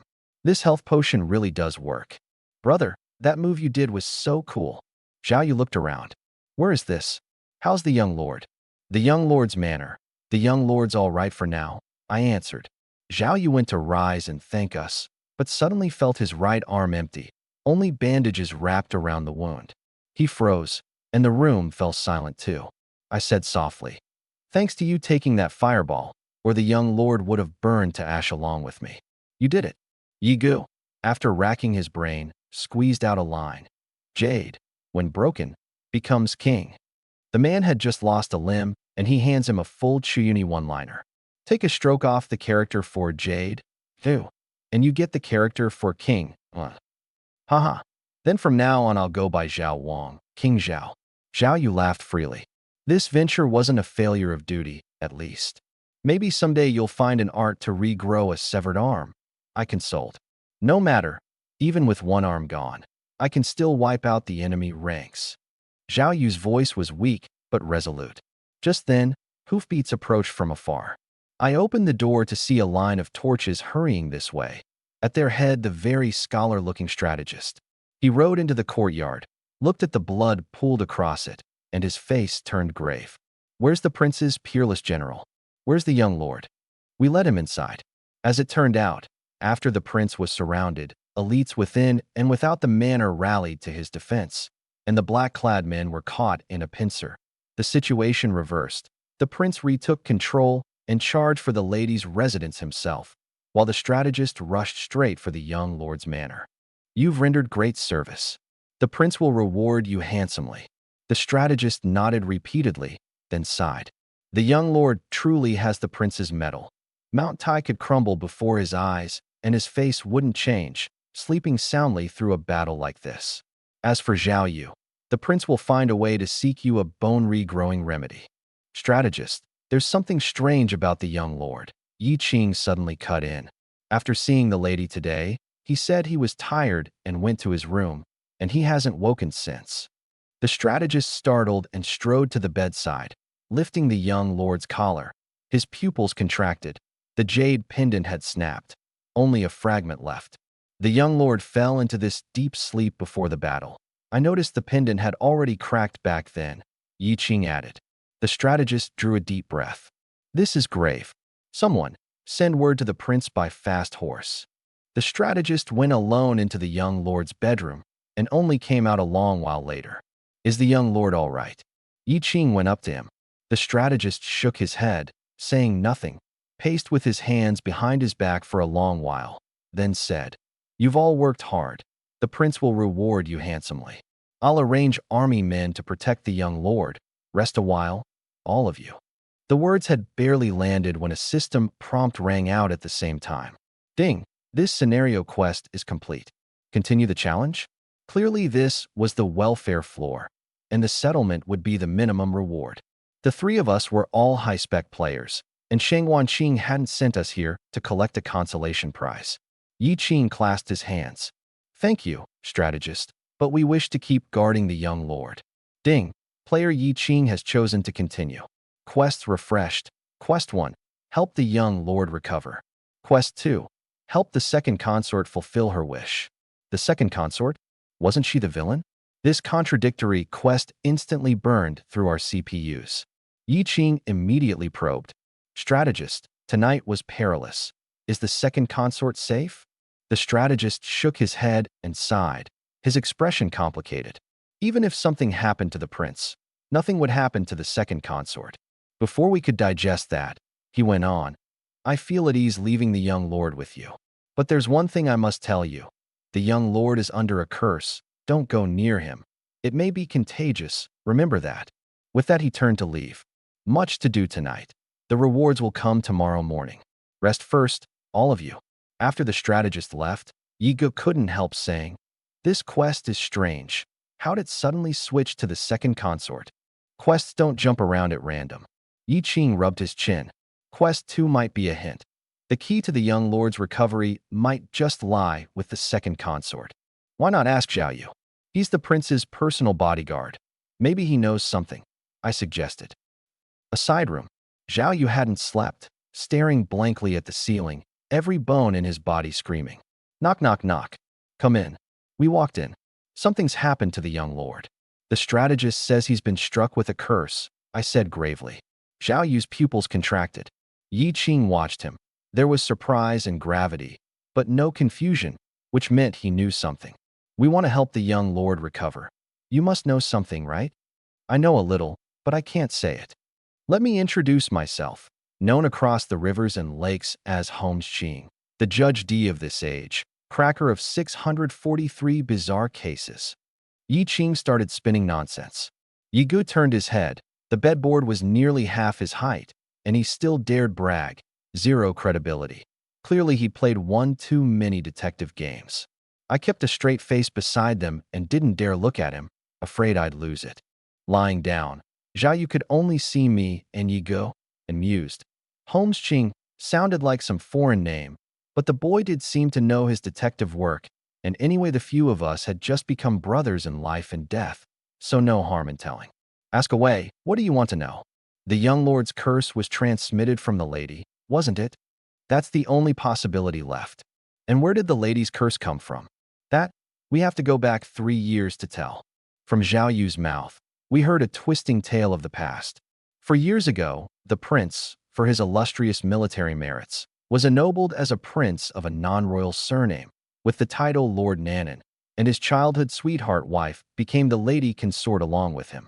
He guarded the southern frontier, the pillar of the realm, but merit that eclipses one's lord soon drew the emperor's wariness over his rise. As it happened, the reigning princess admired this prince, and the emperor went with the flow, pushing for a marriage alliance to tighten his grip on the frontier. This dragged out an old imperial family rule. A princess must be the principal wife. The emperor bestowed the marriage and the prince didn't refuse, but the edict demoted the original lady consort to concubine and made the princess principal wife. This time the prince refused. But the marriage had already been proclaimed to the realm, and the princess herself said she'd accept being a concubine, so the emperor at last allowed it. Yet this thorn drove deep into the emperor's face. So 3 years ago, while the lady consort was out on an excursion, she was suddenly attacked by assassins. Luckily, the prince rushed to her rescue, but she still took a curse, and in his desperation, he shared half of it. On the surface, the curse was an enemy state's doing, but the prince soon recognized the emperor's hand. It was a warning. The majesty of the throne is not to be profaned. Lord Nanton was furious beyond measure. The lady consort was the apple of his eye, and the emperor's move had touched his reverse scale. But trouble never comes alone. The southern states were stirring and restless, and once word of his curse got out, army morale would surely waver and risk a great war. In the end, he ground his teeth and buried the matter. As a man beloved by the masses, with the lamplight of 10,000 southern homes behind him, he couldn't act on impulse and could only swallow this wrong. He couldn't even voice. That curse wasn't fatal, but its torment was exquisite, each flare-up like 10,000 insects gnawing the heart. With his vigorous blood, and Chi the prince could suppress his own half, but the lady, a mere woman, walked through death's door with every flare, and this was with the prince bearing half. Otherwise, the agony would have driven her mad sooner or later. To keep the curse from spreading and the news from shaking army morale, the prince reluctantly adopted the strategist's plan. On the surface, he cut ties with the lady and grew cold, but in truth it isolated the curse and kept him at a distance to reduce her flare-ups. Growing cold toward the young lord was likewise unavoidable. The child was still small, and once touched by the curse he could hardly resist it. So the prince could only play the heartless man before others. The emperor's small, vicious scheme had struck him right in the heart. We were all deeply moved. So the prince is this honorable, and here I took him for a man who, once he rose high, cast off his humble first wife. Shameful of me. Yiga shook his head. So the second consort is the reigning princess? Yi Qing asked. That's right. HSSS. Then the true culprit behind this assassination is the emperor?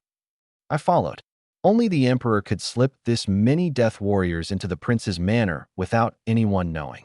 Yi Qing nodded. So the emperor mainly wanted to cut down the young lord and the lady, forcing the prince to raise the second consort to her place? Assassinating the prince was just a warning. If he actually died, the south would fall into chaos. 9 times out of 10.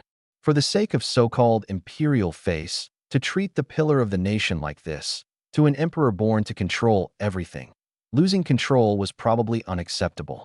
And what's the prince's attitude toward the second consort? Only now did Yi Qing recall the quest.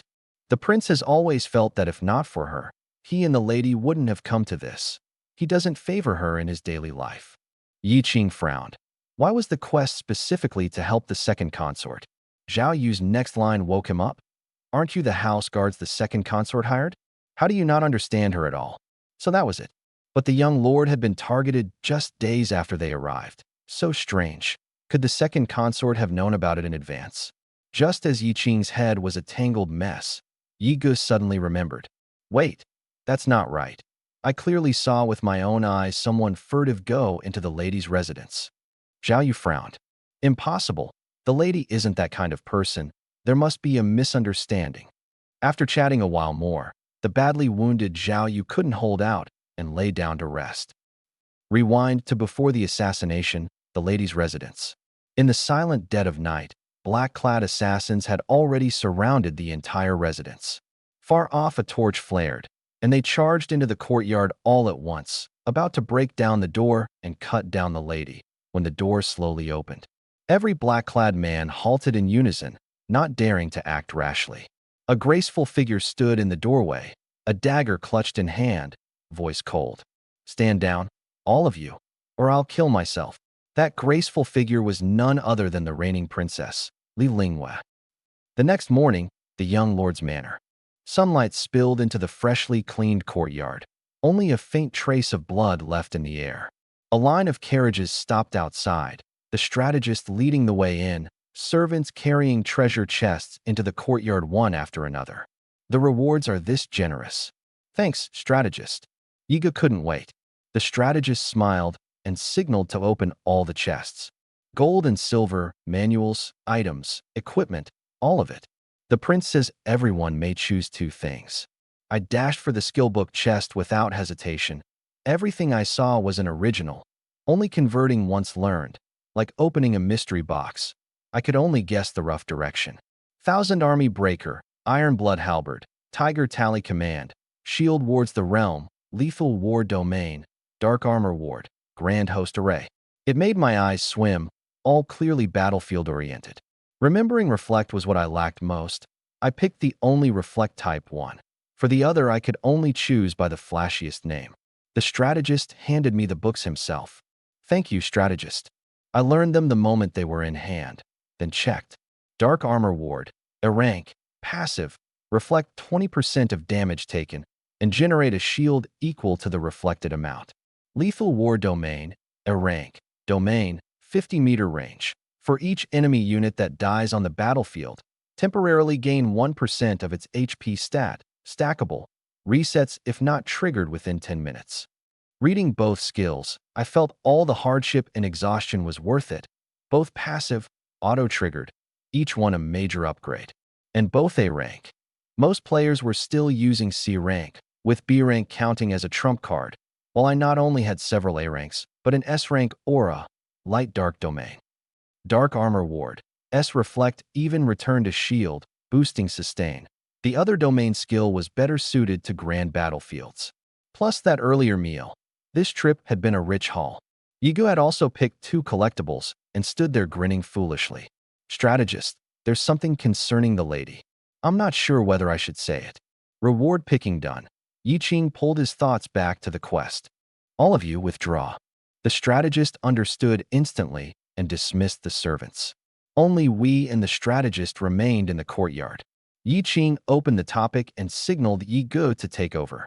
Yi Gu said, after we left, I quietly doubled back to the bushes to protect the lady in secret and ran into a scene the strategist had missed by leaving. A water carrier furtively knocked on the lady's door, and the lady welcomed him in. The strategist could have that water carrier seized. I remember his features. Face full of stubble, hair so oily it shone in the sun. Alas, the lady is a wretched soul too. He shook his head, full of lament. The strategist was caught between annoyance and amusement, the words on his lips broken off by laughter before he said, "You've all misunderstood. Here's what happened. The prince's manor study. My lord, you may set off, but remember, no longer than 1 stick of incense." I know. In the study, a middle-aged man was being disguised as a servant, while the refined scholar, the strategist, beside him examined the work and nodded. With my craft, even the prince's own mother wouldn't spot the flaw. The prince shot him a sidelong look. The two of them shouldered 2 buckets of water, avoiding the servants, and reached a woodshed. Strategist, is this jade token really useful? The prince touched the jade token at his neck. The strategist held up his own. This is an isolation formation I studied a long while. It can briefly lock the curse inside the body, so it won't infect others. Take 2 in, 1 each, and they'll last 1 stick of incense. The prince nodded, his excitement hard to contain. Ever since the curse, he and the lady had never been close again, mostly just stealing distant glances. Now they could finally be together briefly.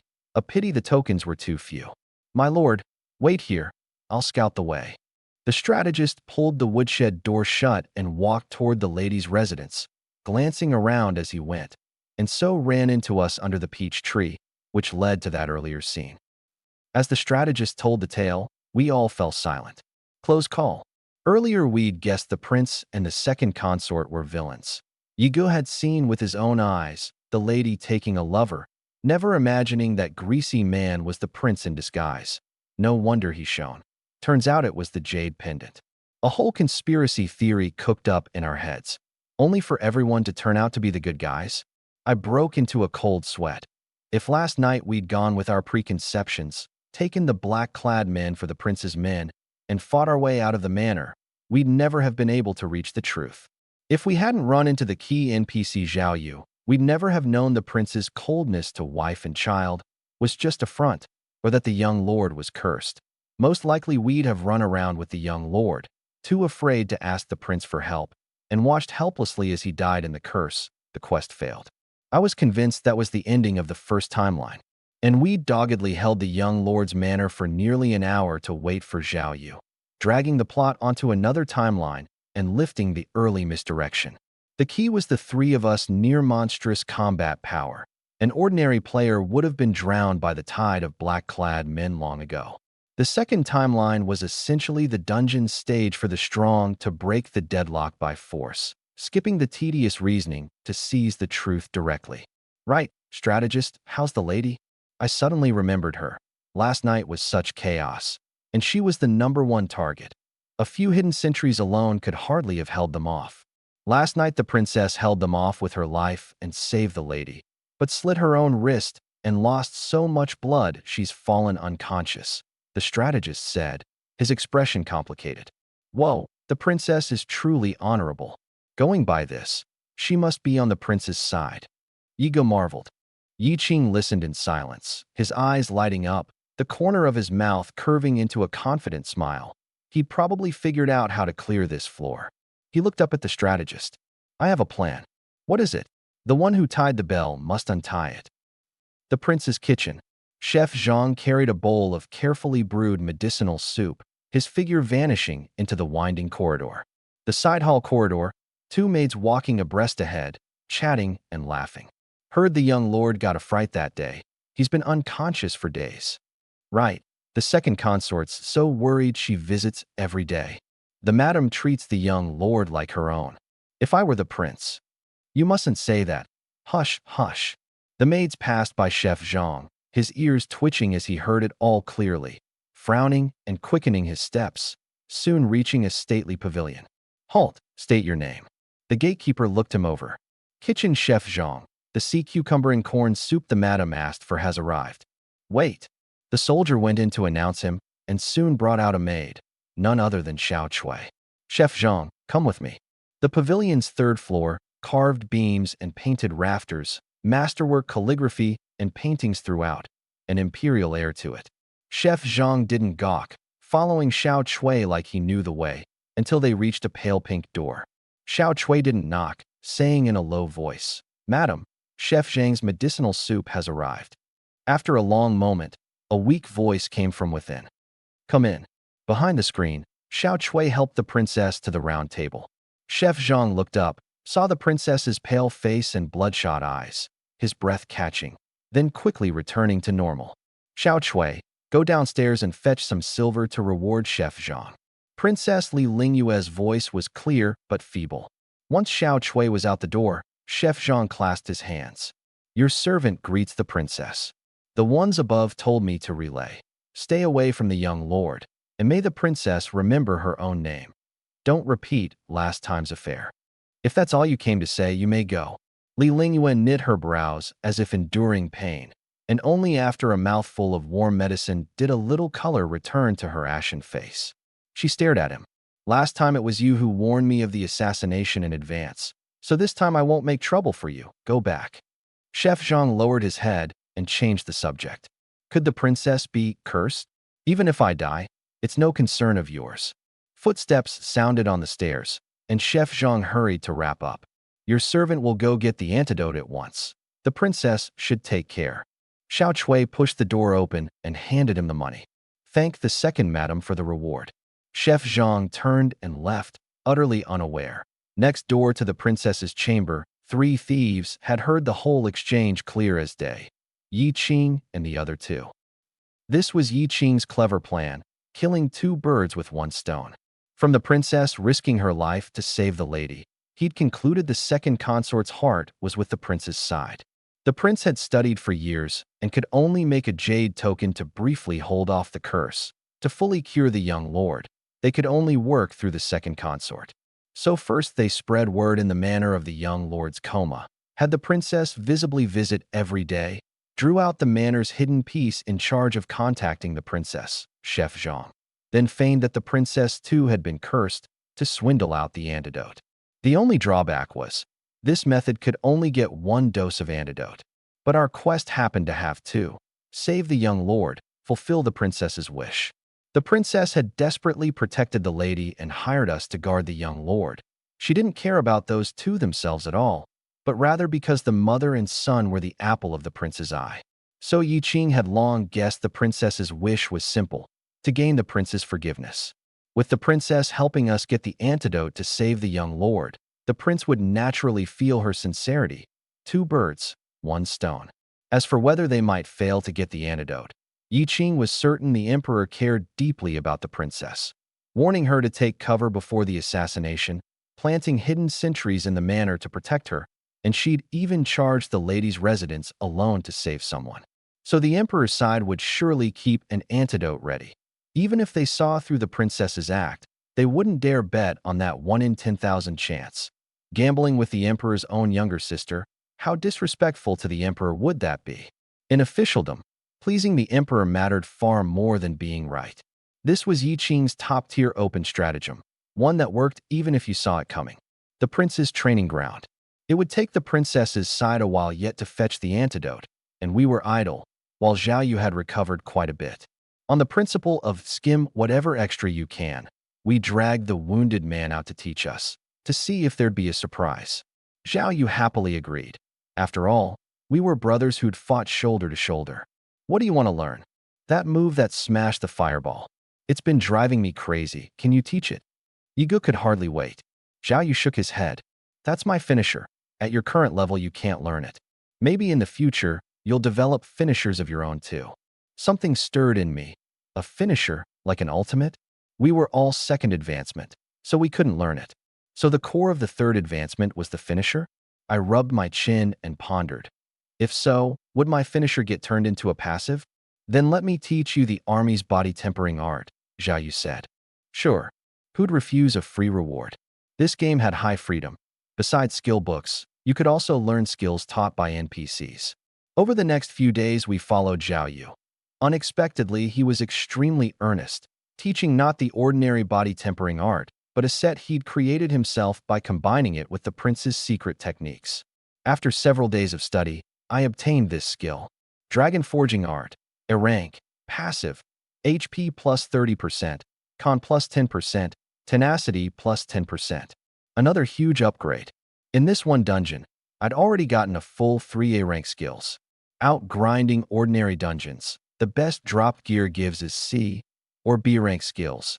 This was the rich payoff of a scenario dungeon, high difficulty matched by high return. By the time we finished learning, the princess's side had made progress too. We bade Zhao Yu farewell and rushed to the princess's residence. The side hall, the princess's pavilion. Many thanks, madam. Once this is done, the prince will surely come around and truly forgive you, Yi Qing said with a smile, taking the antidote from the princess's hand. Li Lingyue's eyes brightened a touch. Since marrying into the prince's manor, the prince had always treated her with distant courtesy, never once giving her a smile. She was just 20, in the bloom of youth, having left the palace behind to come here, the people around her either fearful or walking on eggshells. The servants looked at her with either curiosity or resentment, as if she'd wrecked the prince and lady's life. She'd heard their curses behind her back. She seemed strong on the surface, but alone she would cry like a child too, then dry her tears and hold up appearances. The only one who accepted her was the lady, who told her the rift between the prince and the emperor wasn't her fault and would have happened sooner or later, consoling her like an elder sister. That was why she was willing to risk her life to protect the lady. Yet her emperor brother, for the sake of face, kept making mistake after mistake, walling off a thick barrier between her and the prince. Antidote in hand, we took our leave of the princess. Let's go to the young lord's manor. We're finally about to clear it. It wasn't easy. On the way, Yigu held the antidote up to the sun and studied it. Gray liquid flowing in the glass vial. Mysterious characters faintly afloat. Can you put it away properly? Quit showing off, I said, irked. Relax, my hands are steady as a scalpel. Don't forget this antidote was swindled out. Flaunting it like this, if the Emperor's claws spot it, who knows what they'll pull? Yi Qing shrugged. Yiga hastily gripped the antidote tight, scanned around, and only then relaxed. Such a fuss. We're about to clear it. What could go wrong? There's not going to be one more floor at the end, surely? In broad daylight. However arrogant the Emperor's claws are, they wouldn't dare act openly. I think you two have been spooked. The words had barely fallen when we'd just walked out of the corridor. The ground abruptly lit up with formation glyphs, a pool of ink-black liquid spreading out from beneath our feet. We instinctively tried to dash out, but were a step too slow. The viscous black liquid hemmed us into a square, pitch-black space. Can't see our own hand dark. While from outside the formation everything looked normal, with a layer of illusion cast over it to deceive onlookers. An unknown crisis had descended out of nowhere. In the pitch-black space, where you couldn't see your own hand, the three of us stood back to back on guard. A gloomy voice echoed, its source impossible to place. Last time you ruined our plan. This time let's see how you escape. Yi Qing took up a bagua opening stance, a yin-yang diagram of the two polarities rising beneath his feet, strange light flowing as it rapidly spread to fill the whole space, lighting it up. We seized the chance to search, not a soul. But just then, Yi Qing's formation diagram cracked and crumbled. No good. Inside his formation, my diagram can't unfold. Yi Qing frowned. Ha ha ha. You, a little house guard, think you can break my 9-nether formation? Wishful thinking. This formation was made to deal with Xiaoyu. I'll practice on you lot first. Our hearts jumped. Xiaoyu was a peak 3rd advancement powerhouse, and a formation that could even handle him would be extremely hard for us to break. Yi Qing, think of something fast. Yigu said urgently. Yi Qing calculated swiftly. To break a formation like this, you either find the formation core or the formation master. But I didn't detect a formation master just now. He must be hidden inside the formation itself. The voice sounded again from the air. Don't waste your breath. It's about time. You should be on your way. The words had barely fallen when black liquid surged from all sides, the water level shooting up, reaching our knees in the blink of an eye. This is nether water. It dissolves bone in an instant. Die in despair. I suddenly paused and turned to ask Yi Qing. Does formation damage settle onto the formation master? A formation is essentially an attacking weapon, so of course it counts. Yi Qing nodded. Why do you ask? I didn't answer, silently digesting it. Damage kept popping up over my head, denser and denser as the water rose. -634, -743, -844, -934. Yiga slashed out a few sword chi, but they were swallowed by the dark, not even stirring a ripple. We're done. We're not going to fall at the last step, are we? I can force open a formation to shield us, but it'll only hold a while, Yi Qing said. If the formation master won't come out, we're finished sooner or later. I stayed silent, because my eyes had already seen the result. In my view, skill trigger log, dark armor ward, reflect generated shield, 231. Dark armor ward, reflect generated shield, 321. Formation as defense, shield generated, 6341. Hedgehog thorns. Reading the log, I grinned ear to ear. Yi Qing began laying out a formation, for formation banners hovering around us, a small ring of vacuum opening up, just enough for 3 to barely stand. Yiga stepped into the formation, and seeing I hadn't moved, said urgently, Big Sean, get in here. Hold out first, then find the weak point. I turned my head leisurely. You two just stay in there, I'm not coming in. Without a formation, how will you tank the 9-nether formation? Yiga panicked. Simple. I'll just break the formation, won't I? I said lightly, brimming with confidence. That voice rose again. Ridiculous. You a little house guard? I'd love to see how you break it. Beg for mercy now, and maybe I'll let you die quickly. What a twisted villain. Yiga was about to keep urging when Yi Qing stopped him. He couldn't make out my expression, but tasted the conviction in my calm. Trust Brother Sean. I have a feeling he's got away. I stood unmoving as a mountain in the black water, the level soon rising over my head. The viscous liquid covered my whole body, yet I could still breathe. Only my ears were plugged. At least it cut off that grating voice.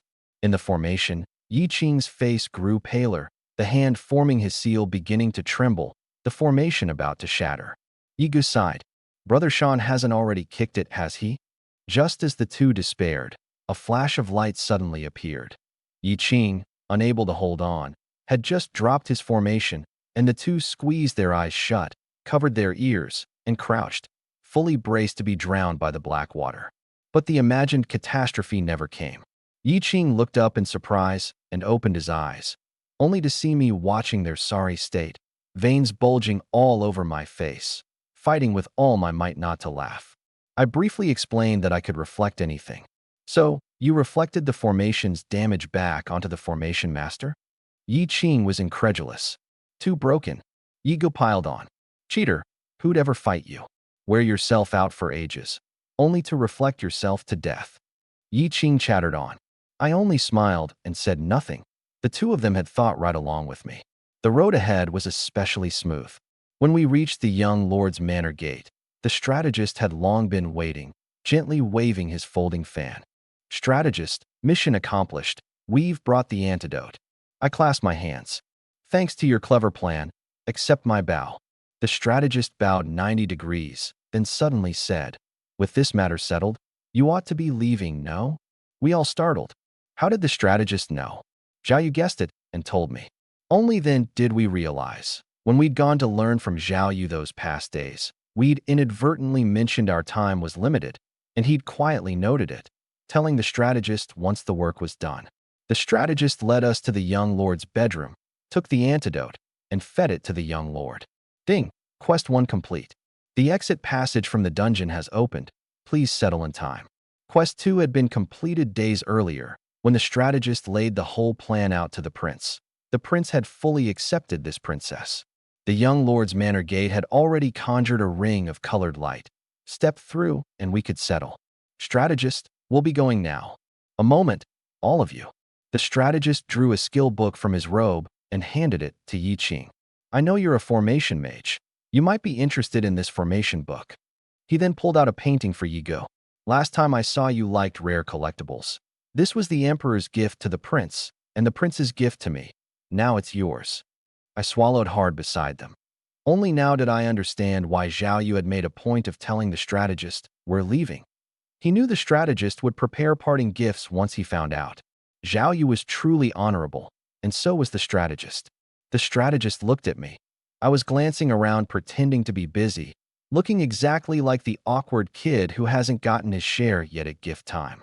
The strategist smiled and came over, and I dropped the act, a pair of eager little eyes staring up at him expectantly. He took out a set of splendid fabric and handed it to me. May I ask, strategist, what is this? I see you wear not a single piece of armor. You must walk the path of relying on no outside aid. This is called myriad color cloth. It can change your garment's appearance. So the strategist found my outfit too shabby and gave me a skin? A cosmetic could add the hidden charm stat, good for socializing and farming favor, but I was the practical sort. I'd rather have combat power. Seeing I wasn't thrilled, the strategist drew out another skill book. Last time I saw you chose 2 manuals. You must be devoted to the martial arts, so this one's for you too. My mood shot up and down like a roller coaster, and I instantly broke into a grin. Thank you, strategist. We bade farewell and walked toward the gate. The strategist watched us vanish before turning back inside. On the way, I learned that skill. Dark Shield Charge, a rank, passive, gain extra AGI equal to 30% of Shiaoan. My eyes went round as brass bells. My old problem of being too cumbersome, solved. My biggest weakness right now had been brutally patched. Praise the strategist. We stepped into the light screen. Congratulations on completing this scenario dungeon. A flash of white light, and it dispersed. We were back at the dungeon entrance, but the scenario dungeon had vanished without a trace, only a scatter of dead leaves on the ground, as if it had never existed. Right after, pillars of level up light lit up over the 3 of us. 1, 2, 8. Con plus 5. Free stat points plus 6. I'd leveled a full 8 times. The EXP from killing the black-clad men had been sealed inside the dungeon and credited along with the settlement. I'd just dumped all my free points in a con when another prompt rang out. Completed a hidden condition in the dungeon. The title feature is unlocked. Title successfully activated. 1000-man slayer. Title 1000-man slayer. All damage you deal plus 20%. 1000-man slayer? I hadn't even heard of the title feature, and as I stood there blank, Yigo cried out, 1000-man slayer? I love this title. Do you two have it? I nodded. Yi Qing, however, looked utterly lost. Yigo and I exchanged a glance and shot him twin looks of pity. Yigo patted his shoulder and said earnestly, "It's fine, little Qing. It's only plus 20% to all damage. No need to feel bad." Yi Qing, who'd been confused a moment before, went ashen at the words. "Boo-hoo. I'm not going on missions with you two again. Not fun at all." I wanted to message Shangwan Qing with the good news, but opening the DM channel I paused. The chat channel was locked. Yi Qing seemed to think of something and opened the quest channel directly. "The second phase of the main story has begun." I startled, then remembered Shangwan Qing had said long ago it would come soon. This scenario dungeon cost us a lot of time. He said Phase 2 is a national server grand battlefield. I've got a bad feeling. Yi Qing frowned. Before, it was small battlefields, where a disadvantage could be flipped on quality. But if I remember right, the rebel-to-garrison ratio is 1 minute and 1.5 seconds. Once numbers scale up without limit, the disadvantage will only grow clearer. I caught his meaning. On average, each rebel had to handle 1.5 opponents. On a grand battlefield, however strong you are, focus fire still finishes you, and the one man holds the pass routine simply doesn't work. I'll log off and ask who's online in the guild. You two watch my body. Yi Qing had clearly seized the crux. Before long, he logged back on, his face anxious. Back to the city, teleport to Hulao Pass. The situation's deadlocked, and we rebels are all but defeated. Seems a lot of big guilds quietly switched factions and went over to the garrison. I'll ask for details when we get there. We hurried back to Qiushan City, and the moment we entered, a system prompt rang out. Ding! The second phase of the main story has begun. Synopsis. Kings and nobles, generals and ministers. Are such men born to it? The Prince of the South and the Emperor of Xia have begun their decisive war, and players of either faction can hardly stay out of it. Take up your weapons and fight for your faction. Gameplay, control point scoring. Each faction occupies cities, settled once every night at 2400 hours. Holding a secondary battlefield scores 1 point per day. The main battlefield, 3 points per day. Slaying enemy players earns personal war merit. A war merit shop opens after the main story ends. Secondary battlefield, Baidi City, Emperor's faction. Secondary battlefield, Tianlong City, Prince of the South faction. Main battlefield, Chang'an City, Emperor's faction. Emperor's faction score, 12. Prince of the South's faction score, 3. Next settlement countdown, 6 hours 42 minutes and 12 seconds. Main story final settlement, 78 hours 42 minutes and 12 seconds. A control point battle? I did the math. It had been settled for 3 days already. Of the 3 battlefields, we held only 1 secondary, and we were already 9 points behind. The key was the main battlefield. The main story lasted about a week, and with 1 secondary battlefield each, the main battlefield's ownership was the crux. If the Emperor's side held it for 4 of the 7 days, even if we took it back, we could only hold 3, and we'd still lose. So to win, we had to retake Chang'an within the roughly 6.5 hours remaining. All 3 of us knew the odds of winning were vanishingly small, yet no one gave up. In silence, we sprinted for the teleport array. Thanks to that skill book from the strategist, my AGI had shot up 200 or 300, and I traveled fast. But arriving at the array, we found 2 long lines, plus a unit keeping order, soldiers and commoners hauling vegetables, eggs, meat, even weapons and gunpowder and other military supplies into the array, cramming the plaza full, carriages still queued to unload. Burning with urgency, I had those 2 line up and went forward to ask, "Brother, we're rushing to reinforce the front. Can we cut in?" Who in this line isn't rushing to the front? The soldier shot me a glance and ignored me. I found a kinder one who said in a low voice, "Helping you wouldn't do any good. To reach the front, you'd still have to make 2 or 3 more trips. The front's too far, and spirit stones are too costly, so we can only send to the next city.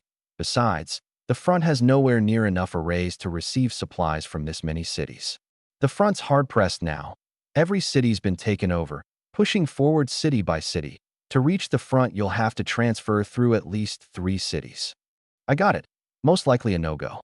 Ashen-faced, I shuffled back into line. How'd it go? Yi Qing asked quickly. In wartime, the array's load is too heavy. It can only transmit city by city up the chain. What? So we'll have to queue several times. Yi Qing startled. By the time we line up over there, it'll be at least an hour and a half. It'll be way too late. Yi Ge fumed. I sighed. We can only line up honestly. The main battlefield. On a boundless great plain, a colossal obsidian city rose from the earth, its walls 20 meters high, golden runes flowing across them, hiding an extremely strong city-warding grand formation. This was Chang'an City. On either side of the grassland sat a massive pass. Sisui Pass to the north, Hulao Pass to the south. On the walls of Hulao Pass, Shang Wanqing gazed at distant Chang'an in silence, several big guild leaders beside him deep in debate. Damn it. If they hadn't turned coat mid-battle, how would we be this passive? The moment midnight passes, we're declared losers. Strategist Shangwan, your Heavenly King Hall dragged us into the rebel faction. You've got to take responsibility, no? How long is your guild leader going to keep hiding like a coward? I still haven't seen the man. Seeing infighting rising, Shang Wanqing swept his gaze around, and most fell sheepishly silent. Only one burly man's face flushed crimson. My Wolf Hunters Guild has never fought a battle this stifling. So what if we lose? Even if I lose, I'll make sure my wolf pups grind their warm merit full. You all keep bickering. I'm not staying for it. With that, he turned and left, sparing not an ounce of face. Shang Wanqing's face was expressionless, sighing inwardly at how scattered hearts had become, and said calmly, "We're losing because the enemy has the numbers. No need to despair, we haven't lost yet. As for those few guilds that defected on the eve of battle, I'll settle accounts with them afterward." As he spoke, rousing drums sounded, and Chang'an's players surged toward Hulao Pass like a tide, only to halt by unspoken accord a li away, a dark mass of them, the very earth trembling. Shang Wanqing said calmly, "Same as before. Each high-spec player leads a squad of solos forward to meet them. Don't waste the chance to farm war merit." High-specs leading solos was his method. Our side had a huge number of solos, and leaving them unmanaged would just turn them into headless flies. The enemy was mostly big guilds, disciplined and numerous, and a field battle should have been a rout. But every Heavenly King Hall member was a dragon among men, charging into the crowd to slaughter at will, dragging the battle to a stalemate by individual prowess alone. Just then, Heavenly King Hall member Jia Yu stepped up, a rare spatial-type player who specialized in teleporting low-health allies back below the city gate. Strategist Shura left the main battlefield yesterday for a secondary one. His solo squad is still on standby in the city. Why? Shang Wanqing's brow knit slightly. Said he had family matters and couldn't stay online long. The main battlefield's pace was too fast, so he went to a secondary one to take it easy. You fill in for now. Don't charge the very front.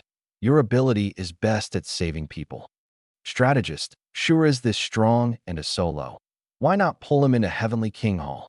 Jia Yu hesitated. Shang Wanqing didn't answer directly, only glancing at him. I have my reasons. Go. Atop Chang'an, the mood was entirely different.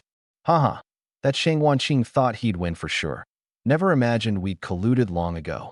At launch, his Heavenly King Hall was so smug. This time we slap him hard across the face. Who told them to be this strong? If we don't band together and rein them in, how's anyone supposed to play later? It was now 4.5 hours until the next settlement.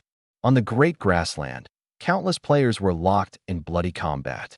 A player with a sword case on his back and a greatsword in hand wandered at ease, over 10 streaking swords whirling at high speed around him, carving out a ring of vacuum.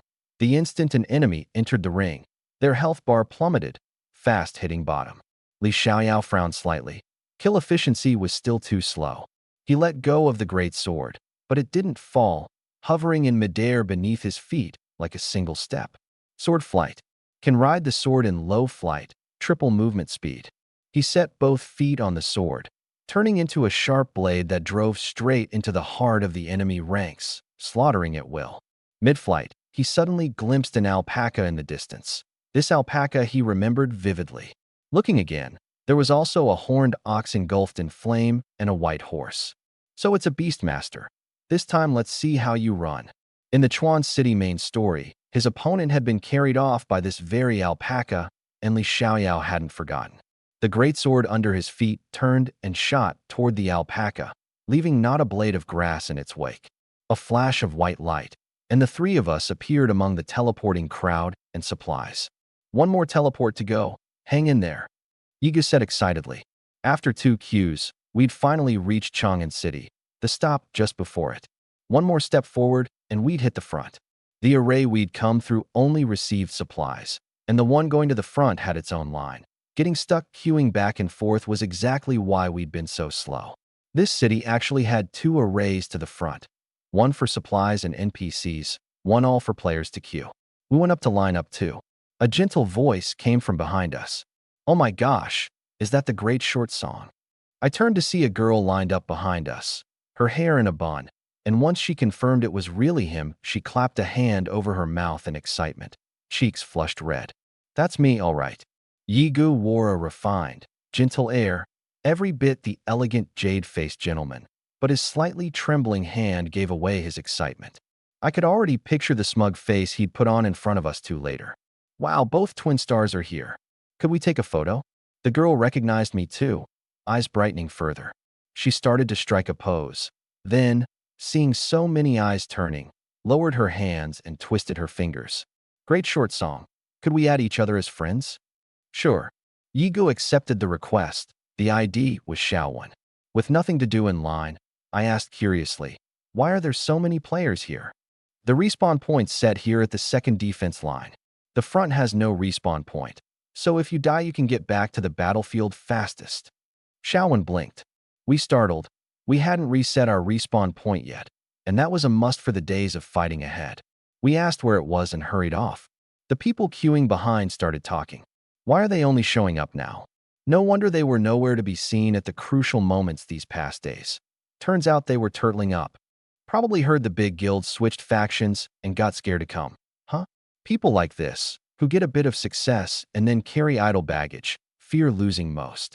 If they'd come right when the war started, we wouldn't be this passive, steal all that limelight, rake in all those rewards, then nowhere to be found once it's the battlefield. The talk grew uglier, as if we were the criminals behind the whole situation. Shiaoan stood in line, surrounded by sneers, lowering her head and clenching her fists, but too socially anxious in the end to find the courage to argue back. The respawn point. To reset it, you have to stay in the fountain 5 minutes. Okay, thanks, Yiga said. I glanced at the countdown. 3 hours, 36 minutes, and 21 seconds. Only 3.5 hours left. Bored for the moment, I opened my stat panel. Mount Tai, LV 38, Cursed Paladin. HP, 274,045. Con 733, AGI 220, Defense 6664. ATK, 30. ATK SPD, 320%, 100% plus AGI times 1%. Damage reduction, 66.6%. Tenacity, 10%. Reflect, 30%. Blessings, life, reversal. Curses, mana seal, pride, greed, sloth, ruin. Trait, curse body. Skills, light dark domain S-rank.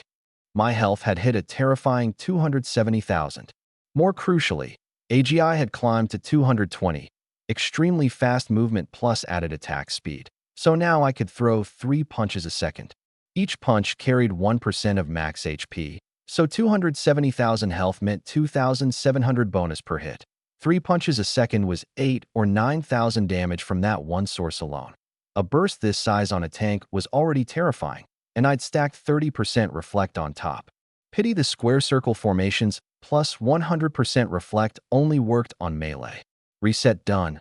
I hurried back to the array, and on the way back found Shiaoan had queued up near the front. She waved warmly. Legends, cut in here with me. The front needs you. She knew it would draw flack, but didn't care. She'd long been bottling up anger over the talk behind our backs, well aware these people just couldn't stand anyone stronger than themselves. We were pressed for time, so we thick-skinly cut in together. The moment we joined the line, snide remarks drifted up from behind. Oh, didn't come when the war was a grind. Now they cut the line to farm stats when we're about to lose. You can't say that. The front needs him. Hearing it, Yi Ge turned to argue, but Yi Qing pulled him back. Time's tight. Shiaoan gave up her spot. You teleport over first, Brother Shan, and I will queue slowly.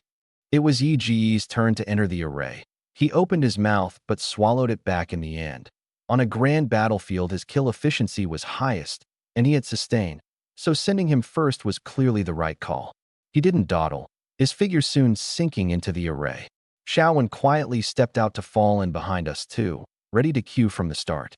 Just then a player with dyed blonde hair near the front of the line said heartily, "Hey brother, I don't know you, but I can't stand people who whine the second things go south. Take my spot."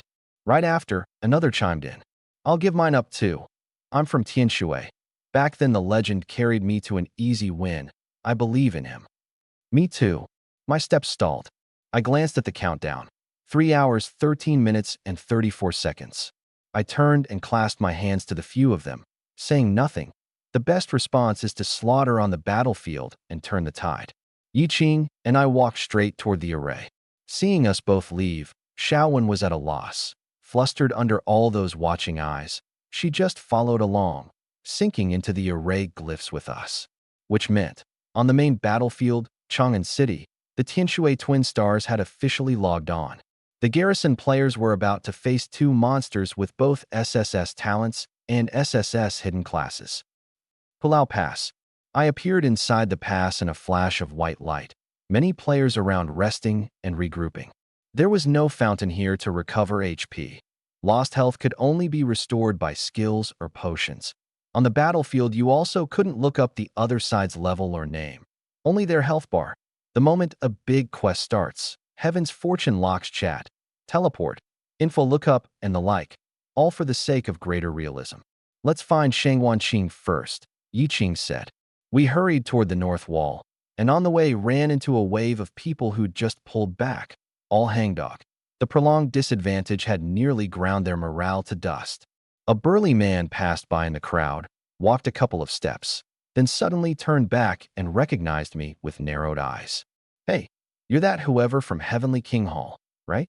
And here I took you for a tough guy, had the wolf pups in my guild look up to you as a role model." It was the Wolf Hunters Guild leader from the meeting. "Pa, nowhere to be seen when you're needed most, and you call yourselves twin stars." He spat. I said nothing. I didn't know the man at all. Plenty in the crowd were Wolf Hunters Guild members, and seeing their leader start something, they gathered round to back him. Yi Qing frowned and glanced at the time too. Now wasn't the moment to argue. Quit playing mute. Only show up when we're about to lose. For this main story, I mobilized my whole guild, fought for days and nights, and Heavenly King Hall's national second and third just vanish? Make others fight for their lives while you slack? Is that fair to your own faction's brothers? I opened my mouth, then felt the man had a point, and for a moment couldn't refute it, nor did I want to. I only wanted to prove myself on the battlefield. I unclenched my fists, turned, and walked off with Yi Qing, not a word of defense.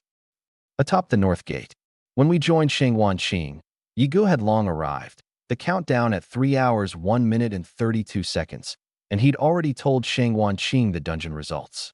"Good work, I knew you could do it," Shangwanqing smiled. "Strategist, what exactly is the mechanic for taking the city?" Against my usual habit, I went straight to the point, my tone urgent. Time was short, I just wanted to skip the pleasantries. Shangwanqing, startled, immediately read my state, and guessed we'd caught grief on the way in. Once morale collapses, rancor spreads like dark clouds, and we'd become the outlet. A mob venting never wants explanations, only a pretext to vent with a clear conscience. He glanced at me, a flicker of apology in his eyes, then switched into work mode. "If our players inside Chang'an exceed 66% for 15 straight minutes, we can occupy it. In a field battle, we don't lose, but they have the numbers, and in the end they took the city by sheer mass. If strength were equal, there'd have been a chance to retake Chang'an these past days, no?" Yi Qing asked. Shangwanqing nodded, his expression turning grave. "That's exactly what I need to tell you. After taking the city, the other side deploys 6 formation mage NPCs to take over the city's formations, continuously firing 6 extremely powerful bolts of thunder with very high single-target damage. I've observed it prioritizes knights, so I deduce it targets the highest HP units first. We haven't yet found the thunder's ceiling. Simply put, no front line has been able to tank even a single bolt. The three of us froze, exchanged a look, and all thought at once of how I'd broken the 9 nether formation. The three of us arrived at the same idea. To take Chang'an, the city warding grand formation was the biggest roadblock, but to assassinate the 6 formation mages on the wall under layers of guards was near impossible. A 20-meter wall, stealth, burst, a means to leap up, and a front line to tank the thunder, none of which could be missing. And more despairingly, there were 6 formation mages, and even with every condition met it was only enough to take out one. This was exactly Shang Wanqing's headache. Before the battle, several big guilds collectively turned coat and joined the garrison, the numbers gap widening. In the fight for Chang'an, the Prince of the South's faction had once pushed the other side out of the city, only to be swamped by the human tide at over half occupation. Short on hands, they'd lost it in the end. Qin Shan can reflect formation damage back onto the NPCs. Is there a chance? Yi Qing spoke first. What's your reflect rate? A flicker of surprise crossed Shang Wanqing's eyes. 30%. Shang Wanqing thought a moment, then shook his head. Hard. The odds are slim. Why? Yiga didn't follow. How much HP does Qin Shan have now? 270,000. Reflect comes to about 80,000. I reckon a level 50 formation mage has around 70,000 HP. That's enough, isn't it? Done deal? Yiga said, delighted. I patted his shoulder. You just quietly play the muscle. Yi Qing said helplessly. Killing one is enough, but split across 6 formation mages it's nowhere near enough. Oh, it dawned on Yigo, and he tactfully went to crouch in a corner. Without him cutting in, the discussion clearly went smoother. The reflect path won't work. We can only storm it, Yi Qing said. Shang Wanqing nodded. In the field battle, kill more enemies and drain their effective strength. Players take half an hour to respawn, plus travel time. Maybe enough for us to take Chang'an. But I, who'd been lost in thought, suddenly looked up, my eyes lighting. No, reflect can be tried. We still have a chance. My gaze locked dead onto one skill. Lethal War Domain, a rank, domain, 50-meter range. For each enemy unit that dies on the battlefield, temporarily gain 1% of its HP. Resets if not triggered within 10 minutes. This A-rank domain skill the prince had rewarded. In theory, as long as I stacked my HP high enough, Reflect could take out all 6 formation mages in one shot. The moment I said it, everyone's eyes lit up, and Yigu in the corner even stood up in excitement. After that, the whole plan gradually took shape. Countdown 2 hours, 35 minutes, and 23 seconds. Atop Chang'an's south gate. Haha, still won't give up? 2 hours and it's over. A guild leader sneered at the force charging in from afar. But the force halted 3 li out and didn't move. The gate opened, and a great battle was on the verge of erupting. On the battlefield, I blended into the crowd, having changed into a white training outfit, and for a while no one recognized me. As the close combat began, with a belly full of pent-up anger, I rushed forward at top speed. The light-dark domain instantly blanketed 50 meters around, red numbers floating up in unison over the enemy's heads. -328, -328. Whose damage is that? I'm not even getting hit, the enemy ranks cried, while over allied heads floated green numbers. +274, +274. Who's healing this hard? Health's coming back so fast. I ignored it, locked onto a knight, and threw a heavy punch. He raised his shield to block. -3,288. Basic attack carried 1% of max HP equals 2,740. Plus 1,000 manslayers plus 20% equals 3,288. On the first punch, the knight thought I'd used a skill, but soon found something off. 3 punches a second, every one this high. 2 seconds and 20,000 HP gone. Watching me wield a shield in my left hand and swing my fist with my right, this 80,000 HP top player fell into deep self-doubt. Buddy, aren't you a knight too? We're both frontline, so why is your damage this high? This top player knight died in the end after all, couldn't outfight me and couldn't escape, falling in despair. More and more died on the battlefield, and I glanced at my log. Lethal War Domain, max HP plus 321 temporary. Lethal War Domain, max HP plus 412 temporary. My health bar began to surge. Some around me focus fired me, and I just ignored it.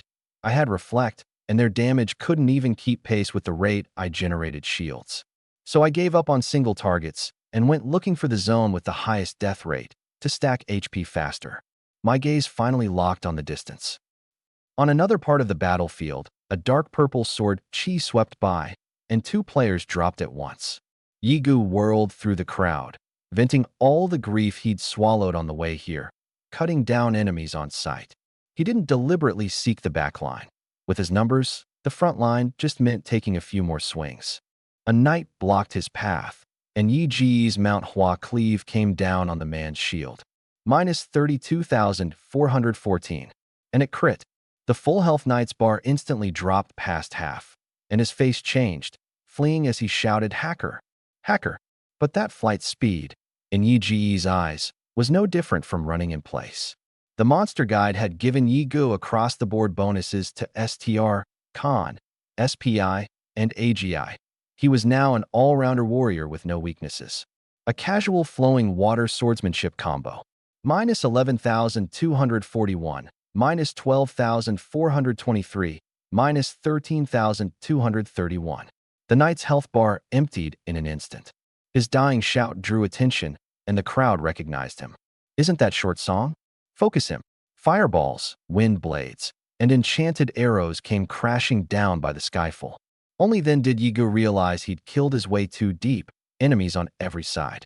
He didn't panic. With extremely high movement speed, he dodged most of it in a few steps. What he couldn't dodge, lifesteal topped back up in one rotation. But the reinforcements kept massing, and clever ones kept using control skills to lock his footwork. Yiga knew well, damage skills he could take, but control skills he absolutely could not. Once frozen, his tankiness was no Qin Shan's, and one focus fire wave would end him. Several breakout attempts were forced back by control skills. Seeing escape was hard. He stopped saving mana and wildly threw out ultimates, dragging a few more down with him before death. Maple leaves drifted in his wake, piling up thicker and thicker. The moment came, and his long sword swept the ground. Maple leaf dance. The carpet of maple leaves abruptly whirled into a storm, briefly walling off outside skills. As the words fell, the sword followed, every maple leaf turning into sword chi bursting outward. Minus 6,231. Minus 4,213, minus 4,521. The nearest ring of 30-some players was swept down by the sword chi in an instant, and farther out the dead died, and the wounded fell. But the encirclement was still layer upon layer, soon trapping him back into a small ring. Yigu swung his sword as freely as ever, fearless. After all, death in this main story carried no penalty, just a half-hour respawn. Just then, a voice came into his ear, and his figure paused. "It's Yi Qing. I can teleport you back, but the instant of teleport mustn't be interrupted. Find a way to make the window." The corner of Yi Ji's mouth lifted. He had an idea. His health line was dropping low, Regan no longer keeping up, so he simply shouted, "Come on then, last dance." As he shouted, maple leaves rose under his feet again, clearly the wind-up of Maple Leaf Dance. The crowd's eyelids twitched madly. Are you kidding? Does the ultimate have no cooldown, no mana cost? Warriors don't invest in SPI, so mana is naturally scarce. Where was he getting the mana to throw dozens of skills in a row? Past the shock, the front ranks scrambled to retreat in fear. They'd just witnessed the terror of this move. Maple Leaf Dance. The familiar voice rose, and the crowd hurriedly threw up defensive skills. The maple leaves whirled into a storm, wrapping Yigu again, but the imagined sword chi never came. At that very moment, a huge bagua array diagram suddenly lit up beneath his feet, as if cast in from afar. Far off, Yi Qing formed a seal and called softly, "Yin-yang transposition." A white liquid rose from the formation diagram beneath his feet, wrapping a wooden stake before him, while beneath Yigu, in the maple leaf storm, a black liquid welled up and enveloped him. In a flash of lightning, The storm lost its momentum and slowly drifted down. The crowd didn't even look, unleashing every skill they had. When the effects faded, they finally saw only a lone wooden stake left on the ground. Yigu had long since vanished. The crowd was thunderstruck, frozen stiff. We fought all that time, and let him get away? The battle reached a white heat. With the three of us, the Prince of the South's faction showed its full advantage. I ignored everything and barreled through the enemy ranks. This was the boldness tankiness gives you. The moment the enemy massed up to pressure me, I'd turn into a hedgehog, raise my shield, and lie down on the spot to cover my whole body. The square circle formation grants an extra plus 40% damage reduction on frontal hits, and the frontal arc is only 180 degrees. So once I lay down, front facing the sky, back to the ground, I could perfectly block the entire ground's attacks. Anyone trying to control me got counter-controlled instead, leading to a familiar scene. A crowd would fire off their control skills and freeze right alongside me, staring at each other big-eyed. And by the time the control ended, their health bars were at the bottom, while I was still wildly generating shields. Wherever the fighting was fiercest, there I was, and the Emperor's faction suffered bitterly. Mountain God. Crush them. Follow the Mountain God. Charge. Our side's morale soared like a rainbow. I didn't rush in. I first glanced at the countdown. 2 hours, 12 minutes, and 31 seconds. Then checked my health. HP. 1,203,213 / 1,302,341. Nearly an hour of slaughter, and my temporary HP had piled up to 1,200,000. By plan, this was enough. Reflect could deal about 75,000 to each of the 6 formation mages. Riding my high movement speed, I returned to our faction, where the long-haired Jiayu waved. This spatial-type player had been hiding in the ranks waiting for me since the battle began. I alone couldn't break into the city-warding Grand Formation's attack range, let alone enter at full health. His teleport filled that exact gap. Ready, I nodded. Jiayu closed his eyes, ripples of space rolling out around him, his long hair and sleeves snapping. Edict of Pardon, translocation. I vanished in an instant, then reappeared within 1 li of the city-warding Grand Formation. The moment I landed, dark clouds welled up out of nowhere overhead, and 6 thick bolts of purple thunder came crashing down with the force of a storm. I didn't raise my shield. I took it bare-bodied. Minus 1,100,000. A huge white number popped up, my health bar all but emptied, only a sliver of skin left. I had no thought for myself and snapped my head up to the wall. The 6 formation mages stood in a row, their health bars likewise all but bottomed out, yet still alive. My pupils contracted sharply. Failed? I refused to accept it, looking up in hope of one more bolt to die together. But what I saw was the very thing I least wanted. The dark clouds overhead had already dispersed. A total failure. The thunder had drawn attention, and at a sliver of health I was instantly swamped by focus fire. You have died.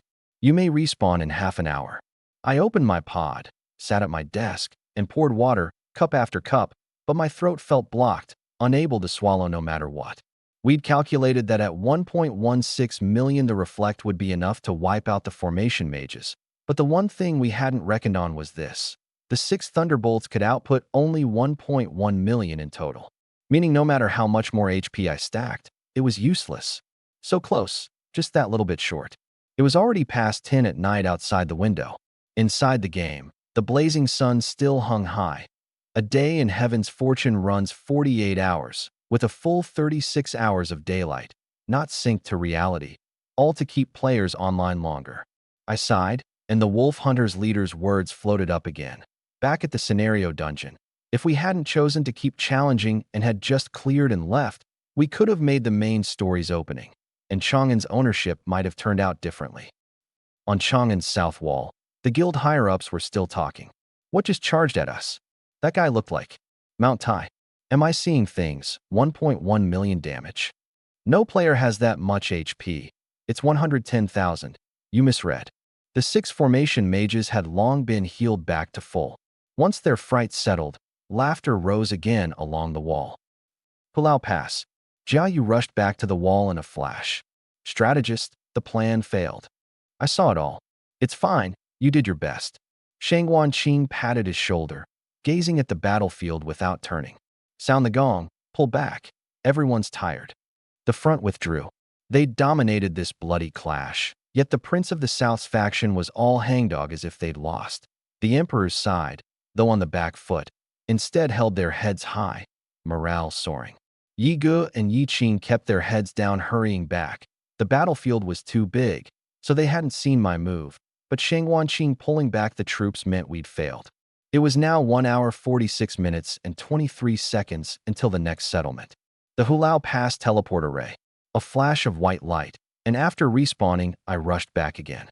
Along the way, many players recognized me, some approving, more cursing, such strength, yet I'd looked out only for myself when they needed me most. Praised, I nodded. Cursed, I stayed silent.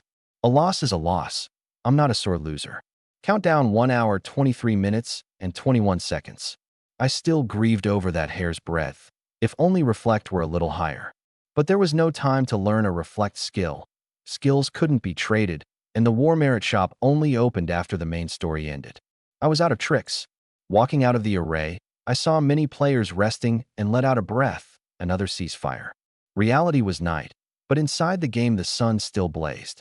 Now and then people whispered around me, and I just wanted a quiet corner with few people. So I went to the logistics area and sat in a corner, staring blankly.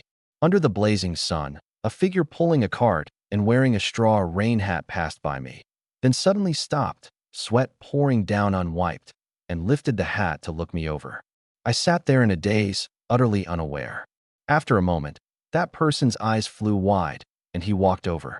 Benefactor, is it you? I looked up and startled. You're Tianyo? How are you here?